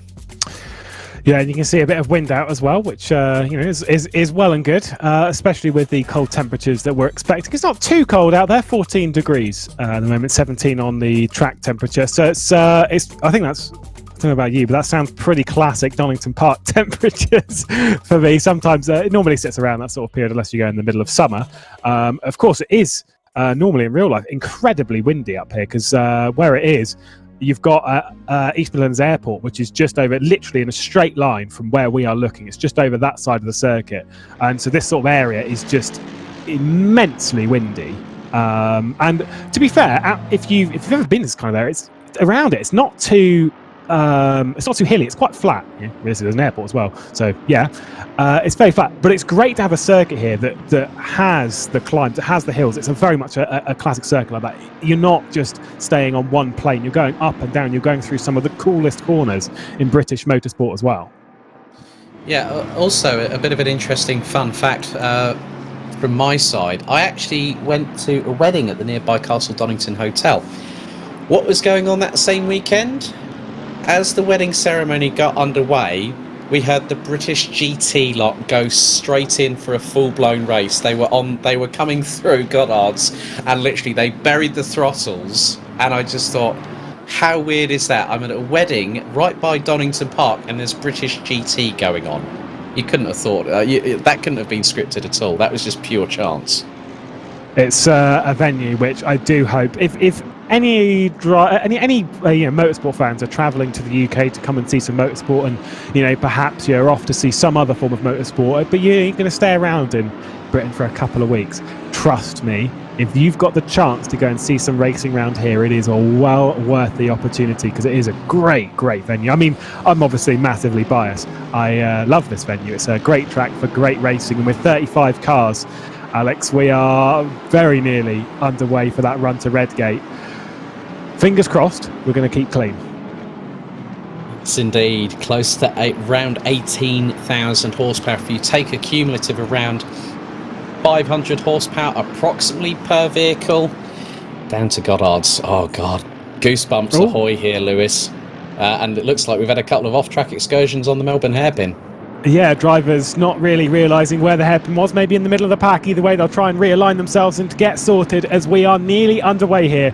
It's time for 2.4 hours of racing. SimGrid Super Saturday coming to a close. It's all been building up for this. Amir Hosseini on the front row of the grid with Cruiser alongside. The race about to get underway. 3 pit stops ahead of us. Watch out for Sherat and Focher as well behind, because that run into turn 1, they'll be looking to pounce early. Everyone fanning out across the grid, trying to find their way through. And Sherat is also going for second position. He was on the inside of Cruiser through Redgate, through turn 1 and up into second position. Amir Hosseini, though, looks pretty comfortable at the moment, but already pressure from behind. He is carrying speed early as Hosseini is under a lot of pressure. Look at that! Oh, the gap's open and the Mercedes AMG goes through. Not a good run for Hosseini through the old hairpin. And the number 38 of Sherat, who was denied pole position in that qualifying session, drops or goes up to first position rather. There's been a massive incident in the mid-pack, and that was with Eric Diaz in the Honda, and there's another car that's gone off as well. That's Chris Zuger, I believe, in the number 25 from Germany. And Koiser now has got past Hosseini, and closing up is the Frenchman in the number 99. Is Thibaut Props. It could be, I think, looks like Marcel Fusi was also involved in that melee. I did talk about the mid-pack earlier on, that if you got, you mentioned it, and there's been a crash, there's been a multi-car incident going into the hairpin. That's from round about the Brambiers in there, Mezzo and Harrison all involved, and Kirill Antonov's just become the latest casualty. As look at the gap for Jordan Sherat, 1.372 seconds after a single lap. He's done a Sebastian Vettel, but in GT3 machinery. He's absolutely flying as the South African. And he didn't even do that from pole position, didn't need it. Started third, got through to second position at Redgate, got through into the lead, coming out of the old hairpin and up into the race leader and running away. A bit of a carnage start though, had more than one incident over that first lap. We were expecting one on a 35 car grid. The sort of 3 or 4 that we really got is fairly unnecessary. Got a couple of drivers in the pit lane. Marcel Fusi is one of them who's in the pit lane at the moment. Already a couple of retirements as well. I think Whitlock, Zuger and Kirill Antonov have all retired from the... Oh, no, just my life timing. Don't worry, we're all good. Everyone's still going around, but either way, not a great way, Alex, for them to be starting proceedings. Still a long race to go. Yeah, Tobias Pfeffer was just being pressurised, I think, by Michele Perella. Perella going through into the fog of TS's, and there is Attila Danks, and then Chris Sever just behind. Nick Balzer from Germany in the number 50 up into P10. Killian Ryan Meenan hold the phone up to P11 already, and we're not even into the first 3 laps completed, as there is a move there. Focher being passed up the inside, going through Goddard's courtesy of Tobias Pfeffer from Germany in the 282 Ferrari up into P5 now. And Killian Ryan Meenan has gained six places. We said about that both he and Cormac at the race at Oulton Park on Thursday, they both gained around 9 places in the first 15 minutes of that race. They are either very good at moving their way up the traffic, which obviously is the case, or they're very good. Massive moment. Focher and Perella, I think, just came together going into Schwantz Curve. And look at the back end of Focher's car. That is absolutely been punted quite severely, and I'm sure he'll be into the pits. That's not good. I feel bad for Mike Yao, who's now trying to balance our broadcast director, of course, trying to find as many replays as possible. How many things do you need a replay of in a 4-minute period? Well, we're going to start stacking them up. Here's the first lap. You've got Whitlock in there as well, and just whoa! That was Schleter on Whitlock. That was Schleter in the 37. So straight away, I think race control have been rather busy. Since we went green, what was it, just over 4 minutes ago? Here's another replay coming up, and now that's Diaz. There's Schleter. So Diaz got turned around, and that was going through, I think, into Schwantz curve. As now Hosseini trying to close in on Kreuzer for second position, but Jordan Sherritt's been doing a great job at the moment. He's running in the 1 minute 26.9s, Kreuzer in the 1:27.1s, and Alessandro Focha has not pitted. He's carried on. Yeah, maybe sort of deciding that the damage isn't too bad. You do a lap or so on it and you just think, yeah, it's okay at the moment. Pereira, though, does come into the pit lane, though, and drops his way down the order. So Kylian Raiminen well inside the top 10 now, moving as well. But I think we were told it was the 297 of Ruoff, who's the highest, has moved up the most positions over the opening few laps here at Donington Park. It has been crazy. I'm not liking this. I am not liking this, and I do not like that. He was on the grass and just out of control a little bit. There was the number 25 of Chris Zuger, and yeah, just sort of was, I'm sure, in the cockpit being like, oh my god, please stop, please stop, please stop, please stop, please stop, and it just didn't. Yeah, I think was that possibly Pedro Silva in the Aston Martin that got collected by him when Zuger went across the track, possibly. So that clamshell bonnet definitely out of alignment. And here is Kirill Antonov, and that's actually wide off of the hairpin, the Melbourne hairpin. And you can see there's Ben Scattergood, and Antonov lights up the rear tyres, and it goes back, literally goes into the barriers on the left hand side. That's massive front end damage on that Lamborghini Huracan. A very clumsy first lap a bit further down the order. A bit of a shame, but everyone's just trying to push for all their worth, and unfortunately it doesn't quite line up for some, but for those higher up in the grid, we've had quite a good run, and Kylian Raiminen under pressure from Amorini, who's worked his way up the order in the 655 as well, following Kylian Raiminen through. Kylian and Amorini and Balsa have all gained 8 places over the opening few laps here, so pretty good for them. All staying in sort of one line as a trio and all working up together, basically just dodging the carnage that has happened. Sherritt, who's leading the way now, 2.4 seconds. I was wondering if he was going to get himself to like a 2.5 second lead and then just start controlling the tyres. Not sure if that is exactly what's going to happen, because it looks like he's just going to continue to pull away. But 2.2 at the moment over Kreuzer, over Hosseini. He's good money for it. Right, Kylian Raiminen dropping down a couple of positions there. I don't actually think he did. No, it's not. It's fine. It's just the graphic. Kylian Raiminen staying in 9th position. Didn't think he'd been off the road.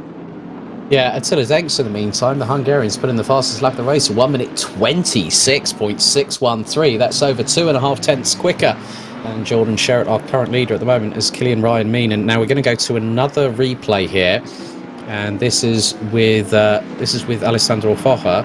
And look, Pirella just literally gets a run of momentum and clatters into the back of him. So that's massive front end damage for the McLaren as a result of that. As here comes Kylian Raiminen and Simone Amorini and Andres Mesa not too far behind. So it's a battle between 3 Mercedes for 9th position, with Nick Balzer, Mr. Defensive driver of the evening, back at the Spa Multiclass a few weeks ago. He's up 1.1 seconds up the road from this battle, as Mesa got a good run on Amorini coming through out of the old hairpin, but ran a little bit wide coming out of the corner. So Amorini really being pressurised going through into McLean's. Now joining it is that's Grassler there.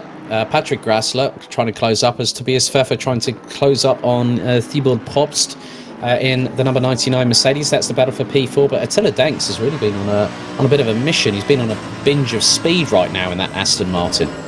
Yeah, I will say with Probst, just for anyone who's a part of the Probst fan base and maybe a little bit worried how he's in 4th place at the moment, I will just go back, as there is a move, that'll be Pfeffer on the inside of Probst. So I was about to big him up, and unfortunately it's not the commentary because I haven't finished the points. That's fine. But he played the long game at Snetterton. It was actually, I say long game. He was involved in an incident that he got a penalty for, then served the penalty, but then hammered in some amazing lap times over there. So I would assume that he's going to hammer in some good lap times a little bit later on and try and work his way up from that. And he's just playing the long game at the moment with the tyres and just thinking about more so where he's going to be in an hour rather than where he is right now, which I would suggest is something which all of the drivers need to think about. You can't think about where I am now, gaining positions now and being aggressive now. It's all about where you're going to be in 2 hours' time. Yeah, and if you're actually in the right position to where your predicted strategy would bring you to. And that's the biggest point here, because these drivers, they can decide whether they're going to put on new tyres. Are they going to, make sure that they're kept at a good, consistent pace so they're not overdriving the car? Are there places where they're losing time? Is there places where they're gaining time?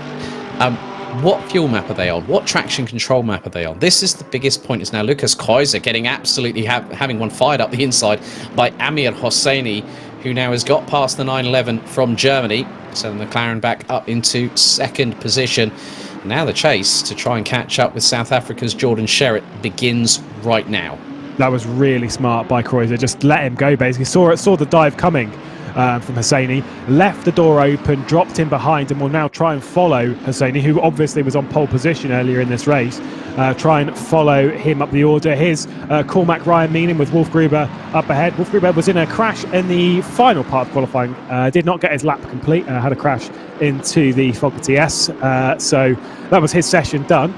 Either way, he's in 16th position at the moment. Cormac Ryan Meenan, who not very long ago, when I was looking, was in 20th place. So he is marching up the order. Here's Sean Moriarty on the back of Smith as well. Daniele Brambilla, who we've seen a couple of incidents from, including one at the hairpin on the first lap. That was the one that we saw when we were looking at Kirill Antonov. There had already been an incident in the hairpin, and Brambilla was a part of that. So he's had his way dropped down and will try and work back up. We know Brambilla's fast and will do what he can to move up the order. Now on board with Grassler. There goes the number 42 of Eastfeld. Nice move into Coppice. Grassler didn't really seem to fight that one too, at least from this angle. Was not expecting a dive up the inside though, Alex. No, we know what the Swiss ace by the name of Eastfeld is capable of. He's shown that quite a few times. Obviously, when we had the German Cup at the Nürburgring, where Porsche came out on top in both GT3 and GT4, and there is a move there as Amarini and Messer, and Props is actually... Oh, now Props has had some rear damage to the back of that Mercedes, some damage to that rear of that Mercedes, so Killian Ryan, now Props could actually... Now, the front end of that car had a lot of damage to it, so I think what could happen here is that Props could actually repair that car, spend a little bit longer in the pits, and if he puts a set of new boots on it, if he's going to put a bit of fuel in, he's best to do it now. Go for a long second stint, have a pit stop, be the first one to have two still remaining on the board, and then just do the massive undercut. That could be a really good strategy. And we know how competitive Thibaut Props is, as that's a bit of a moment there for Christopher Wolfgruber going through the exit of the old hairpin up towards Starkey's Bridge. So, and Props dropping like a stone. You can see that car is in the pit lane for an incredibly long time. Yeah, I wonder how long he's going to be in that pit lane for. Penalty coming out for Schlitter, down in 23rd position. My one worry with Props is that if his car's that damaged, what did he hit? Was it something on track, or was it someone on track? There was contact with him earlier in the Snetterton race, as we see a whole host of cars under investigation.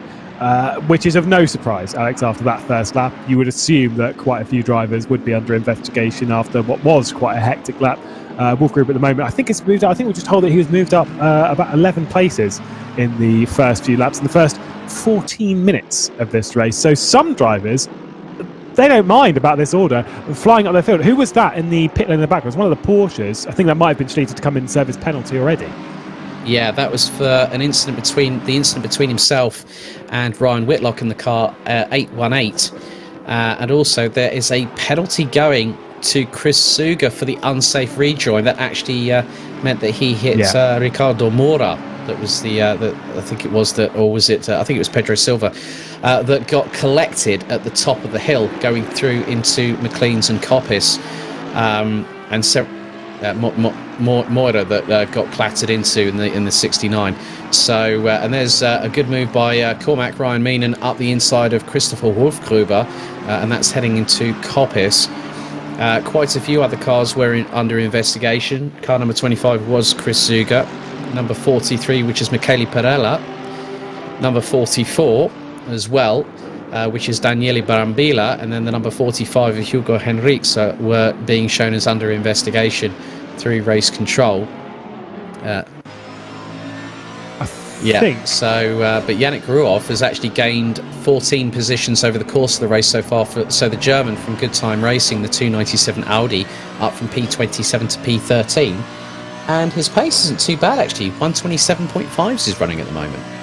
Yeah, I think we saw there was nearly a move between Wolfgruber and Cormac Ryan Meenan into the Fogarty S just as we cut away. It didn't actually transcribe into a move. Number 12 stays ahead. They did lose a little bit of time to Fokker up ahead, who we would expect a little bit more pace from as this race unfolds. Don't know how much damage he's got on his car, but looks to just try and move his way up the order. 2.4 seconds clear at the front. Sherat, though, Hosseini's not been able to do anything. There goes a dive down the inside from Mesa and Amarini. That was a bold dive into McLean's. It's allowed Killian Ryan Meenan to just stay a fair way ahead of this battle. But Amarini just...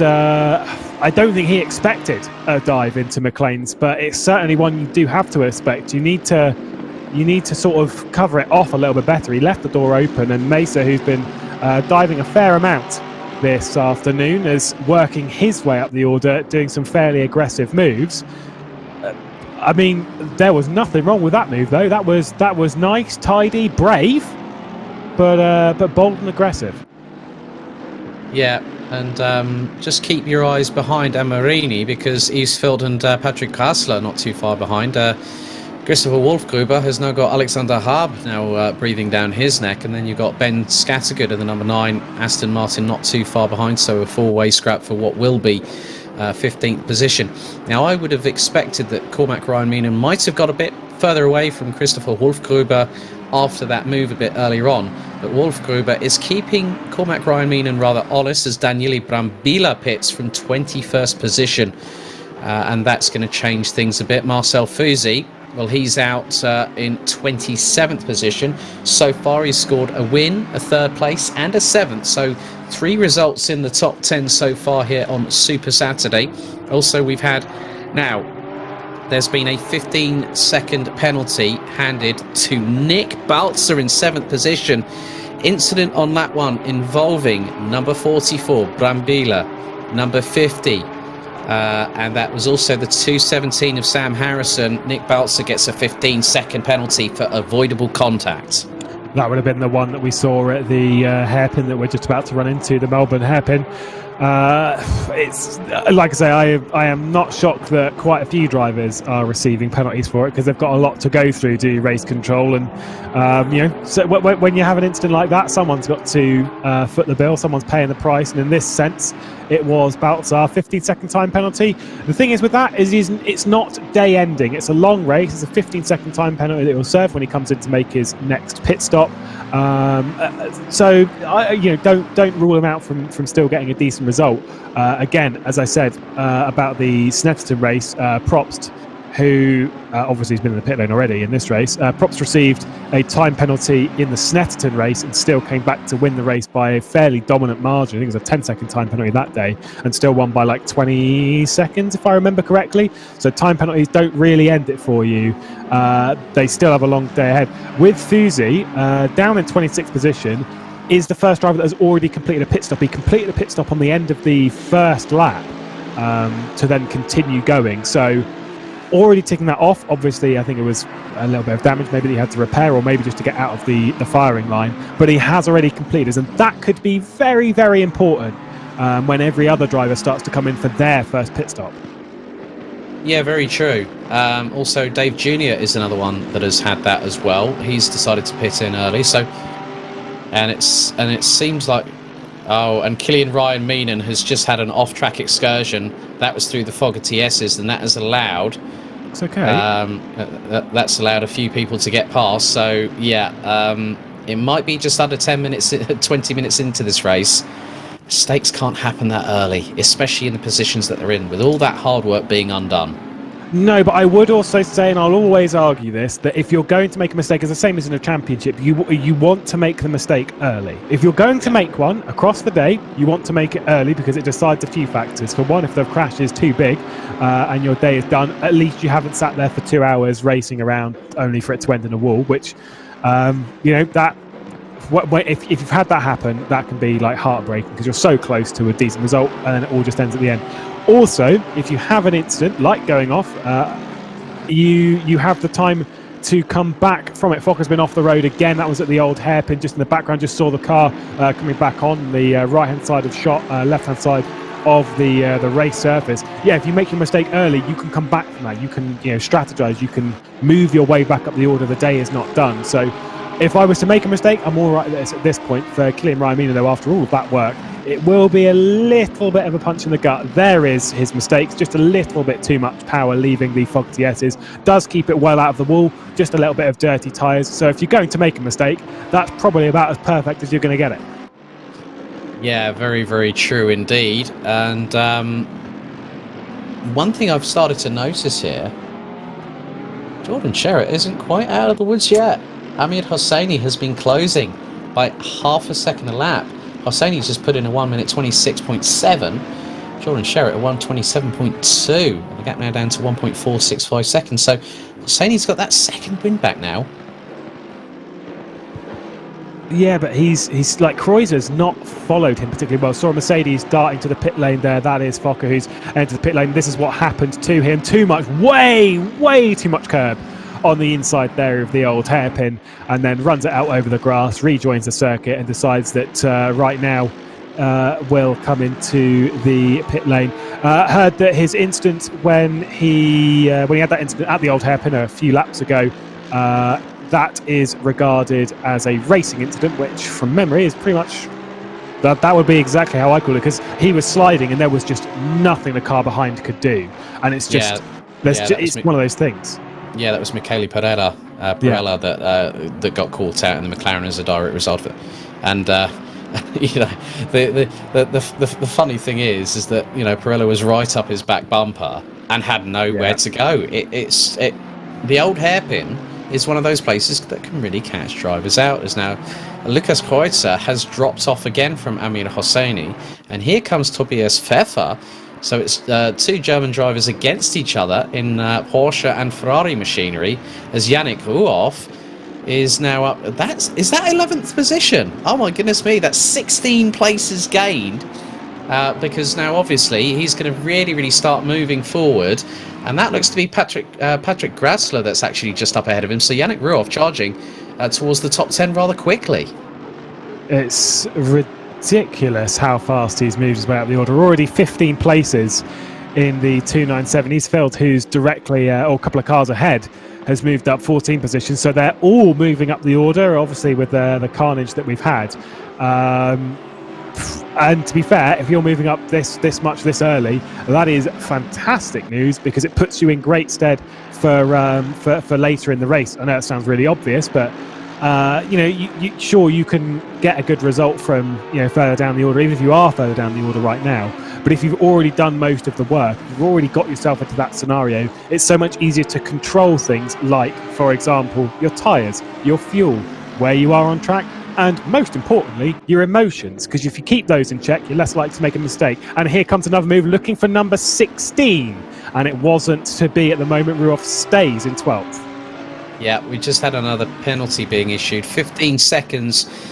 Slap on the wrist gets handed to Kirill Antonov for an incident on lap number 7, and that was involving car number 45. And Kirill Antonov, as a result of that, gets 15 seconds time penalty. That was with Hugo Henriques from Portugal in the Audi from an earlier incident. So Kirill Antonov's race has gone a bit from bad to worse after smacking the barriers on the first lap going out of the Melbourne hairpin. Yeah, it's a shame for some, but again, the day is long. We saw, we've seen before in a few races where you just have one of those races where just everything goes wrong and it just keeps building up. Mistakes in that sense sometimes, they sometimes come in threes. We'll keep our fingers crossed that he's all dealt with that. 1 second, the gap for the lead. Sherat now coming under pressure from Hosseini. Amir closing that gap bit by bit. The odd bit here, the odd bit there. They're coming into lap traffic, which is of no surprise on a large grid like this. I know we're fairly early into it, but a large grid like this, the incidents that we've had, it is no surprise that we're headed into a traffic-filled part of the race, especially considering pit stops around here can be quite long, and those that have stopped them will definitely be going a lap down. Yeah, very much the case. So, Nick Balzer. So it looks like Meza has got past Nick Balzer in the position. As Balzer tried to go back up the inside through the Melbourne hairpin. Now, has this compromised the pair? Not quite, but Nick Balzer loses out to Andres Meza from Portugal, as there's Daniele Brambilla trying to battle away with Niall Schleter. Now, Schleter's already been given a... And you can now see that Brambilla trying to go up the inside of the Porsche through into Redgate. Good clean move there from Daniele Brambilla. Now, he was the one at Spa-Francorchamps for the Spa multi-class. He was leading and still had 2 pit stops out of the 2 mandatory pit stops still to go, with about 6 minutes left on the clock, and that denied him the victory. But he's got only 2 pit stops to serve now. So we'll just have to keep our eyes on Brambilla in the next hour and 58 minutes or so. He's been in sim racing a very long time, has Daniele Brambilla. I'm pretty sure I raced him in 2014, I think, in some flat sixes and some Porsches a very, very long time ago. I say raced him, he was much further up the grid than I was, so there is that.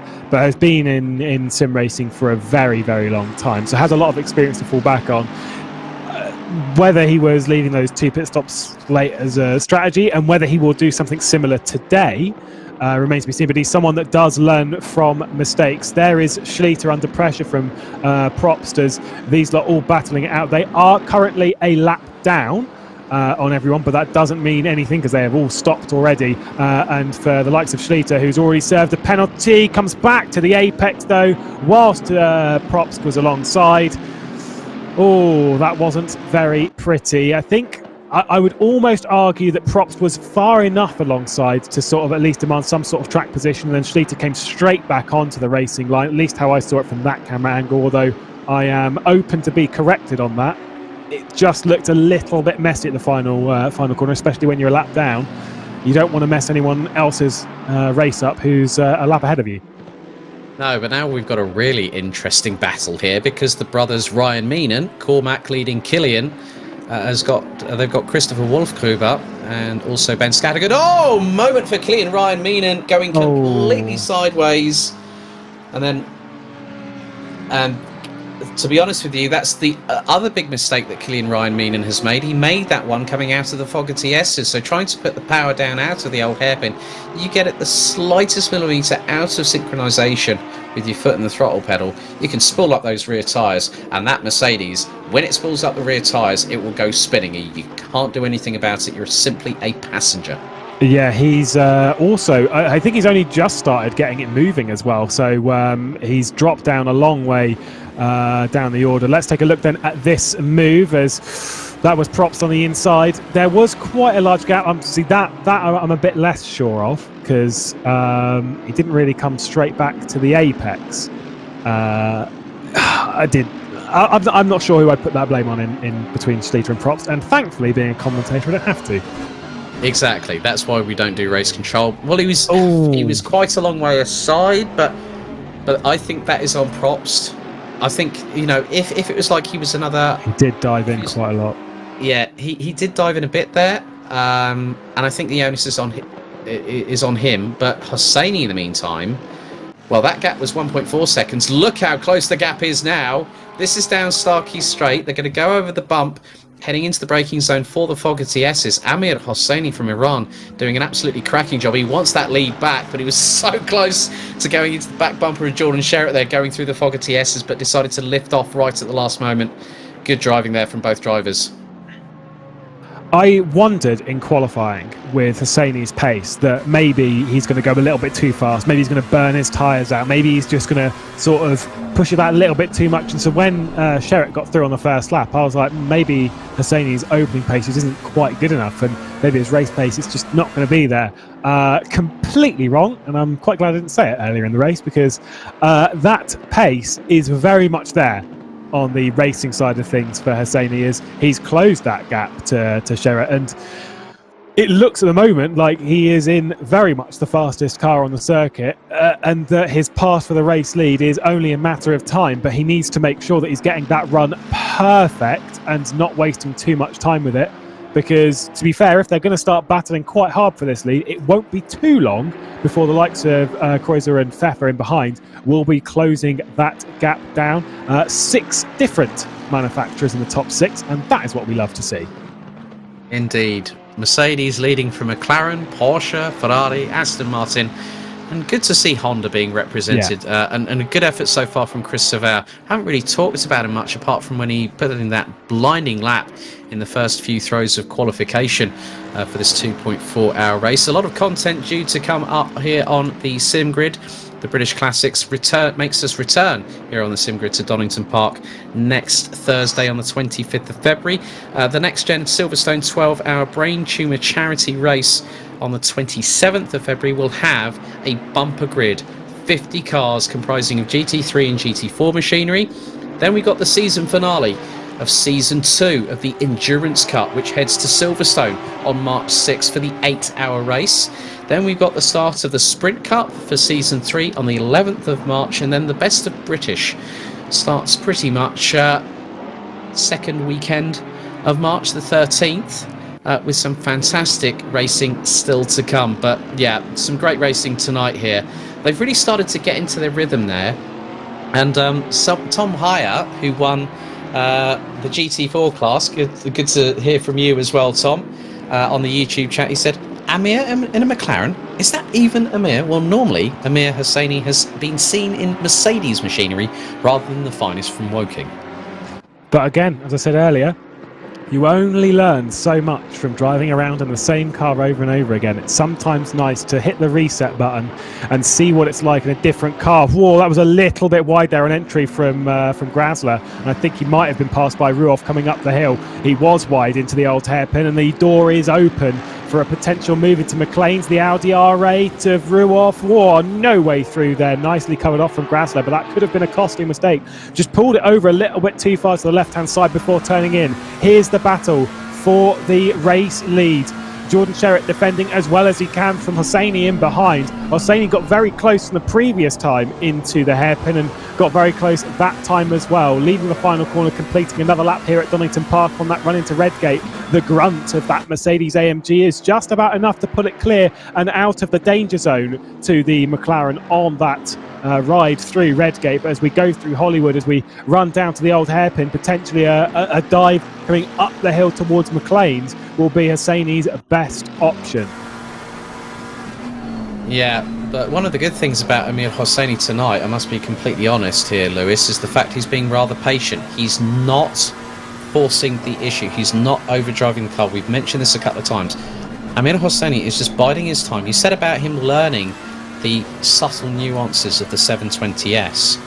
And the thing is, he'll know how that car in front is handling. He'll look at it and see it as Quinn Smith goes into the pits in the 819 Lexus. I think one of the only Lexus cars that we've actually got on the grid here tonight for the 2.4 hour race.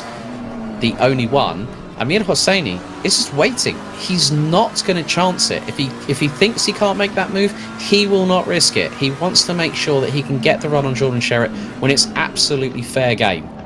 You can see the brakes on this McLaren are looking an awful lot better than that on the AMG, and you're absolutely right. This is what I love about when you have a grid of different cars. You can always tell the drivers that have driven more than one or two cars on the grid, because they understand the advantages and disadvantages of the other vehicles. So he's there looking at the car that he would normally be in, understanding after having driven it where it's faster, where it's slower, and where his opportunity will come. Now, Donington Park, whilst it's a great racetrack, can be a little bit tricky to overtake at, mostly on the fact that defending around here, I wouldn't say it's easy, but it's certainly doable. You can kind of defend a lot by just driving on the racing line, as silly as that sounds. You don't need to. The only place that you really need to defend into properly is realistically Redgate. Outside of that, unless the car's a little bit close, you don't really need to defend too much anywhere else. You just let the racing line carry your speed and momentum through the corner. There was a mistake from Hosseini, and saw him ran wide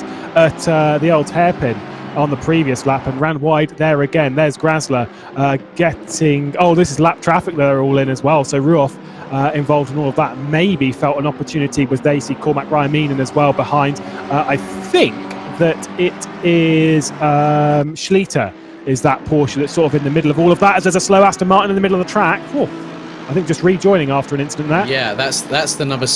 That is the number 69 as well. The McLaren runs a little bit wide there.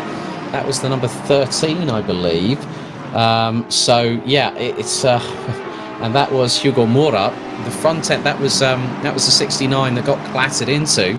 But also, interesting facts here, out of all the drivers out of the top 20, the only two that have pitted so far, Marcel Fusi and Dave Jr. It's absolutely ridiculous how fast some of these drivers are going at the moment, even in the later phases, and obviously seeing that strategy come into effect a little bit. When we have that first pit stop, I am very, very curious as to where the likes of Fusi, of Junior, of Pereira and Fokker and all that, where they are all going to be when it comes to that first pit stop, because they are fairly far down the order at the moment, but that will not last. Let's take a look at this replay. Right, that is Hugo Mora and Christoph Wolfgruber. This is going into the Fogger TSs. Oh, that was not... Silly. Oh, Mora just absolutely did not nail his braking. And look at...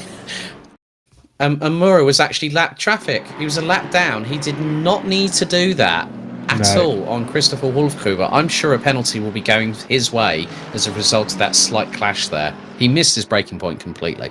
There are some things that I'm very vocal on in sim racing. Terrible rejoins is right up there, number one. I almost love a good terrible rejoin because I love to shout about it because, they're really unacceptable.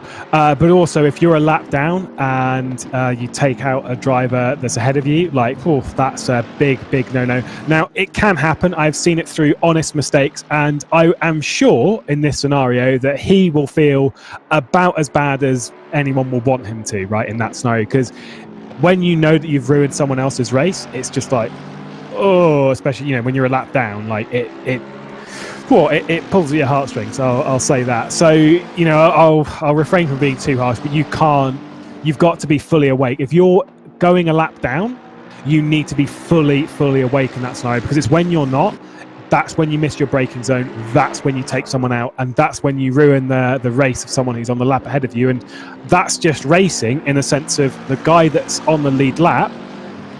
It sounds really horrible, but it is absolutely true. They are the priority. Whoever is the highest battle in a certain class, that's the priority of the racetrack, and so that's what everyone else needs to drive in accordance to. And if you're going a lap down, you just need to be awake. Yeah, you just got to really just have your wits all about you, as Patrick Krasler now coming under real fire, not just from Yannick Ruoff. Look who's just behind them. Kui, Cormac, Ryan Meenan and the number 12 McLaren, as they're now making their way through into McLean's. And Ryan Meenan got a good run on Ruoff going through into Starkeys and into Schwantz Curve there. So that McLaren, one of my friends calls the 720S GT3 the torque monster. Well, it's proving it right now.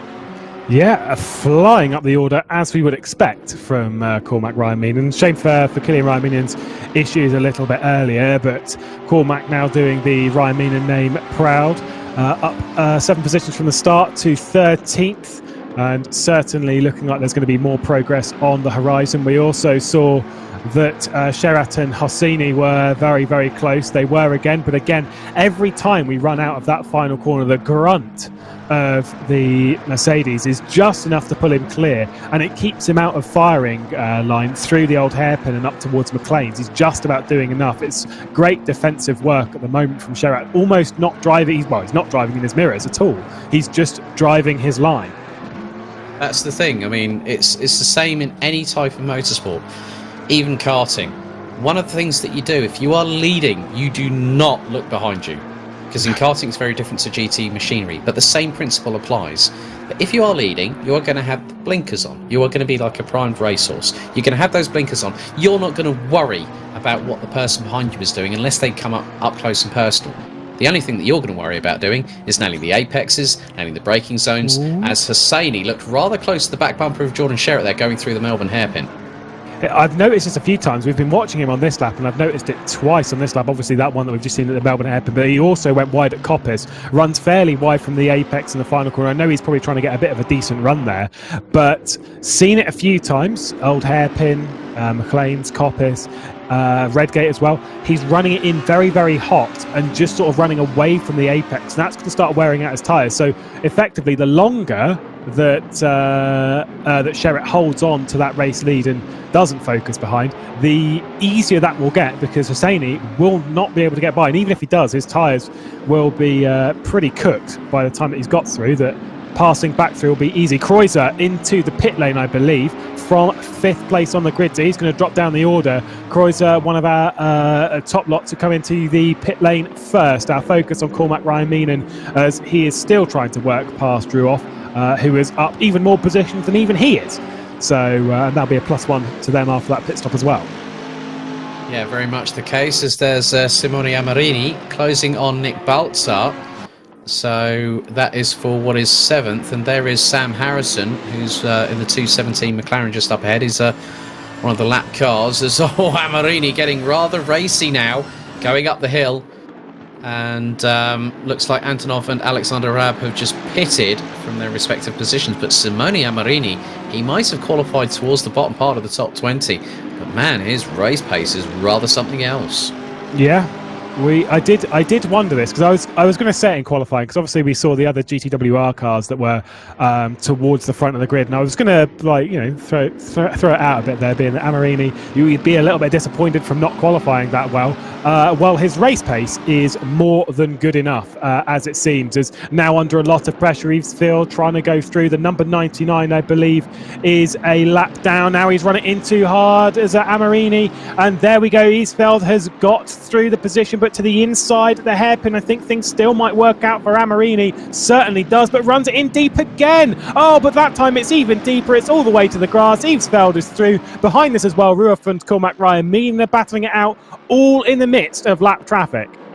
And also in that mix, that was Thibaut Pops, that was the 99 just up ahead of Amarini.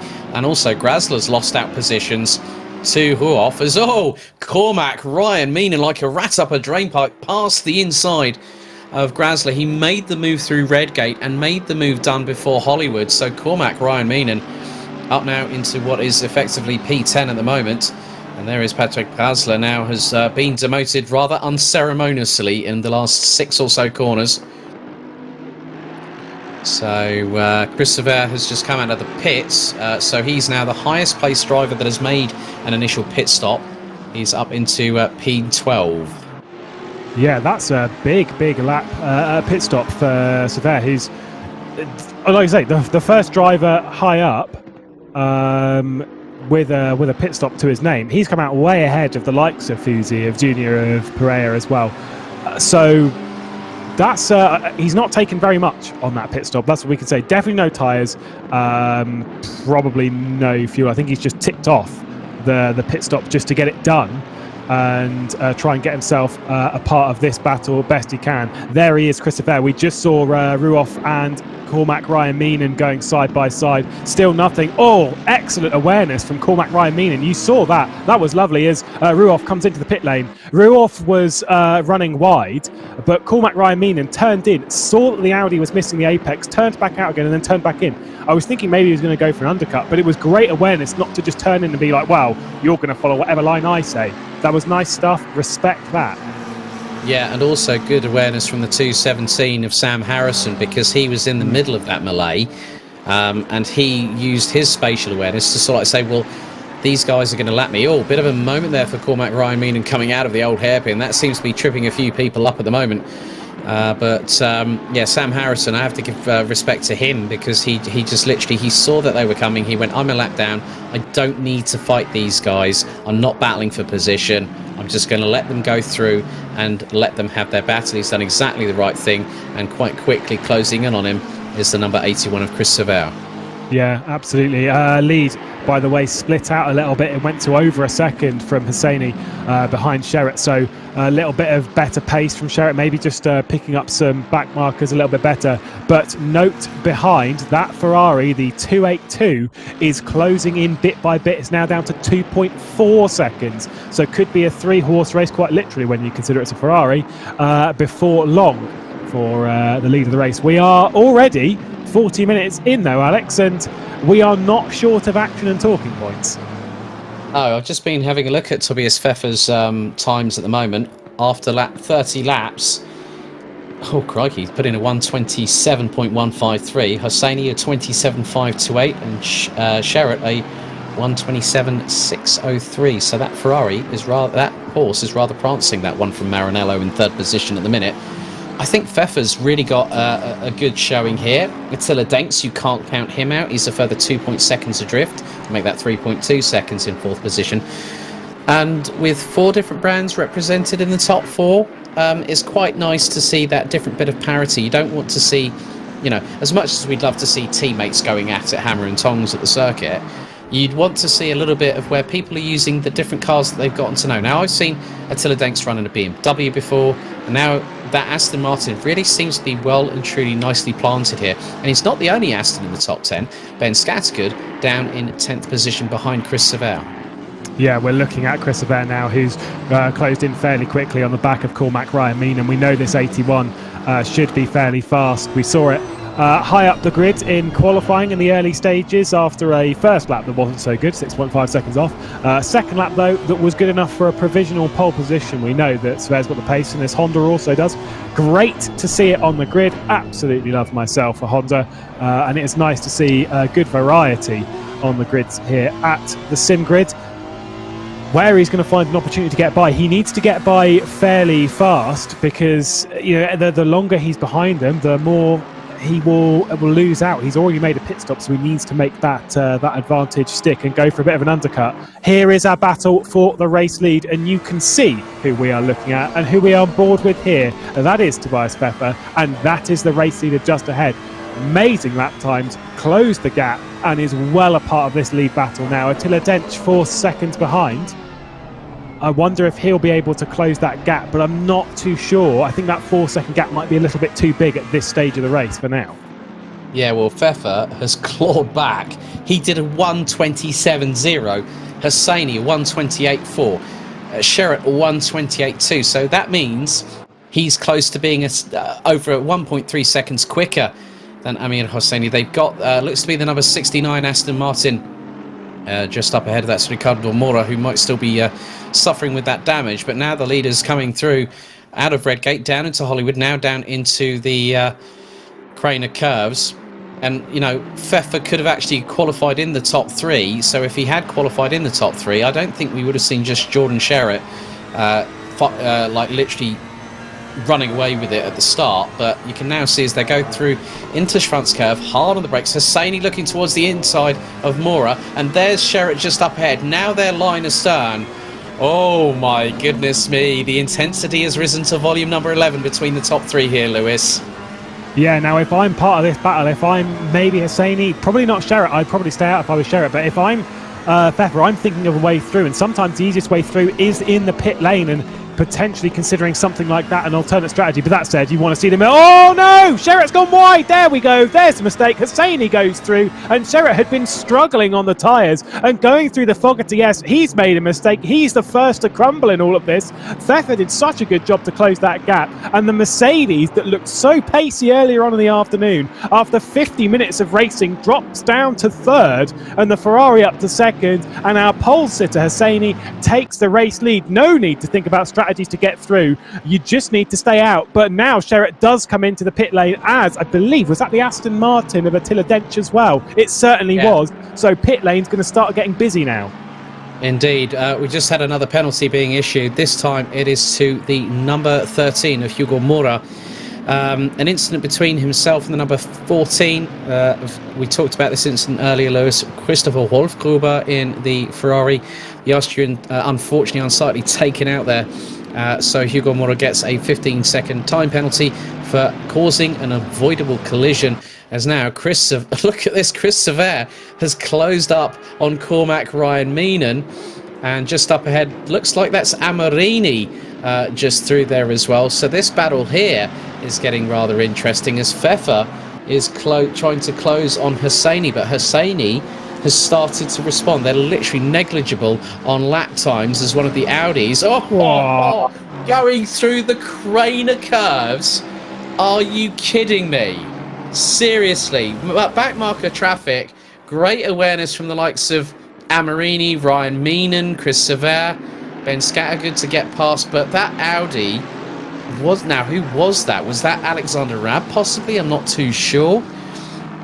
But that was just literally, that was definitely a defibrillator requiring moment right there and then. Yeah, I'm pretty sure some lives were flashing before the eyes of certain drivers. It wasn't great. Who's that waiting at the end of pit lane? It was Sherritt. I did think so. It was a red Mercedes. What has happened to Sherritt? I'm so confused. He was I thought it was someone who might have been a bit further back and was waiting for some of the lap traffic to go through. But no, Jordan Sherritt has come out of pit lane and come to a complete stop. Oh no! I wonder if he's had an issue. Has there been a game freeze or a disconnect? And that's the worst place that it can happen, as now one of the Porsches that looks to be coming out. Oh, he's returned to garage. So I think that's been a disconnect or a graphics card freeze, possibly. It could be any number of things. Maybe as far as a wheel failure, although a wheel failure wouldn't normally have that happen. You'd normally, if your wheel's disconnected, normally what it does is it either locks it in exactly the same position that you're currently in. So the steering wheel and then the pedals might disconnect as well. It might just go fully one way or the other. So that will be happen if it was a wheel disconnection. I'm not sure it's that. Could be computer, although it's still a little bit odd. Could be fuel, although that's even more odd. We're getting told he was trying throttle, but the car wouldn't move, so maybe it was fuel. But then if you had run out of fuel, surely you would pull slightly to the left just to make sure that everyone can get by fine. Also, you've just come out of the pit lane. I am so confused that we need to now focus on what is going on. Chris Sever, the highest driver who has already made a pit stop. We focus on Attila Dench, who's trying to get by Marcel Fusi, who's defending. And we saw Fusi in the pit lane, the first stopper of the afternoon. Now in 10th place in his 4th race, nearly an hour in of the afternoon. He has done a lot of racing today, has Marcel Fusi, and it looks like he's still got the pace in the tank. Attila Dench, though, has come out behind and is going to try and get his way through down into the Melbourne hairpins. Got the run off of the Fogarty S, and that's not a particularly difficult move. That was nicely judged from Attila Dench. But Chris Sever is out way ahead of the likes of Kreuzer as well. So this could be very, very good for the American. Yeah, I think there was a little bit of a mistake there, a little bit of an untidiness going through the Fogarty S's, as now we head back to Tobias Pfeffer and Amir Hosseini still battling over the lead with, what is it now, lap number, we're about to hit a total of 36 laps completed here at Donington Park Grand Prix circuit, and Tobias Pfeffer doing a rather good job. And now look, you were talking about Chris Severe. He's really got a good run now on Cormac Ryan Meenan. They've got Simone Amarini just up ahead. So this is, oh my goodness me. Oh, Jordan Sherritt, he said, hey guys, wheel and wheelbase disconnected for some reason. I'm really sorry to hear that, Jordan. We were hoping you were going to be right in the thick of things, and that just shows that it can be anything. As all now, there was a Mercedes going wide. Was Which that one? That was not Amarini. That was not Amarini. That would have been possibly Probst in the 99. Yeah, which it was. So, yeah, if that was Amarini, that could have changed everything for 5th position, but it still could change.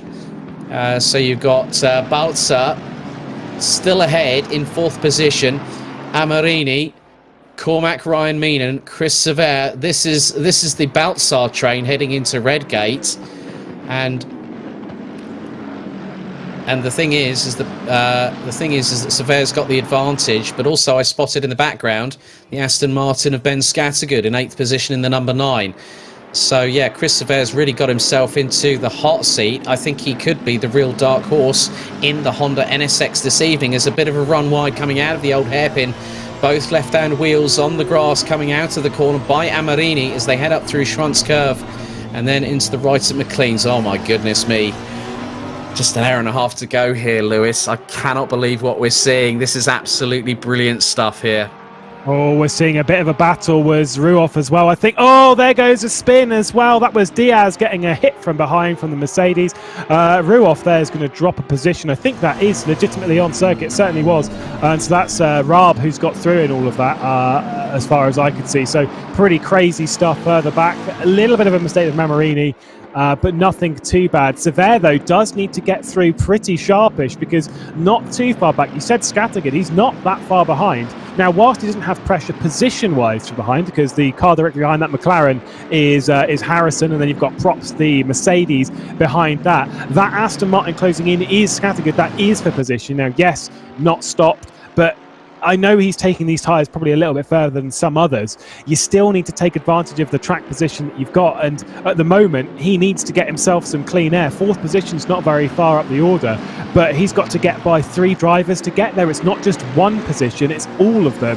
And you know, if you're battling with one other, it's not easy to get by, but it's easier than clearing an entire pack. And so he most certainly has his work cut out for him and is just sat there praying that some of these drivers enter pit lane ASAP to at least get his way done and up the road. Oh, a little bit of defensive there from Amarini, from Cormac Ryan Meenan, as there was a potential lunge there into McLean's. 2/10 of a second, rather, by the way, still separates our race leader, the number 92 of Hosseini, from Pfeffer in behind. So it is close everywhere here at Donington Park, just as we would expect. Yeah, the tap from Eric Diaz was by Daniele Brambilla in the number 44 Mercedes. They were battling for position. But, oh, you could just see the back end of the NSX getting a bit unsettled by Severe going through as he's chasing down Cormac Ryan Meenan. Amarini and Balzer not giving any quarter. And in the middle of all of this is what's rather interesting, because you've got the number 217 of Samuel Harrison in there. He's keeping pace with them, which is rather interesting to see from a back marker, but then it's going to cause a bit of a headache for the likes of Scattergood. Amarini now jumps into the pits, so that now changes it all. Balzer now stays in 4th, Cormac Ryan Meenan in 5th, Chris Severe in 6th, Scattergood. Now also looking down a bit further, Lucas Kreutzer, Attila Denks and Marcel Fusi will very shortly overlap with Amarini, putting Amarini out of the top 10. And yeah, as we see Yannick Ruoff and Alexander Haab, 2 Audis, Ingolstadt's finest, is a little bit further back. Brambilla trying to go past Quinn Smith, going through in towards the Fogarty S's, but he thinks better of it. He can't make another mistake like he did earlier on, just a lap or 2 ago, as Yannick Ruoff looks up the inside of Alexander Raab through the Melbourne hairpin. Raab takes a little bit of a wide line coming out of the corner, but Yannick Ruoff still up, 10 positions from 27th, as Chris Severe looking towards the inside of Cormac Ryan Meenan, heading into the Fogarty S's there. I definitely heard your sharp intake of breath there, Lewis, on that particular occasion. Yeah, I'm not sure. He's made a mistake, though, as Cormac Ryan Meenan running through there, and Chris Severe's got through and all of that. I was wondering if there was going to be a dive down the inside from Severe, but backed out of it. There is Cormac Ryan Meenan behind the NSX, and now has Harrison behind him. As I said, keeping pace and doing really, really good job on that pace, by the way. Dave Jr., a bit of a shout. Currently in 22nd position, but you will notice that his name has a number 1 next to it. That is because he has completed 2 of his required pit stops with an hour and 26 minutes to go. We're 3 minutes shy of completing an hour of racing here at Donington. He only has a single pit stop to make, so he will cycle further and further up the order as this race goes on, trying to split and even out that pit stop sequence rather than serving 3 in fairly short succession. We're nearly halfway into the race, and Hassini and Pfeffer, Mesa, Baltzar, Cormac Ryan Meenan, who we're currently looking at, they are yet to stop at all. They all have to complete all 3 of their stops, which puts Severe in prime position, at least for now. But tyres dropping off, which his will do so a little bit more over this run than some that have already taken tyres. There's the battle between Ruoff. There's another bit of contact from Bambia. Oh, and he gets spun out by the Lexus of Smith behind. There's Diaz through. Little bit of the accordion effect. The concertina, they all make contact, and around she goes. That's a bit of a shame for Bambia, just as it was, as everyone was battling out. You had the 2 Audis ahead of Raab and Ruoff, and he is the one that is paying the price that time. Yeah, Michele Perella has now jumped into the pits. Tobias Pfeffer, the first out of the 2 leaders to blink, so that means that Chris Severe will end up possibly into what will be P3.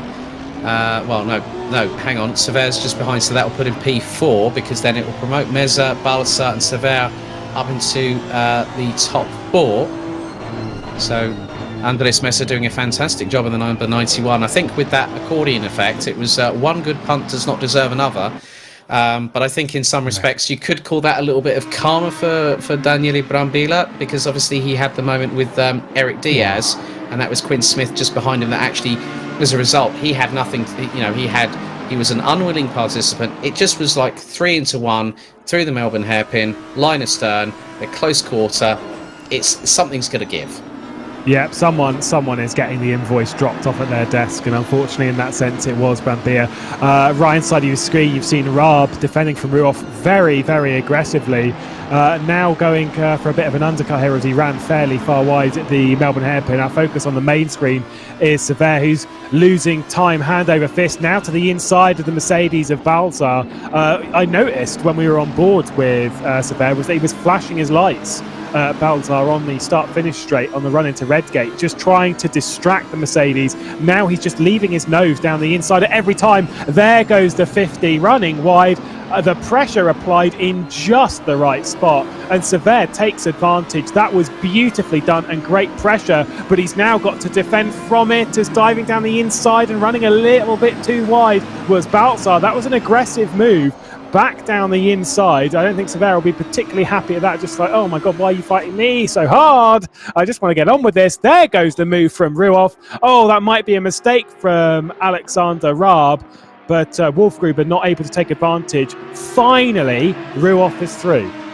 And he puts an absolute howitzer of a move going through Starkeys and into Schwantz Curve. Yeah, the door was rapidly closing for Christopher Wolfgruber, but he gets a good run coming out of Coppice, and Severe now on the back bumper of... Look, it's like it's gone all NASCAR between those two at the moment, between Baltzar and Severe at the moment. But Baltzar, I mentioned about his defensive prowess. He's doing it again here at Donington.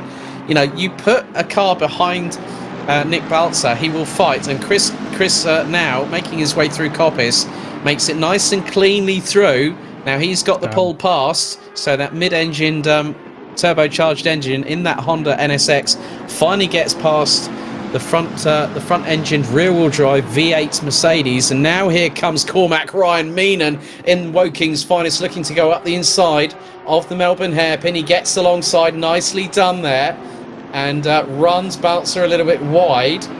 That was a good move there from Cormac Ryan Meenan. He was actually pretty much there, but then Christopher Wolfgruber now trying to get past Alexander Raab.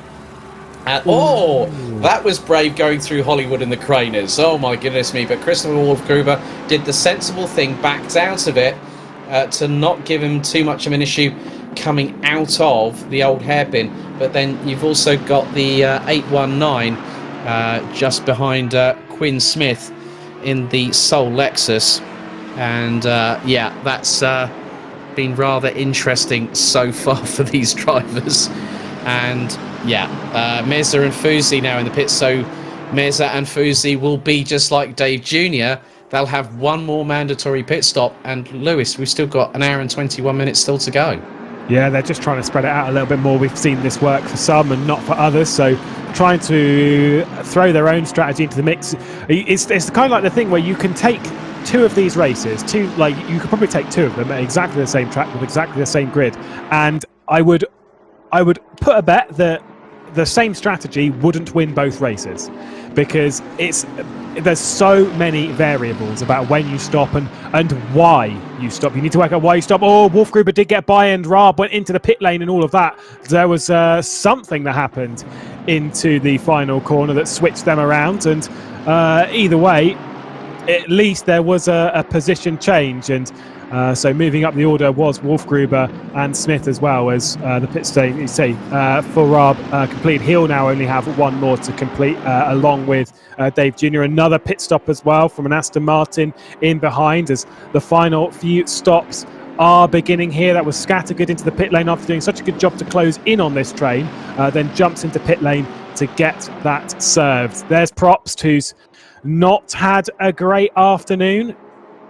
Unfortunately, only 22nd after only completing a single pit stop. He's got people ahead of him that have completed two. I don't think this is going to go so well after early incidents for Probst.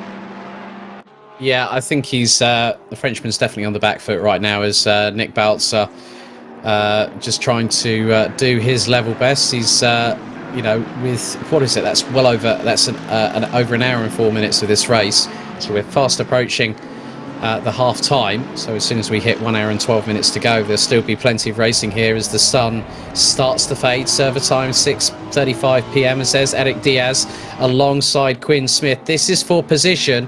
So Diaz got the run coming out of the Melbourne hairpin. Is he going to go for the cutback through Goddard's? Well, it just depends on where Quinn Smith dives into the pit lane for his second of 3 mandatory pit stops, as Ben Scattergood now drops out of the top 13 as Eric Diaz flies past him with Scattergood on pit exit, and there's an off-track excursion from Daniele Brambilla in the number 44 Mercedes, who was closing on Scattergood and could have actually managed to get past, but an off-track excursion from him that has cost him some time.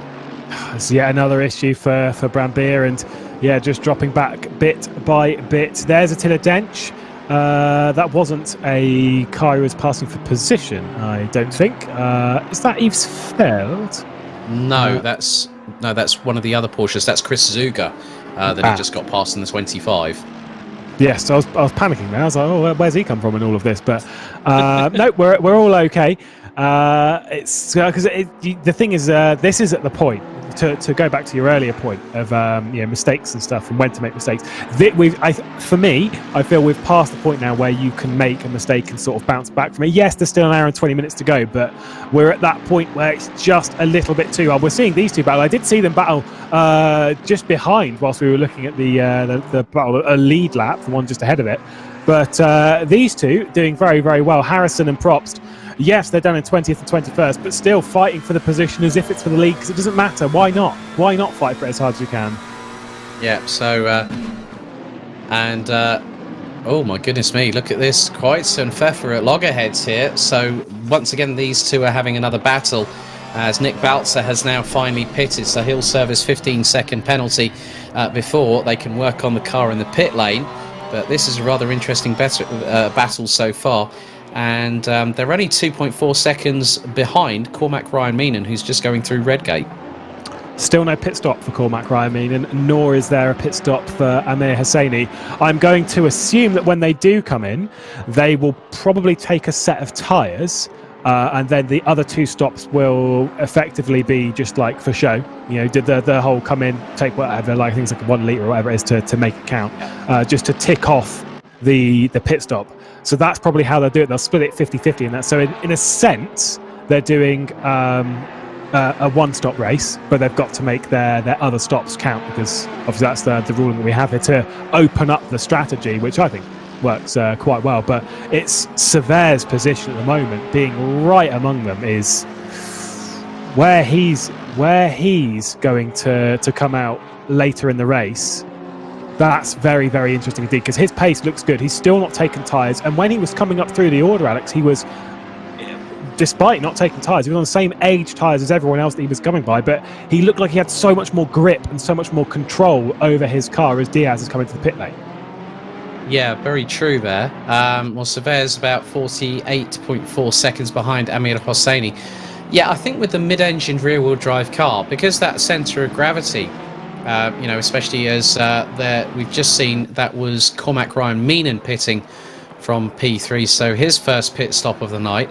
Mid-engined rear-wheel drive, and obviously with the way that the engine's positioned in the Honda NSX is slightly different in logistics, where the McLaren's V8 turbocharged engine is.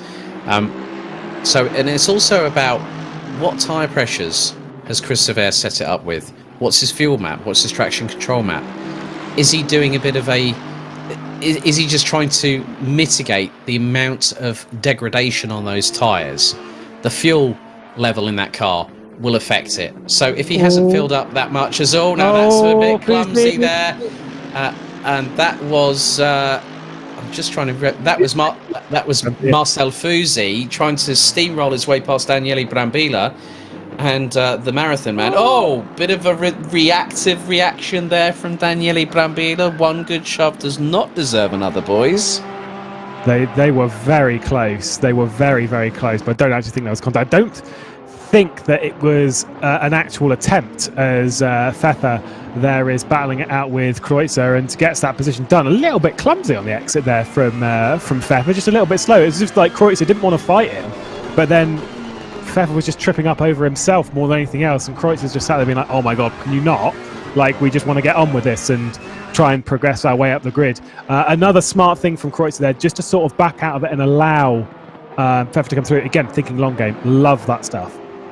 Yeah, it's always good in that sort of respect, because you'll it'll be a high IQ strategy that some of these drivers will be pulling in terms of what they want to achieve. They'll know about how long a tank of fuel is going to last them, how long the tyres are going to last. Is it going to double stint? Is it going to be a triple stint? Who knows? Because we've had it where Eric Diaz showcased that very well and truly in my SimGrid debut at the Silverstone British Classics.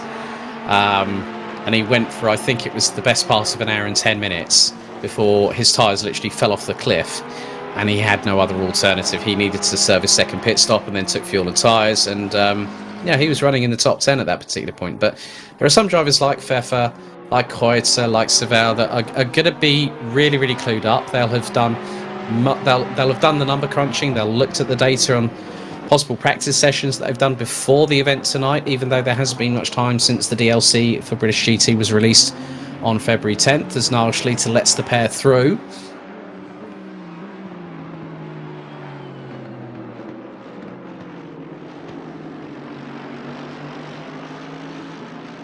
Right, so there are some drivers that are using a bit of an odd strategy in all of this, and this is the thing. So obviously you're saying these tracks are new, right?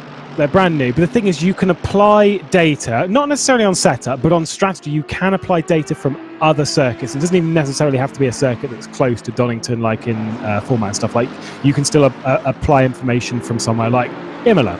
In a similar sense of race, you can apply that data to what's going on and kind of work out, right, what worked there, what didn't work there.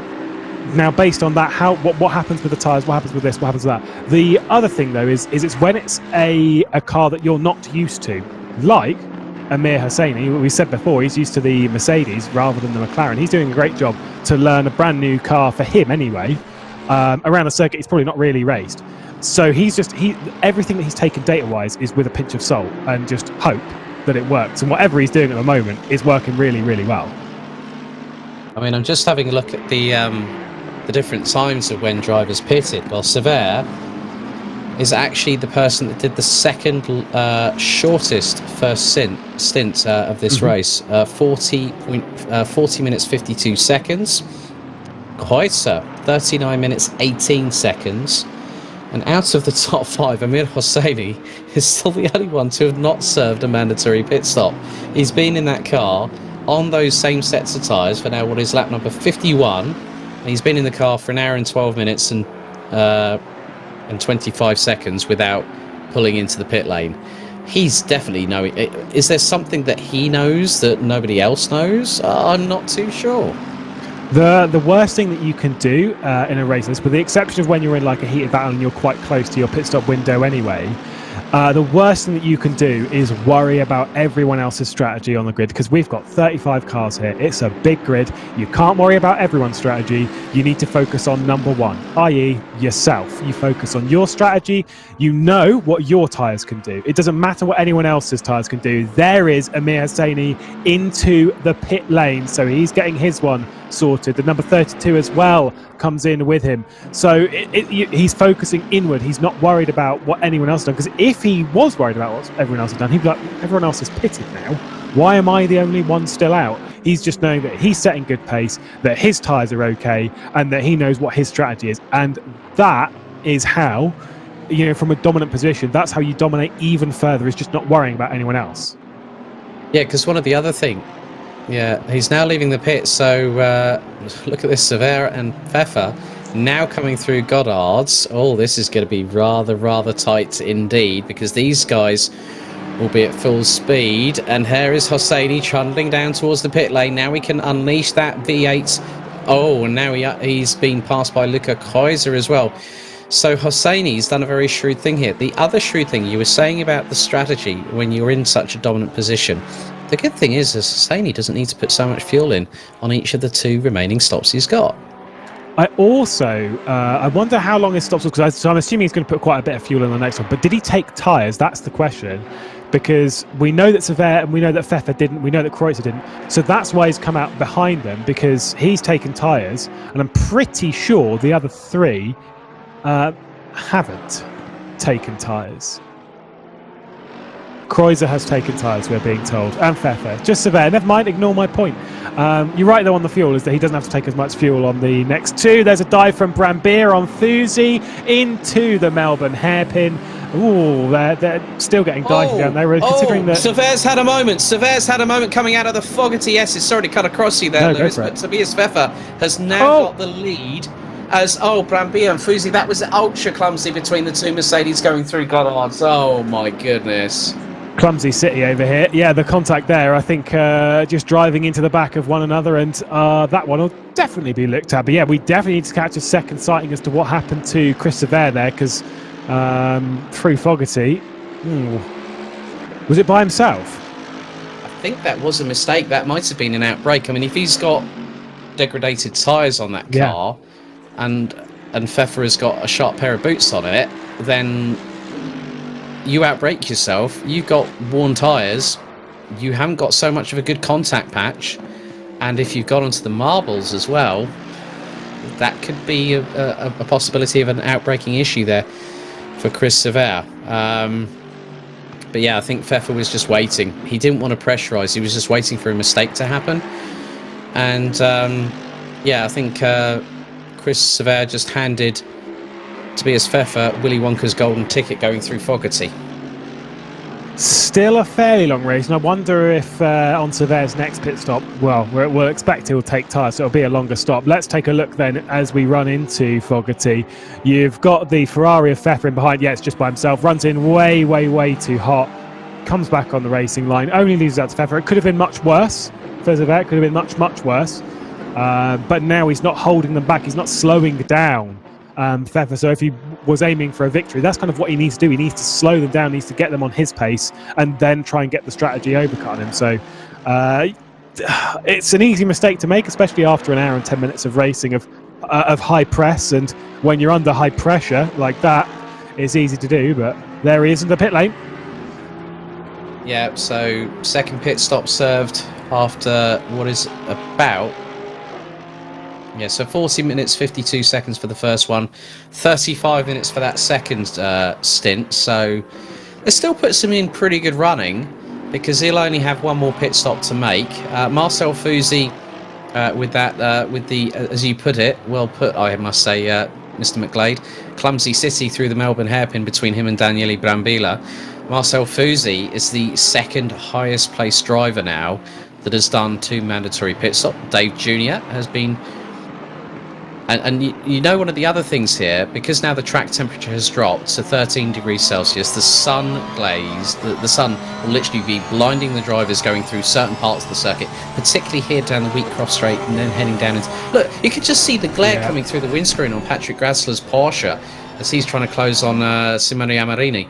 And that's just going to get worse for these drivers in the next hour and 6 minutes. It's just as it pops. You've got the advertising banner, which works as like a sun shield normally. But obviously, the lower it gets, you can't just have like a thin strip of what you can see. You know, it needs to end at some point. And so, yeah, it's going to get harder and harder. And you just be praying that it dips below the horizon as quick as it can.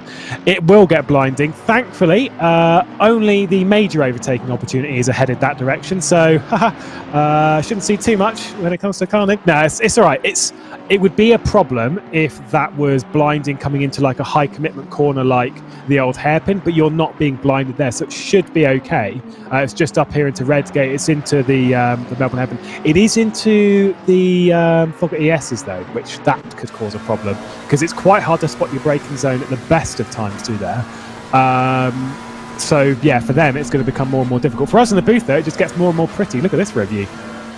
Yeah, we're on board the front splitter of the 43 McLaren of Michele Parella, chasing away Sam Harrison in the 217 McLaren. So it is Woking's finest, 2 of them going through into McLean's, then up the slight incline up the hill down towards the right-hander at Coppice before the Starkey Straight. And we're now going to see it perfectly from here. That is how low the sun is getting. And the track temperature, it was around 19 degrees. It's dropped 6 degrees Celsius over the course of the last hour and 20 minutes. We're into the last hour and 4 minutes of this race. The wind has slightly picked up as well, so depending on where you are on the circuit can also give you possibly a tailwind, which might help with a little bit of straight line speed. Just behind them is the number 37 of Niall Schlitter in the Porsche that rounds out the top 25. Now Amir Hosseini has just put in a 1:26.655 on lap number 54. He's closing on Kreutzer and Pfeffer, and that's his personal best of the race so far. Such incredible speed. Of course, naturally going on to some fresher rubber. You'd expect him to set times. I think his car might be a bit lighter than it was at the start of the race because he would take less fuel, so he can take little bits more on the next few pit stops. So it's not too much of a surprise. This is sort of the period of the race where we're expecting to see some personal bests and some fastest laps from some of the drivers, like what we're seeing there. Here is Pereira on the inside of Harrison going through McLean's, and that's a pretty easy move. Bit of a snap of oversteer on the exit though, which isn't so ideal. And then he'll probably complete the move here at Coppice. Harrison going for the cutback back down the inside. That's lovely. He's just there. Oh, that's a naughty chop there from Pereira, and just coming through there is one of the Porsches as well. That will be who was it actually? That would have been... it was Schlitter. Yeah, it was Schlitter. So, and Hosseini has just got past, Lukas Kreutzer. So Hosseini now back up into P2, 4.3 seconds off of the leader. So, it's getting rather interesting. The games of chess, they continue here in Derbyshire. Absolutely. Is this track in Derbyshire? Because I know Castle Donington. I saw this post earlier. I know Castle Donington as a town is in Leicestershire, but is the track in Derbyshire? Because I know it's quite close. It is a Derbyshire postcode. Oh, there we go. So I didn't know. I thought it was all Leicestershire. It's very close to the border. Yeah. I think it's just sort of like, it's a bit like Silverstone, isn't it? Northamptonshire and Buckinghamshire. You're on that sort of like fine line. But yeah, it is Derby that we're located at for tonight's finale.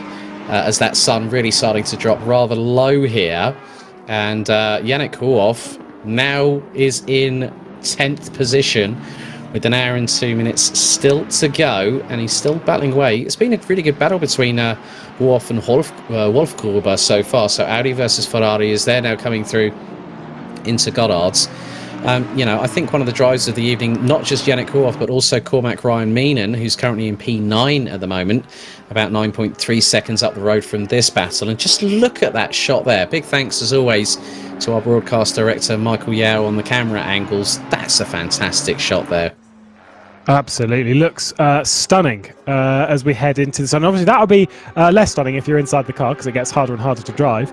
But for them, I think it's even harder still, because where we see it, we're seeing it through a clear lens. There's nothing halting our vision. We're like literally as crisp and clear as it could be. Whereas if you're inside the car, and we see this from some of the onboards, you can see that the windscreen, it is not a clear surface. It's a slight fade to it, naturally, as a windscreen would be in a car that is accurate. That it's never perfectly clear, and that's just because of dirt and grit, and just because glass isn't, in that sense, it isn't perfectly clear, especially when it's bent.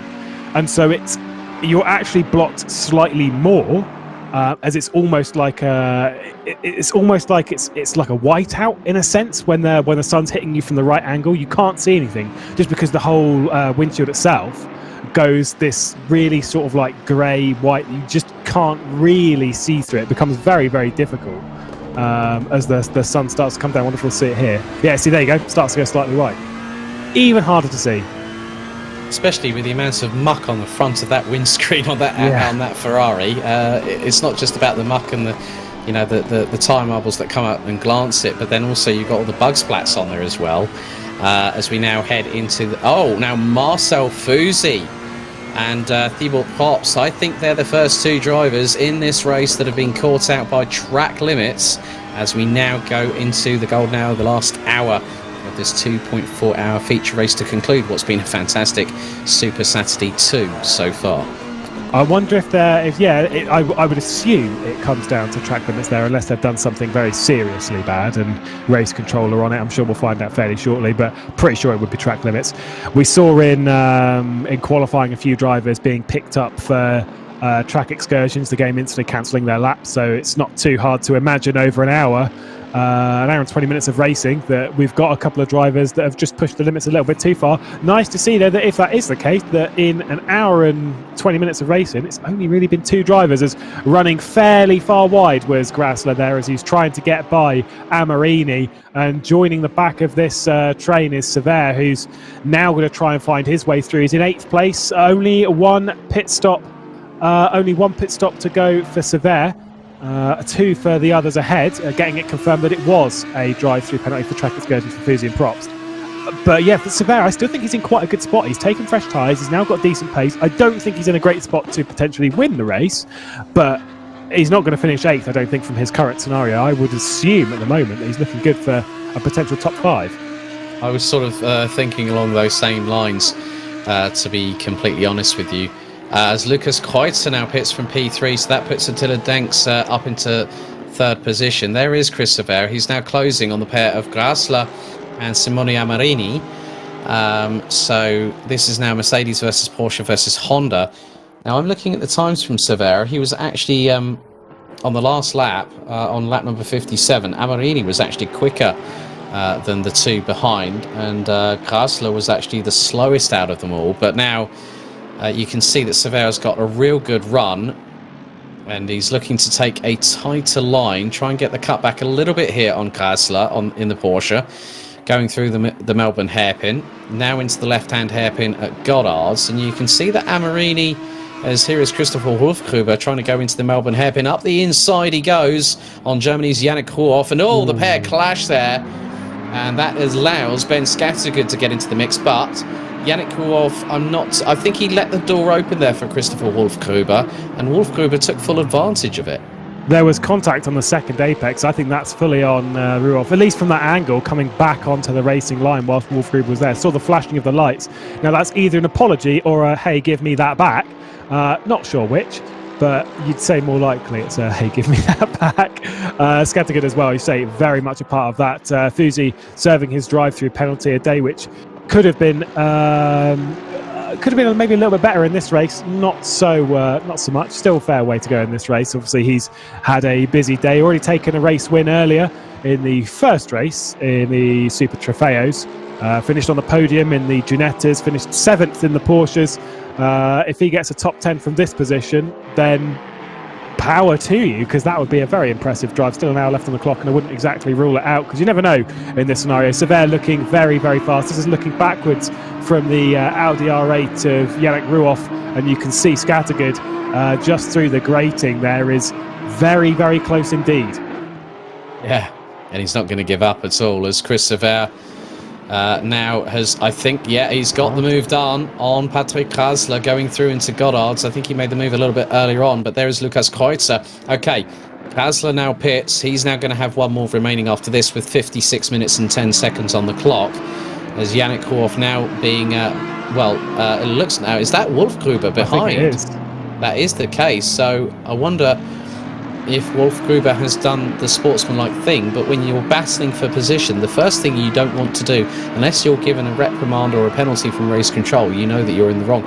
So Wolfgruber might feel a bit aggrieved with Ruoff actually flashing the lights, but whether there has been a moment for Wolfgruber battling away with Ruoff, and then Scattergood has gotten in on the action.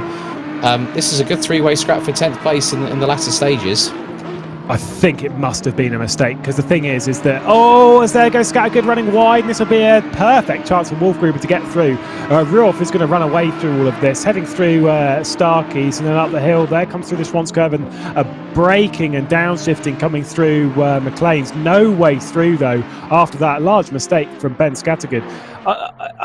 If I was Wolfgruber, I wouldn't be giving that back, because I don't think that it was particularly on him, like I said before, but maybe he knows best from the scenario that he was in, and maybe feels that he forced that gap. But I think it was more likely that Wolfgruber made a mistake in all of that and dropped the position to both of them. Sun still setting and just blinding ever so more. Each time you come round to complete a lap, it'll be more and more in your face until it dips below the horizon. And for these drivers, it just makes things more and more difficult to pick out your braking zone. Yeah, Wolfgruber actually just noticed, Lewis, lost 1.4 seconds to Yannick Ruoff in Sector 3 on the previous lap, so he must have had a bit of a moment. No, that was not on. That was not on from Wolfgruber. That was not on. That was very, very late. He may give that one back, because that one was... that wasn't pretty. I would be flashing that as well. As you can see, the lights of Scattergood coming on there, as there is Sever and there is Amorini behind. So position change again. Sever's marching his way up the order. He's inside that top 5 that we said he might be able to get. But there's been a little bit of clumsy driving here today, Alex. Hopefully we get rid of that for the final 53 minutes. That has been noticed on the YouTube chat, I might hasten to add. I think Niels van der Kekelt's been watching as well in the meantime. But yeah, I think a lot of drivers will learn from this. And looks like there's going to be quite a lot. I think with the way that the sun's setting, it's 7 o'clock on the server. The air temperature is dropping. There's clouds starting to emerge in the sky. We've got 53.5 minutes of this race. I think there's still a few more curveballs that could be thrown from the picture to the general participants here, because we know that I said the word unpredictability. I'm going to stick by that for the next 53 minutes. And I'm not sure what's going to happen, but yeah, it's going to be rather interesting to see what happens over the next few laps or so.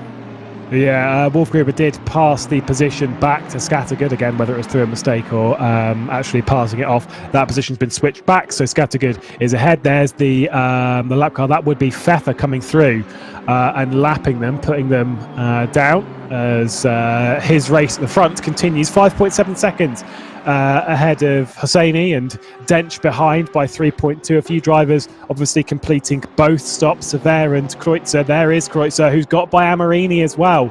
So Amorini's dropping back a few positions, and those that have completed 2 of their 3 required stops are heading in one direction, and that direction is forwards and towards the front in the setting sun. I think one of the other things, we talked about Christopher a bit earlier on. Did you see how he literally just sent it around the outside going through into Schwantz curve? And it looks like there's been a collision involving the leader, and that is Tobias Pfeffer with Ben Scattergood being involved in that one. So Tobias Pfeffer has a moment, and look, he's lost all that. Look, he's just lost 5.5 seconds to Hosseini as a result of what was possibly a clumsy moment with Ben Scattergood. Now, I would like to see a replay of that one, because that will not be looked on favourably by race control at all. Yeah, we really need to take a look at that, and I'm sure broadcast director Mike Yao is rushing us a replay of that. It's a massive shame for Pfeffer regardless. We'll see how it unfolded, but regardless to that, he needs to throw that out of his mind. Whatever happened, whether it was a mistake on his part, on Scattergood's, doesn't matter at the moment. His only focus needs to be keeping that feisty, fast McLaren behind him for the next 50 minutes, and he has to make 2 pit stops for good measure as well. Hopefully his car's not damaged, though you can see a little bit of scuffage on the right-hand side of that Ferrari on the rear end. So hopefully it's handling all right, but high drama continuing here at Donington Park. The 282 leading from the 92, the 18, the 91 and the 81. Lap traffic very much a part of this race. It was very much the case at so we're now going to go to this replay. So Scattergood, that's coming out of McLean's. Now they're going to go up towards Coppice. No. Ben Scattergood just could have lifted off the throttle there, I think. That was...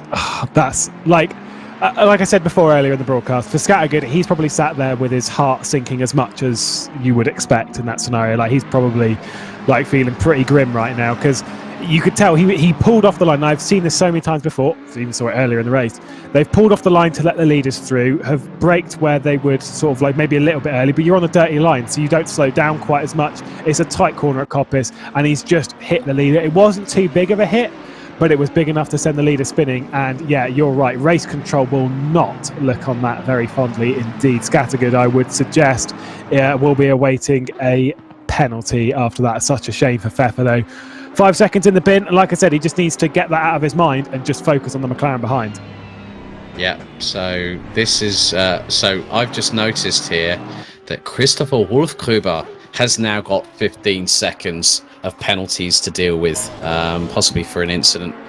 As we now go back to the leaders, I'm sure that we'll find out. In some respects, Christopher Wolfgruber was actually on the receiving end of an incident courtesy of Hugo Mura. So I'm wondering whether there's been something that race control have picked up and have said to Wolfgruber, well, you're not getting away with that one. But Pfeffer and Hosseini still within about 0.4 of a second of each other. Now this is from a little bit earlier. Now this is coming through McLean, so you're now going to see a lot of, oh look, he just literally had to correct, and then all of a sudden Pfeffer goes around the outside and a tag going into Coppice. You know what the thing was, and I can see where that is all on Scattergood, and the reason being was, if he'd have had that moment, he should have just lifted off the throttle, tapped the brakes ever so slightly, just let Pfeffer pass around the outside going into Coppice. No harm, no foul. And because he kept his throttle stuck in a little bit there, I think he just misjudged everything. I think it's just a total misjudgment. It's just like he was trying to let them through and then just didn't quite think very well, and he's also focusing on his own battle and all that, and silly mistake. The penalty for Wolfgruber will be because of that incident between himself and Scattergood at the final corner, if I remember correctly. That was Wolfgruber diving it down the inside of Scattergood. There was contact that spun Scattergood out. Scattergood now receives a drive-through penalty for that incident, so that's that one sorted already. And to be fair, that one was it was an inevitability that he was going to get a penalty there, because it's not on Pfeffer. That's it at the end of the day. We're on board with Hosseini. You can see Pfeffer there as he's coming up. That is Wolfgruber, who then pulls to the right hand side. Now he lifts and lets both of them go. Wolfgruber now drops in behind the top two that have come around to lap him, and Hosseini is there, and he means business. Yeah, so you were spot on. The drive-through for Scattergood for an avoidable collision, and also the same with Wolfgruber. So it's. I think in some respects, the victory will be even more sweeter if Pfeffer takes it in about 47 minutes, because he'll know, well, I lost literally 90% of that lead that I had following a clumsy incident through no fault of my own, but I kept myself calm, kept myself cool, and decided to just put the blinkers back on, concentrate on myself, as Ben Scattergood now serving his drive-through penalty, and that will drop him out of 10th position, which means that Dave Jr., who's also pitted, this puts Yves Field in the number 42 from Switzerland in the Porsche, now into the top 10. And Marcel Fusi, credit where credit is due, he's still P13 with one more pit stop to make, as Amir Hosseini does a bit of grass tracking with the left-hand side of that McLaren coming out of the old hairpin, but still doesn't unsettle the Iranian. Yannick Huoff now closing on Daniele Brambilla, who has pretty much been in the wars, most spectacularly with, at that very same corner, with Marcel Fusi. Yeah, I agree to your point of it will be so much richer if he does take that victory, does Pfeffer. But he has got a long afternoon. What was going to be a hard race anyway just got so much harder. But it could be all for nothing in a sense, because it may not even be Hosseini who takes the win. It may be someone on a different strategy entirely. It could be this man here, Lucas Kreuzer, who's on the back of Chris Sever for the 5th position, who we know that this driver is very, very fast. And obviously, having completed 2 of their pit stops, only 1 more to go.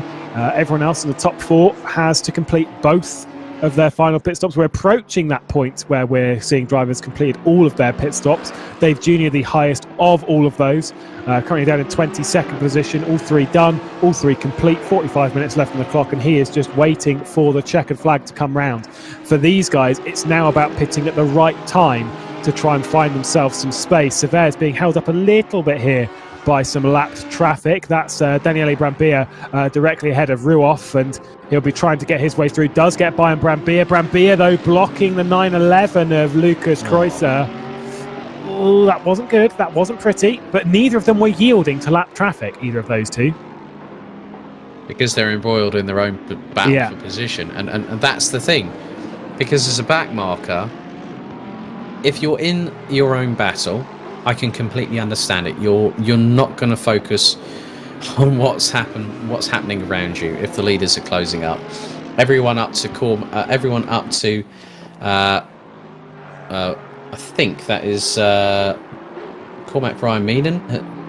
The top 8 still on the lead lap, effectively. So once they're battling in position, they're going to keep an eye out for the blue flag, but they won't. Sometimes they don't always. It's a bit too late when it comes in. They go, oh, blue flag, oh, who's closing? And then literally they notice the car right on the back bumper, and the first thing that they do is they go, like, oh god, I've got to lift off now. I'm going to miss out on this potential position. So it's sort of like it's a bit of like, oh great, and then it's just like instantly it's a kick downstairs, and they just go, oh, I just really wanted to battle for that position, but these damned blue flags. It's part and parcel of racing. Absolutely. It's balancing blue flags and stuff, and it's always one thing that I would recommend people that race at the front end of grids. Try and find a way of finding out what it's like battling with driving around with blue flags, because it's hard work, as Mike Yale's now showing off with some lovely camera angles in the setting sun here at Donington. That's an absolute beaut. But yeah, you need to find a way of learning to be around blue flags, because blue flags are, if you're a leader and you don't understand what it's like being a back marker coming around blue flags, then you need to understand both sides of it, because as a leader it is also your responsibility to get by them fairly cleanly. It's their responsibility as well to let you through. It's a two-way process as Kreuzer comes into the pit lane, and you've got to know both sides. It's the same as driving in like an LMP1 and understanding what the limitations are of an LMP2 and a GTE. You need to know this stuff if you're going to be a complete race driver. And I think sometimes leaders coming up to lap traffic don't really play their cards particularly well. It's always the case that it's not just down to the cars that are being lapped, it's also the car that is lapping them. Exactly. They both have to make sure. Now, also a very interesting thing that Lucas Kreuzer has now served his 3rd and final pit stop, which now puts him, I think, with 42 or so minutes still to go, you said about Lucas Kreuzer, he could be one of those guys that could go for the victory. I wouldn't doubt that at all. I did hear that Michael Hamlet was reminiscing about Spa-Francorchamps when that lovely shot from broadcast director Mike Yao came up there. So in many respects, it is about just making sure that if you are, it's like with you said about a perfect example, LMPs and GTs, as it was that Nick Baltzar, I think, possibly trying to go past Simone Amorini. No, that's the number 10. That's Dave Jr., who's done all 3 pit stops, and there I think that is Chris Suger, not Yves Field, who's also completed all 3 pit stops, not too far behind. You've also got to take it into consideration about the closing speeds. Are you getting the toe? As now Amorini pits, and one of the Audis has just pitted. That looks to be Alexander Raab in the 150 that's just pitted as well. It's a fine balancing act. Yeah, you're right. Closing speed and stuff. And in this class, I've always said, like, when it comes to you racing with other people in your class, especially when it comes to this stage of the races, you need to expect them to be on any sort of tyres. Like, anyone that you come across to lap, you need to expect them to be on terrible tyres, great tyres, a Scattergood Let's Correa by just a little bit further down. That was for 19th place, and all of that effectively just letting the door open and letting him through. Still got a pit stop to complete. The Scattergood, as does Wolfgruber, as does Brampier, and everyone else ahead with the exception of Kreuzer. And as this race goes on, Hosseini is into the pit lane. Comes out in 2nd place, still a pit stop to complete, so he's only taken a little bit on that stop, just the lead to tick off. 40 minutes to go. Even now, with 40 minutes to go in this race, I couldn't tell you who's going to win, because who knows? There's so many drivers that still could, even up in this. I'd say it's between, realistically, probably about 4 or 5 drivers at the moment. Which one it's going to be, though, I couldn't tell you. Yeah. I think it could be 5, maybe 6 drivers. I think you've got to factor in Kreuzer, who we're with at the moment, Sever, Denks, Hosseini, Pfeffer. Mesa in the number 91, he's still got 2 pit stops to make, as has Tobias Pfeffer. So it's really about having that fine balance. I mean, Hosseini, he could literally just brim the tank. He's 31 seconds behind Pfeffer. So if Pfeffer decides to do 2 quick rapid pit stops in the next 39.5 minutes, depending on where he does that, he could say, okay, well, so Pfeffer's now pitted, as I say that. So literally, he's going to come out in front of Hosseini. So Pfeffer's just literally done the minimum requirement. No tyre change, probably a couple of litres of fuel, if that, because that will put you in the box for less than 5 seconds, and you can be on your way. And also, depending on where the pit box is that you are in the pit lane, also shows how quickly you can get out of said pit lane.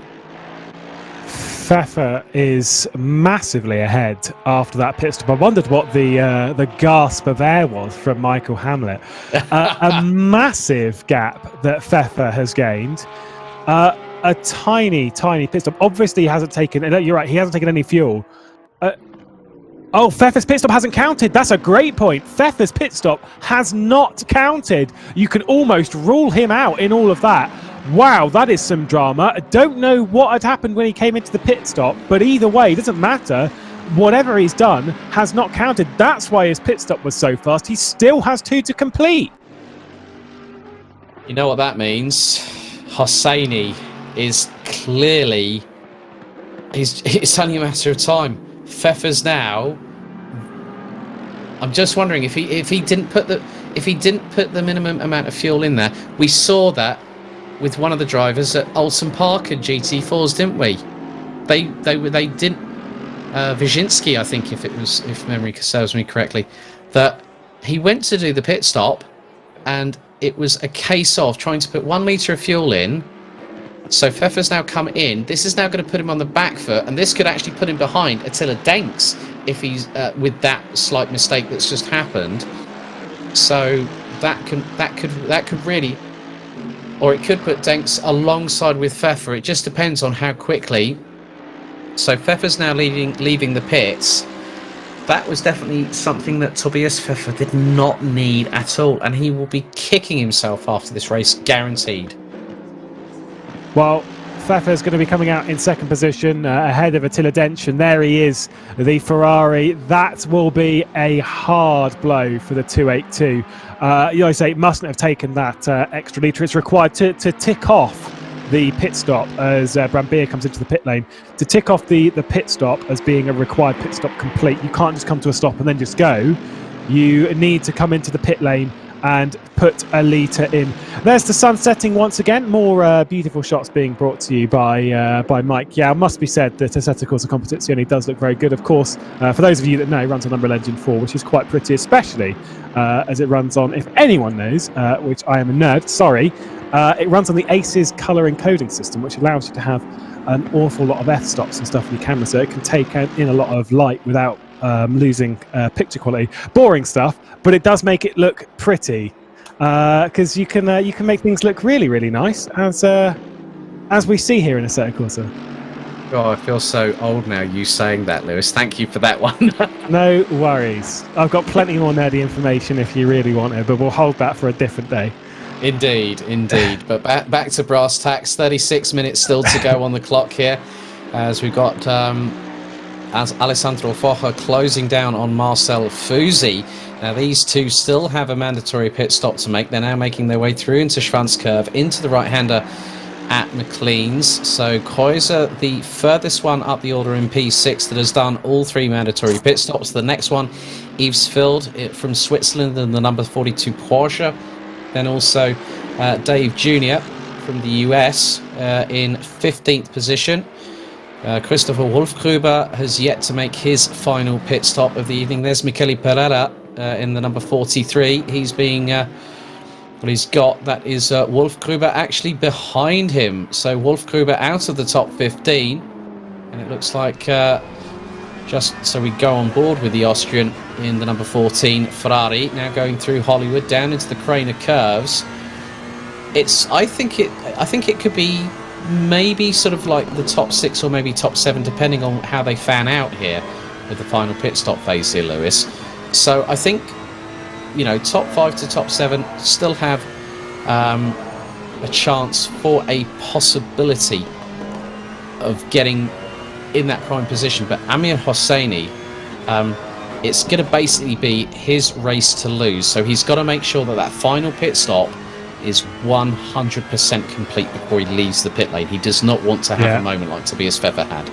No, that would throw this race right into the fan. Hosseini is in the prime position at the moment. Maybe Kreuzer, but because obviously he completed all of the stops. But I'd still say Hosseini's in obviously he's leading the race, is in the position that you'd want to be in at the moment. But the thing is, it's one quick mistake, one quick this, one quick that. It can just absolutely destroy anything very, very quickly. So yeah, I wouldn't hold your breath too much about that at the moment.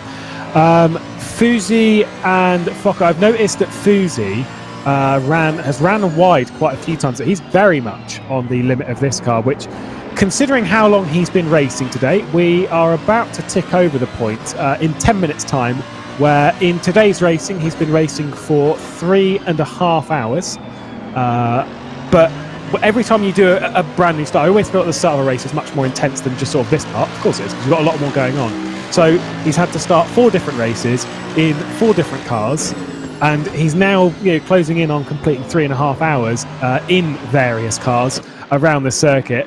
The fact that he is even conscious at the moment is a testament to his skill behind the wheel. And considering how strong this grid is as well, the fact that he's inside the top 10 and looks to be in a pretty good spot as well to stay within the top 10 come the checkered flag. I think 1st, 3rd, 7th and somewhere in the top 10 would look pretty good on your resume leaving Super Saturday at Donington Park. Considering, if memory serves me correctly, sure if Michael Hamlet might confirm with me on this, that he's the only driver that I know of that has done all 7 races in both Super Saturdays over the last 2 months. And that is quite a Herculean feat in its own right. Alessandro Focha trying to close in on him, but the number 15 from Italy yet to get past. So Marcel Fusi, once again, for the 2nd Super Saturday in a row, has really showcased what is set to come from that Hungarian? He is madly talented. Like I say, it's not the time sink that does it for me. It's not because I'm going to be a little bit harsh on it because I know it's obviously in like one big row, but 3.5 hours is not too long. I've seen I commentated on the iRace Daytona 24-hour last month, and there were some drivers that went for 4.5 hours in one big go, setting some ridiculous times and really pushing their cars and themselves to a ridiculous limit.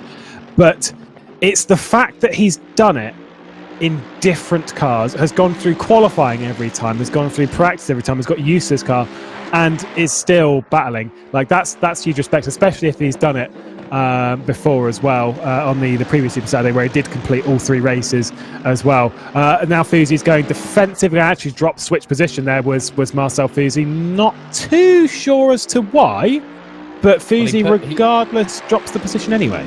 He put the right-hand indicator on to give the signal to Focher, just to let him go past. I think that's probably just a sign that Marcel Fusi just wants to get the car to the end of the race. And a real nice comment from Jordan Sherratt saying about the great stream and great commentary. Thank you, Jordan. And obviously we're extremely excited to see if you end up on the World Cup grid starting on the 3rd of April for the 12 hours of Mount Panorama. So yeah, it's because obviously he's GTWR are the World Cup champions, and it'd be really good to see them try and defend their title with a $20,000 prize fund, VCO coming on board, which is a real good thing, and it just shows how much SimGrid has become one of the more prominent sim racing communities that has embraced sim racing and also, as I just say that, Alessandro Focher has just had a drive-through penalty just on half an hour to go, so that's going to give the place back to Marcel Fusi. Yeah, that is a shame. Obviously, obviously he was quite close when he went by anyway. I think there will be quite a few drivers on this grid that are one cut away from receiving a drive-through. So maybe it will come back the way of Fokker in a couple of positions later and get himself somewhere inside the top 10. But that drive-through, that harsh, that late, that's harsh. That is harsh. Dave Jr., the first driver to have completed all of his pit stops earlier in the race. Currently 14th position behind Yves Veld. Not too far back. That isn't actually Pereira behind. That is one of the Mercs. Can't remember which one it is, but it is Mesa behind, who was quite aggressive with some dives earlier on in the race, Alex. And I wonder if there are some other drivers that may channel that through the latter part of this race as well. Yeah, very, very true. I mean, it's been a very strong performance. I mean, Andres Mesa from Spain, VLX Esports driver in the 91, very, very aggressive in the opening stages. And Ben Scattergood has now incurred the track limits, the wrath of the track limit gods, as he gets a drive-through penalty, and he's down in 17th position, still has a mandatory pit stop to make. So I don't think he's going to get into the top 15 by the end of the race, to be completely truthful with you. I mean, that's his second drive-through in the last sort of 20-30 minutes. Of course, the first one wasn't a drive-through courtesy of track limits. It was a drive-through for contact with Pfeffer at the front of the field, which, is a shame. And unfortunately now picking up another drive-through. I think some drivers may be leaving Super Saturdays 2 with... potentially they want to do it again, in the sense of they haven't got what they wanted out of it. Some drivers are thinking, it's a shoulda, woulda, coulda kind of race, and what could have been, and so they'll be desperate to have another go at some point in the near future. But there's plenty more racing on the sim grid coming up. Don't you worry, as Brambia's trying to find his way through Baltzar. This is 18th position at the moment. Baltzar defending as hard as he can in the Mercedes. But of course, as I say, the registrations are open for the Best of British Championship and for the Sprint Cup as well as of course we're looking forward to the VCO World Cup here at SimGrid. Well, it's looking like we're going to have a great few months, especially if the quality of field that we're seeing today, as long as they clean themselves up a little bit. We've seen a little bit too much dirt on the grid, if you will. If we clean that up, we're in for a great 2021. Yeah, I mean, to be honest with you, if someone said to me in May of last year that you'd start doing sim racing commentary, Alex, and you would definitely be thoroughly enjoying it, well, this is just one of those moments where I had to sort of pinch myself and realise, am I actually doing this? And as a real life commentator myself, getting my start back in 2017, I was looking at sim racing possibly 2 to 3 years in the future, but with the pandemic, it's just really accelerated things forward. And if I'm honest, to be completely truthful, every single second, every single broadcast I've done so far has been absolutely magical. And to be honest with you, I was one of these people that I was a bit 50-50 on the fence with sim racing and real life racing. If I'm honest with you, you're preaching now to one of the converted. It's come a long way. I mean, I started in sim racing in 2013, and the idea that we are where we're at the moment is like it's such a distant prospect, because where things were in sim racing back then, as Amorini comes into the pit lane, it's wildly different. Sim racing was not in the greatest spot, and it was sort of going up, it was sort of going down. There are certain events that won't name and shame. There are certain events that dropped sim racing backwards. Some events that pushed them forward whilst simultaneously dropping it backwards. Fantastic stuff from them. Now, though, it seems like almost every event that happens is pushing sim racing forward in a positive way. There aren't too many that are high-profile events that are sort of making the medium look bad, and it is definitely one that has, out of nowhere, just really come to the fore. And I'm really glad I am no longer a driver, because sim racing is getting more and more competitive, especially as drivers are switching across from platform to platform and jumping around all over the place. Speaking of some of them, Attila Dench, who is closing in that gap, race a lot on Race Room and other platforms. Daniele Brambilla has raced a lot on R-Factor and R-Factor 2 and various other things. He's done some iRacing and stuff as well. Here on ACC, massively fast. Each grid that we go to just gets stronger, courtesy of the whole community coming together. It's less elitist now than it used to be. That's what I like. I mean, I've been, apart from the community here on SimGrid, there's some other ACC-related communities that I'm a part of. And to be honest with you, to have a lot of banter behind, as we see a bit of a moment there for Daniele Brambilla, whilst he was trying to try and get his way past Nick Balzer, that was heading into the old hairpin. The amount of camaraderie is really, really good, because there'll be people that will come in and they'll be completely wet behind the ears. They'll be very, very green, and they'll go, I really, really want to get better.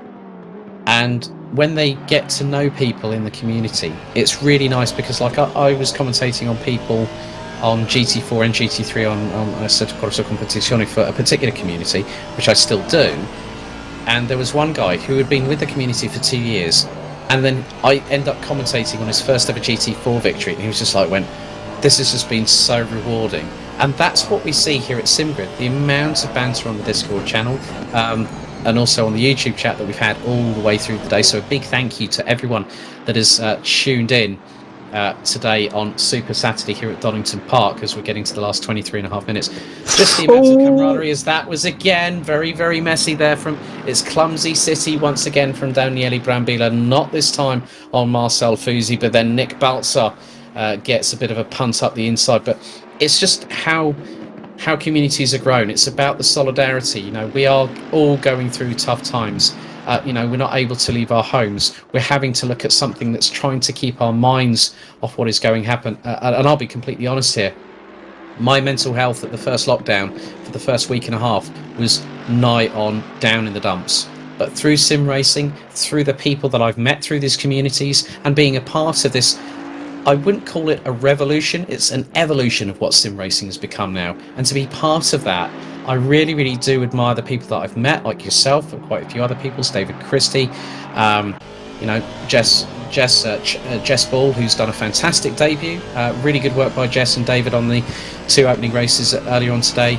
A lot of the bigger community. I've made so many friends through sim racing, and that is what has kept me going. and props to everyone that's been there whenever I've needed to talk to them. Yeah, you wait till we get LAN events back in sim racing, because when we're allowed to all meet up again one day in the hopefully not too distant future, LAN events are so much fun for so many reasons, because as a community, you say like as a community, like every community has its detractors. That Lewis McGlade guy is horrible, but like when you go to a LAN event and stuff, all of that sort of like team stuff, you'd almost assume that people, and this is the case in sim racing in general, don't get me wrong, is that teams split apart. You'd think that they stay private and they stay hidden away from everyone. They don't get involved with anyone. They're all very much like, this is our team and we don't talk to anyone. Absolute rubbish. That very rarely happens. Everyone is, you chat with other teams, you're in with other teams, of course, private team talk of, what strategy are you running, what car are you picking, what this, what that. Doesn't necessarily happen as a further dive looking for the inside of Daniele Brambilla. You have like everyone just converses and communicates with each other. And I love that it's such almost like a family environment. As on the right hand side of your screen, you've got Dench closing in, and Feather Sevet comes in for his final pit stop. That one will turn to a green box as here comes Balzar defending from Brambilla. Brambilla's not able to do anything around the outside, heading into the Fogarty chicane, into the S's, and out of it though he is coming though. That's a great cutback, a nice strategy when it comes to his on-track behaviour. Daniele Brambilla is going to be able to get through there. There's a bit of unnecessary contact though, and the position does go the way of Brambilla. Final pit stop though from Chris Sever. All of the drivers with an orange block with a white one inside means that they have got to take one more pit stop. Anyone with a green mark means they have completed their final stops. Oh, and Nick Balsa just pits from 17th position, so... And Brambilla, I've just heard at the final corner at Goddard's, he's in the barriers. The number 4, he's literally. Oh, he's DNF'd. He's DNF'd as a result of that contact. I don't know what happened there, but Balsa just went into the pits. We're now going to have a replay here. So this is where it happened. So Brambilla and Balsa battling away. Balsa sends it. The lightest. The lightest. Yeah. That's a shame. Yeah, I mean, to be honest with you, it's not been an easy race for Daniele Brambilla. Let's be completely honest. It's going to be a race that he's going to be... He'll clean the salt out of his wounds. He'll come back and fight as Yannick. Oh, that's dramas off of... Is that Goddard's as well? I think it was. It was either Goddard. No, it was Goddard's. There we go again. That confirmed. Oh, what is going on in the final 20 minutes of this race? We're seeing quite a few mistakes. That was such a light brush. That's a shame. Ruoff has also departed the 7. We've got a lot of retirements today in this race, which maybe we weren't expecting this many. I think it's 8, 9, 10 more. I think we've got 14 retirements. 14 out of the 14 retirements. 21 runners and riders. You know what the funny thing was? I noticed on the timing that Scattergood was not that far behind Ruoff, so was there a possible incident? That could be the only explanation, unless Ruoff's lost it on his own. I'm not sure, but the last driver that's still there, that is Grasler. That's Grasler that's gone into the pits. So we've still got Hosseini, Pfeffer, Denks, who's just come through our screen, and well, Denks. I did say that he might be a bit of a dark horse. He normally is Michael Hamlet's favourite. Okay, we're going to go to a replay now, and that is that Yves? Who was that behind? Was that Yves Feld possibly? It's the 42 that made contact, which is indeed Yves Feld. That is, that corner is just causing some silly mistakes. Just people just overdoing it slightly, and where it goes downhill. And it's a tight, it's a constant radius corner. But as it goes downhill, you're losing grip on the rear anyway. So it only takes a slight brush. You're on the limit of adhesion, as I'm sure you've heard plenty of times. Bit of flashing as Eastfeld comes up to the back of him. Oh, that's not a slight brush though. That is not a slight brush. Oh, no, that was a hefty whack. That was a hefty whack in the back end. Just had a couple of messages. Well, a good. The funny thing is that Tim and Sarah Harrison, Sam's mum and dad, are watching. They said, love racing competition no matter the format. Samuel's kit is not the best, but it keeps him going. He said that she said that he'll be happy with the top 20. Well, your boy done good at the moment, Sarah. He's currently P17 behind Ben Scattergood by 6.5 seconds, and there is the 217 McLaren from Stanbridge Motorsport. So yeah, Sam's a really good kid. As I said, he's been racing in vintage Formula Ford in 2020 despite what was going on, and to see him coming through the trenches as Lucas Kreuzer. Oh, now we've got a battle on our hands. It's ding round 2 between Sever and Kreuzer, and this is for P5 at the moment as Pfeffer now pits for the final time. So that now unleashes Attila Denks into second position, 19.5 seconds behind Amir Hosseini, who continues to lead on lap number 87 of this race. Bit of lap traffic ahead as well, as Zuga is that Porsche just ahead of Sever, so a little bit to sort of dart around, needs to hop out of the way fairly shortly. I do like so there have been some very good drives today, it must be said, and Harrison's just sort of kept out of trouble, so big shout out.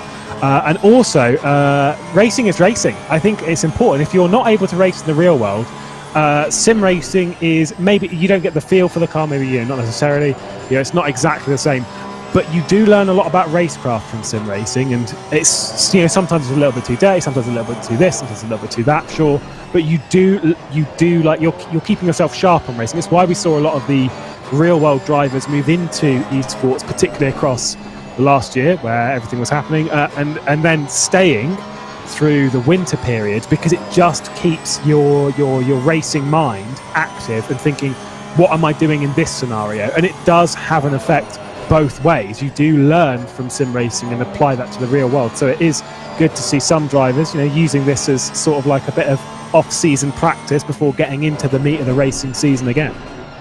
Yeah, I mean, I know some of the my friends within the karting community, some drivers who I actually work with directly through sim racing, one of which is actually competing in one of the splits here at the 2.4 hours of Donington Park. I'm not too sure which split he's in at the moment, but Sandro Ballesteros, he's competing there. As that was a bit of a moment there for Eastveld going through into Redgate, and that lost a bit of time between himself, and he's also got a 15-second time penalty at this particular moment. So Eastveld, he's going to have a bit of a race to forget, because that is not what he probably wanted, and that might be for that collision on Yannick Ruoff, I suspect. Yeah, it will be. This is what I was saying earlier, is he's still going to try and get by the 43 of Pereira as well, who's now up and over the curb of the inside of Coppice. He's racing very hard for a position that he isn't going to be fighting for at the end of the race. But so what I was saying is that at the start of the race, if you make a mistake early, then you can come back from that. If you make a mistake now and get a 15-second time penalty, you aren't coming through that. You aren't coming through that at all. Feld is going to try and get by Pereira and then just try and run away to as far as he can get up the road to maybe try and hang on to some sort of position. But Wolfgruber, the next guy behind, needs to take a pit stop. That's not going to do you any good, though. After receiving a 15-second time penalty, then hitting the next car. Dave Jr. as well as that red Mercedes, the AMG, going to try and get by into the final corner. Goddard's not able to do so, switches to the outside, tries to go for a little bit of a cutback down the inside, but there is a Porsche of Eastveld directly ahead. Yeah, just a couple of mistakes a little bit late on, and just maybe fighting a little bit too hard with Pereira there at the Melbourne hairpin, you think? Yeah, I think so. It can just be the slightest oversight, the slightest mistake made, and we know how capable Eastveld is. He's shown that before as sparks fly off the rear diffuser of Barella's car going through the old hairpin exit. And going into Starkey's Bridge, one small mistake and you can just literally throw away a possible top 10 finish in the bin. And I think that's what Eastveld has done, and that is now going to give an opportunity to Dave Jr., who will get 12th position. Obviously, if he can try and get past Eastveld in the next in the next few moments, and try and get past Perella up the road, that could be quite a good result for him. Still with 12.5 minutes to go, Amir Hosseini, Attila Denks, Alessandro Focha. They all are the last 3 in the top 13 that have yet to make their final pit stop. Sam Harrison, Ben Scattergood, Christopher Wolfgruber all also have to do a final pit stop as we enter the last 12 minutes. And you get the feeling that these guys are going to leave it as late as possible to try and get the sort of the shortest distance. I mean, they're going to be pitting for the same amount realistically, because I'm assuming they've got the same amount of fuel in to get them to the end of the race. They'll maybe splash whatever they need to, but for Hosseini, they might have already taken the amount of fuel from the previous pit stop to make sure they can get to their checkered flag. So this is going to be a come in 1 litre, 2 litres, whatever you. Maybe let's not take as much of a risk as we saw earlier with Pfeffer. Why don't you just take a few litres as well, just to make sure you're fully covered off. It's that where the risk kind of comes. I think if I'm Hosseini though, if I'm Dench, if I'm Forger, I'm going to leave it to the last minute. I'm going to take the 1 litre and I'm going to come out wherever I can do. And just sort of battle it out, because I think Hosseini's, even if he pits from now, if he was to only come in and do like the 1 or 2 litres, he's coming out ahead of Pfeffer. He's coming out ahead of Dench. Yeah, but the thing is between Denks, if he was to pit now, he will come out in front of Pfeffer, because Pfeffer is 34 seconds behind in this race, behind Attila Denks. So if Denks decides to pit, yeah. So with about 32 and a half seconds, Denks will come out just in front of Pfeffer, and then the battle for second position could be really on. But then that will give the opportunity for Amir Hosseini to just literally not have to worry about it, because he'll go, yeah, I've got enough time to make the pit stop. He's got 20 seconds over Attila Denks at the moment, with 10 minutes and 20 still to go on the clock. It's now Hosseini's to lose. And unfortunately, I'm not going to be too harsh on Pfeffer here. We were robbed, because that could have been such a good battle between Pfeffer and Hosseini for the lead. But unfortunately, that mistake where the pit stop didn't count, obviously he didn't have fuel on or whatever, came in, stopped and just went. And the pit stop did not count. So unfortunately for him and for us, we were that battle for the lead effectively gone. It's very much in the hands of Hosseini. Don't stop thinking about it now, because you never know. With 10 minutes to go, anything can happen, and we have seen quite a lot this evening, and there are battles up and down the order anyway, so no point in turning away now. Sever and Kreutzer still battling it out for 4th place behind Pfeffer, 6.5 seconds, so a fair way down on Pfeffer even after the mistakes on that pit stop sequence. So it shows how good Pfeffer's pace has been, to be honest. Yeah, I think Pfeffer, until that unfortunate incident with Ben Scattergood, I think that probably sort of just really ruffled his feathers big time. It was bad enough having a pit stop and not having registered that 1 or 2 litres worth of fuel. But then when you have an incident that really changes it, if he was still 6 seconds ahead of Amir Hosseini going into that next pit stop, Pfeffer would have been laughing all the way to the bank. But it hasn't turned out that way. And it's just one clumsy mistake from another driver that can turn your race the wrong way. As Dave Jr. Gets a little bit up close and personal with Eavesfeld going through Schrott's curve and into McLean's. And he's just flashed the lights just to say to Eavesfeld, sorry about that, my bad. And Eavesfeld has just put the hazards on, saying, no problem, thanks for that. That's good sportsmanship right there. So, but Dave Jr. knows the fact I don't need to challenge Eavesfeld. I just need to get Mercedes across the line in 8.25 minutes, and I've secured P12. The hard battling between these two has allowed Pareto, though, pull away in all of this. That Ferrari behind is not Wolfgruber. That is Pfeffer in 3rd place. He'll be coming through in all this, putting a lap on them. So it's not the position. They're not worrying about that. It's not the 14 coming, who's a fair way back. On the say, I've just had a look. It's a very fair way back. Is Wolfgruber? He's just come through Koppis. There's the circuit. Koppis being the one closest to us on the bottom left-hand side of your screen, and obviously them coming around to complete another lap on the start-finish straight. So a long distance between the two. Top left, right-hand side of your screen. The battle for 4th position between Chris Sever and Kreutzer, who's not been very far off the back of the Honda NSX, but also hasn't been close enough to do anything. And you're just kind of wondering, is he going to get that opportunity before the checkered flag? Who knows?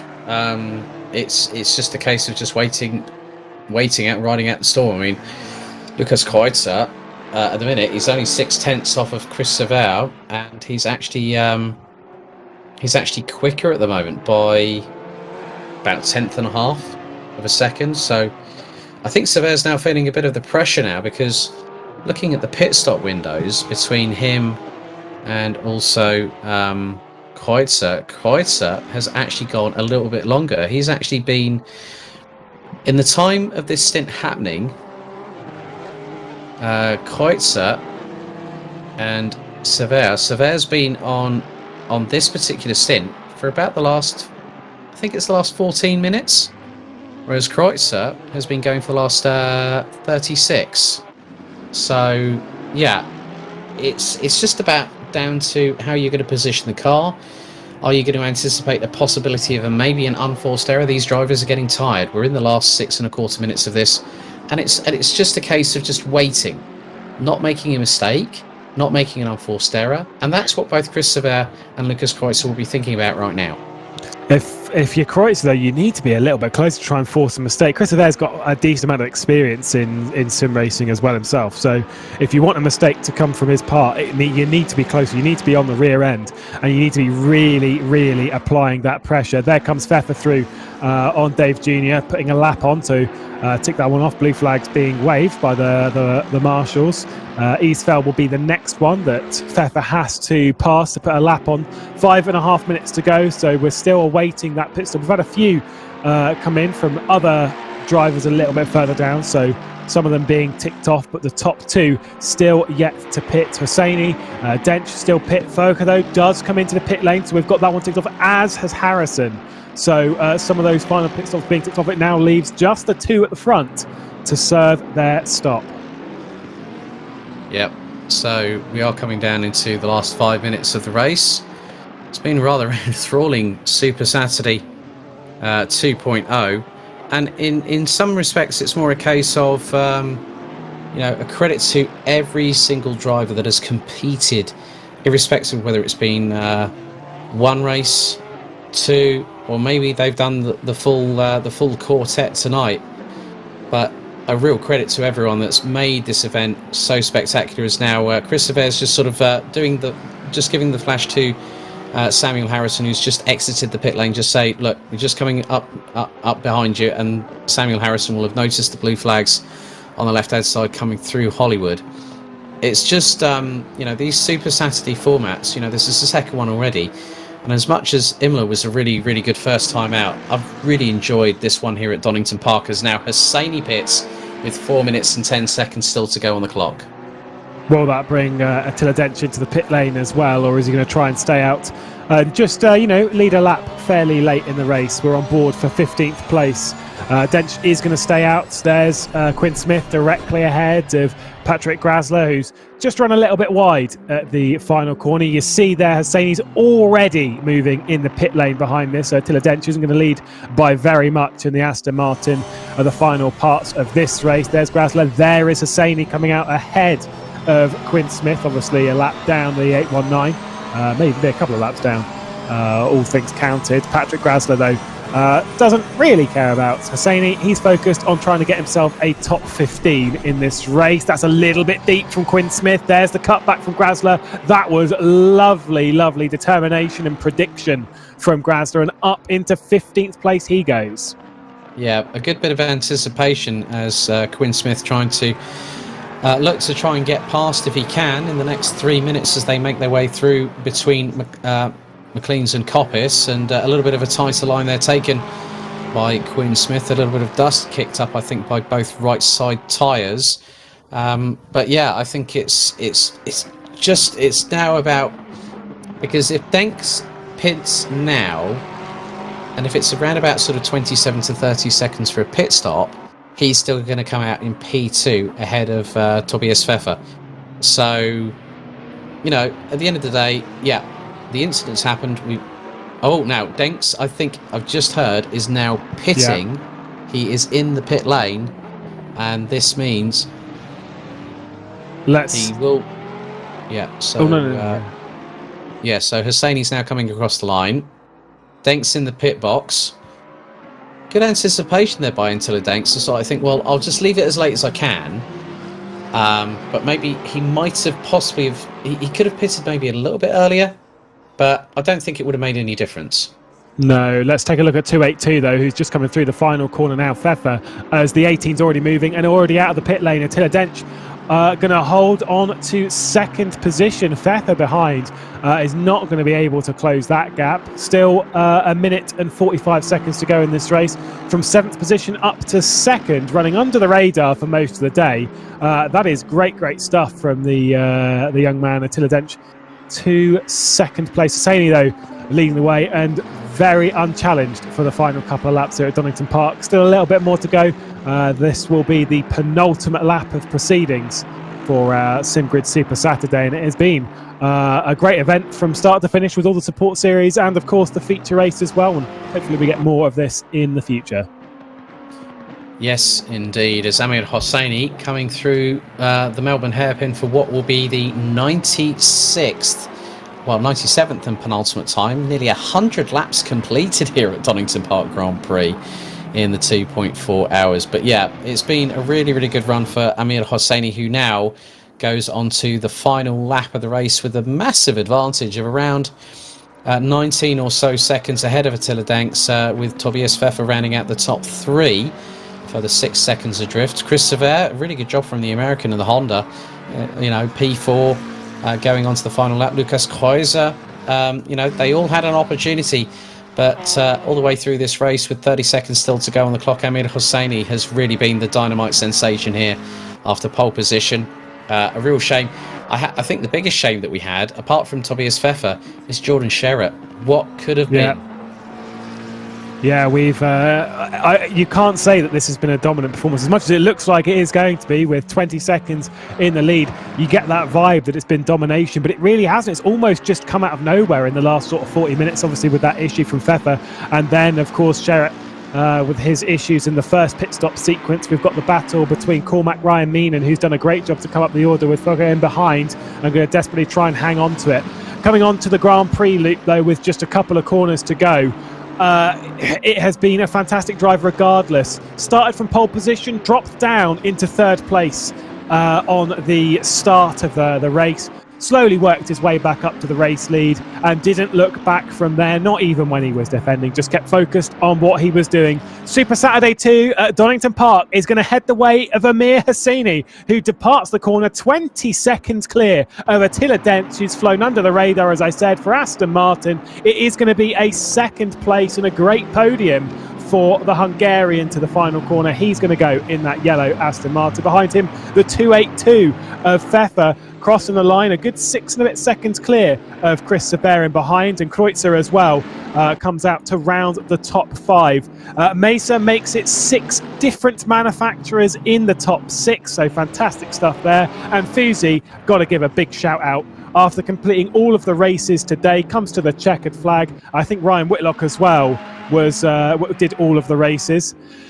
It is another top 10. It is 7th position for Fusi after all of those races, which means the results for today are 1st, 3rd, 7th and 7th. That is good for any sort of racing across the season, but across one day, that is mighty impressive.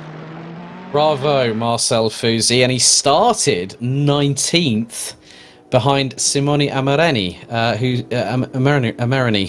who finished in 11th place. Cormac Ryan Meenan started 20th, finished in 8th position at the end of all of that.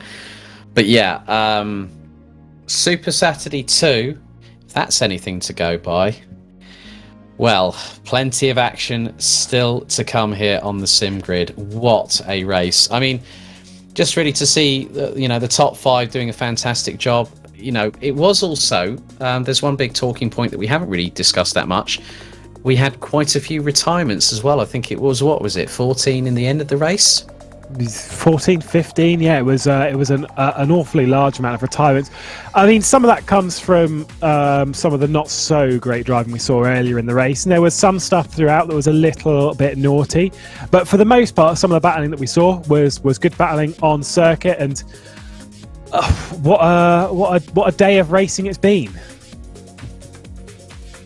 Yes, it has. A fantastic circuit here at Donington Park. It's always a true pleasure to sort of see, the very best go out there and race their hearts out. And today, over the course of, the Super Trofeos, the Ginettas, the Porsches, and now the 2.4-hour feature race. I mean, I think Super Saturday, very much here to stay here on SimGrid.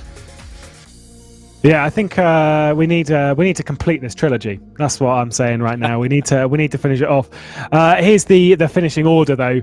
As you can see, Hosseini taking the victory by 21 seconds from Dench and Pfeffer, Sever and Kreutzer the top 5. Then Mesa, Fusi, Ryan Meenan, Cormac Ryan Meenan that is, because Killian departed the race a little bit earlier, with Forca and Perella in behind. Amarini, after qualifying not so great, moved his way up the order, then moved his way back down the order, ends in 11th position, with Dave Jr. the first to complete all 3 pit stops in 12th. Yves Feld with Wolf Gruber and Grasler in behind. Smith, Raab, Scattergood, Harrison and Whitlock. There was that top 20 for Harrison. Ryan Whitlock as well, completing all of the races today. Plenty of retirements with us. So I'd really like to hear what Amir Hosseini's race was like, because he had a very long race, realistically, and he just kept himself focused so well. Yeah, I think that's the key point. It's all about the focus. It's all about the mental application of how you go into a race. How do you bounce back from a possible race ending incident? And I think it's time we get some drivers in, wouldn't you say there, Lewis? Certainly is. I'd quite like to hear... Oh, Chris Sever's just joined. We probably need to hear from him first. It's quite hard to drag him past the entire driving channel, which is full of lots of drivers. And also, we've got Ryan Whitlock in there as well. Let's give that a go.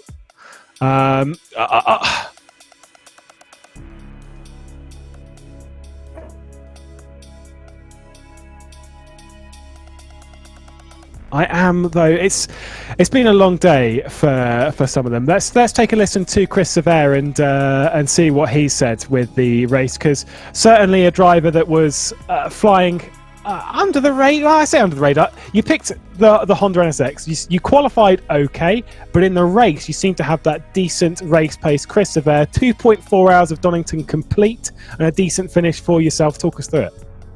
Oh, thanks.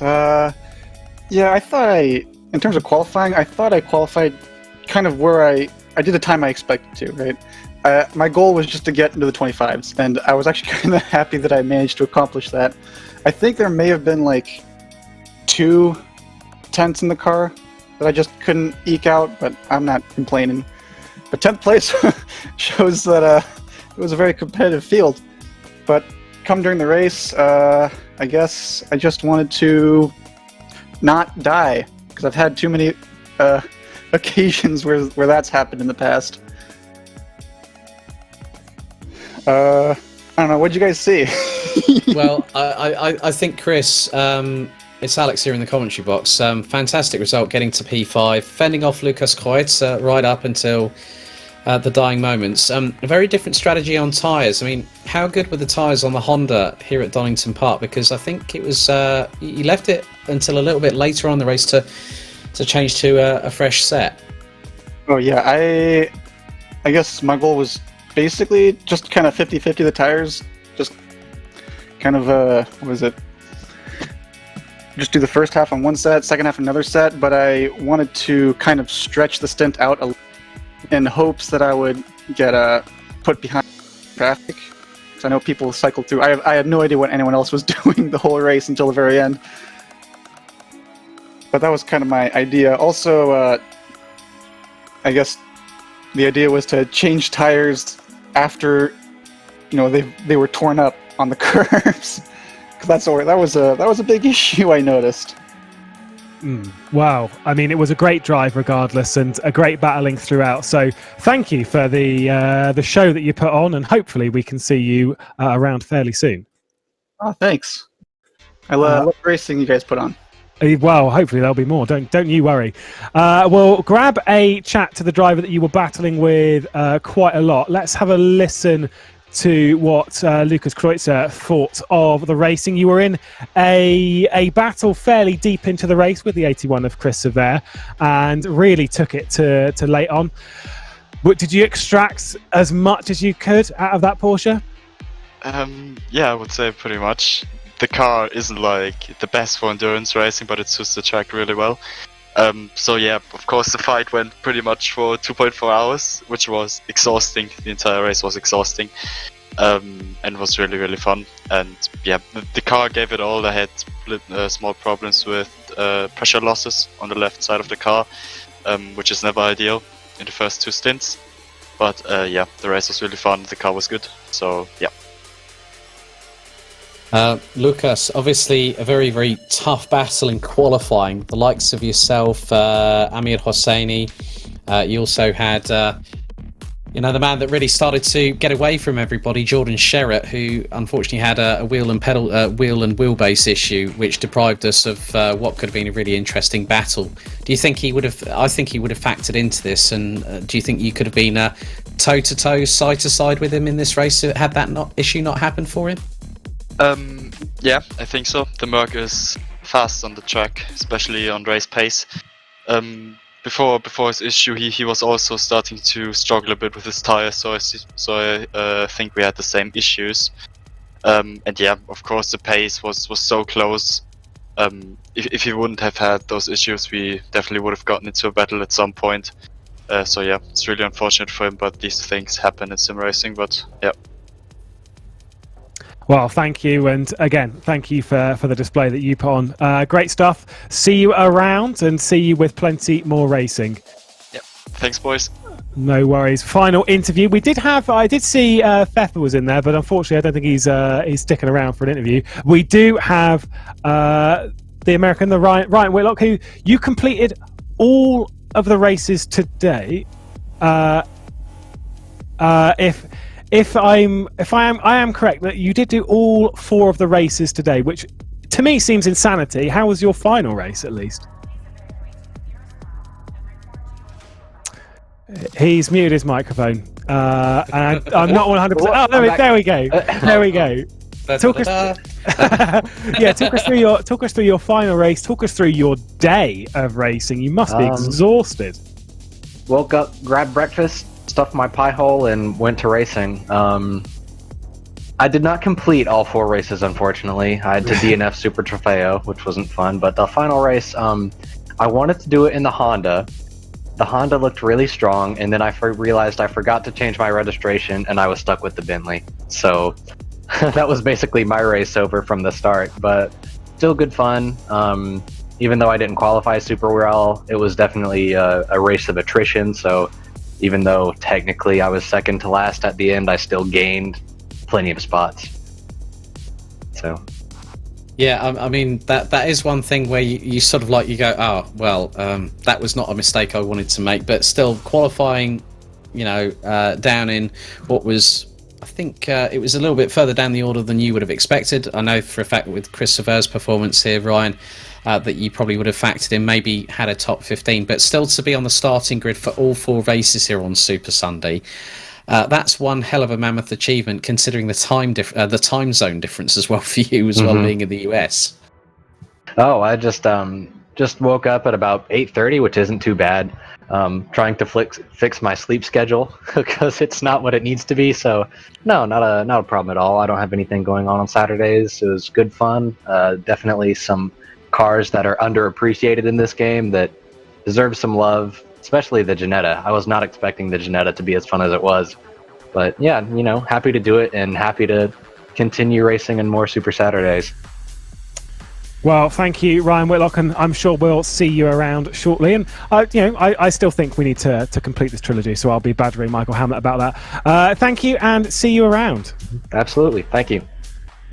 And so, with that, our second Super Saturday comes to a close, and what a fantastic event it has been. Plenty more up to come in the sim grid though, because we've got British Classics at Donington, we've got the Next Gen Silverstone 12-hour Brain Tumour charity race on next week, we've got our Best of British, we've got the Sprint Cup Season 3, we've got the VCO World Cup, we've got so much coming in the sim grid, you'd be mad not to follow. So make sure that you subscribed on YouTube, you're following us on all social medias, and also a huge thanks to Michael Hamlet, to Mike Yao, and of course to you, Alex Goldschmidt, to guide me through this broadcast. Our sponsors, Coach Dave Academy and Thrustmaster, who always push us to the very limit when it comes to sim racing and making sure that we're all up to date and trying to find the latest event to push us through in Assetto, Corsa, Competizione. Thank you very much to everyone that's watched as well. And until the next time, which for me is Thursday, as far as I'm aware, bye-bye.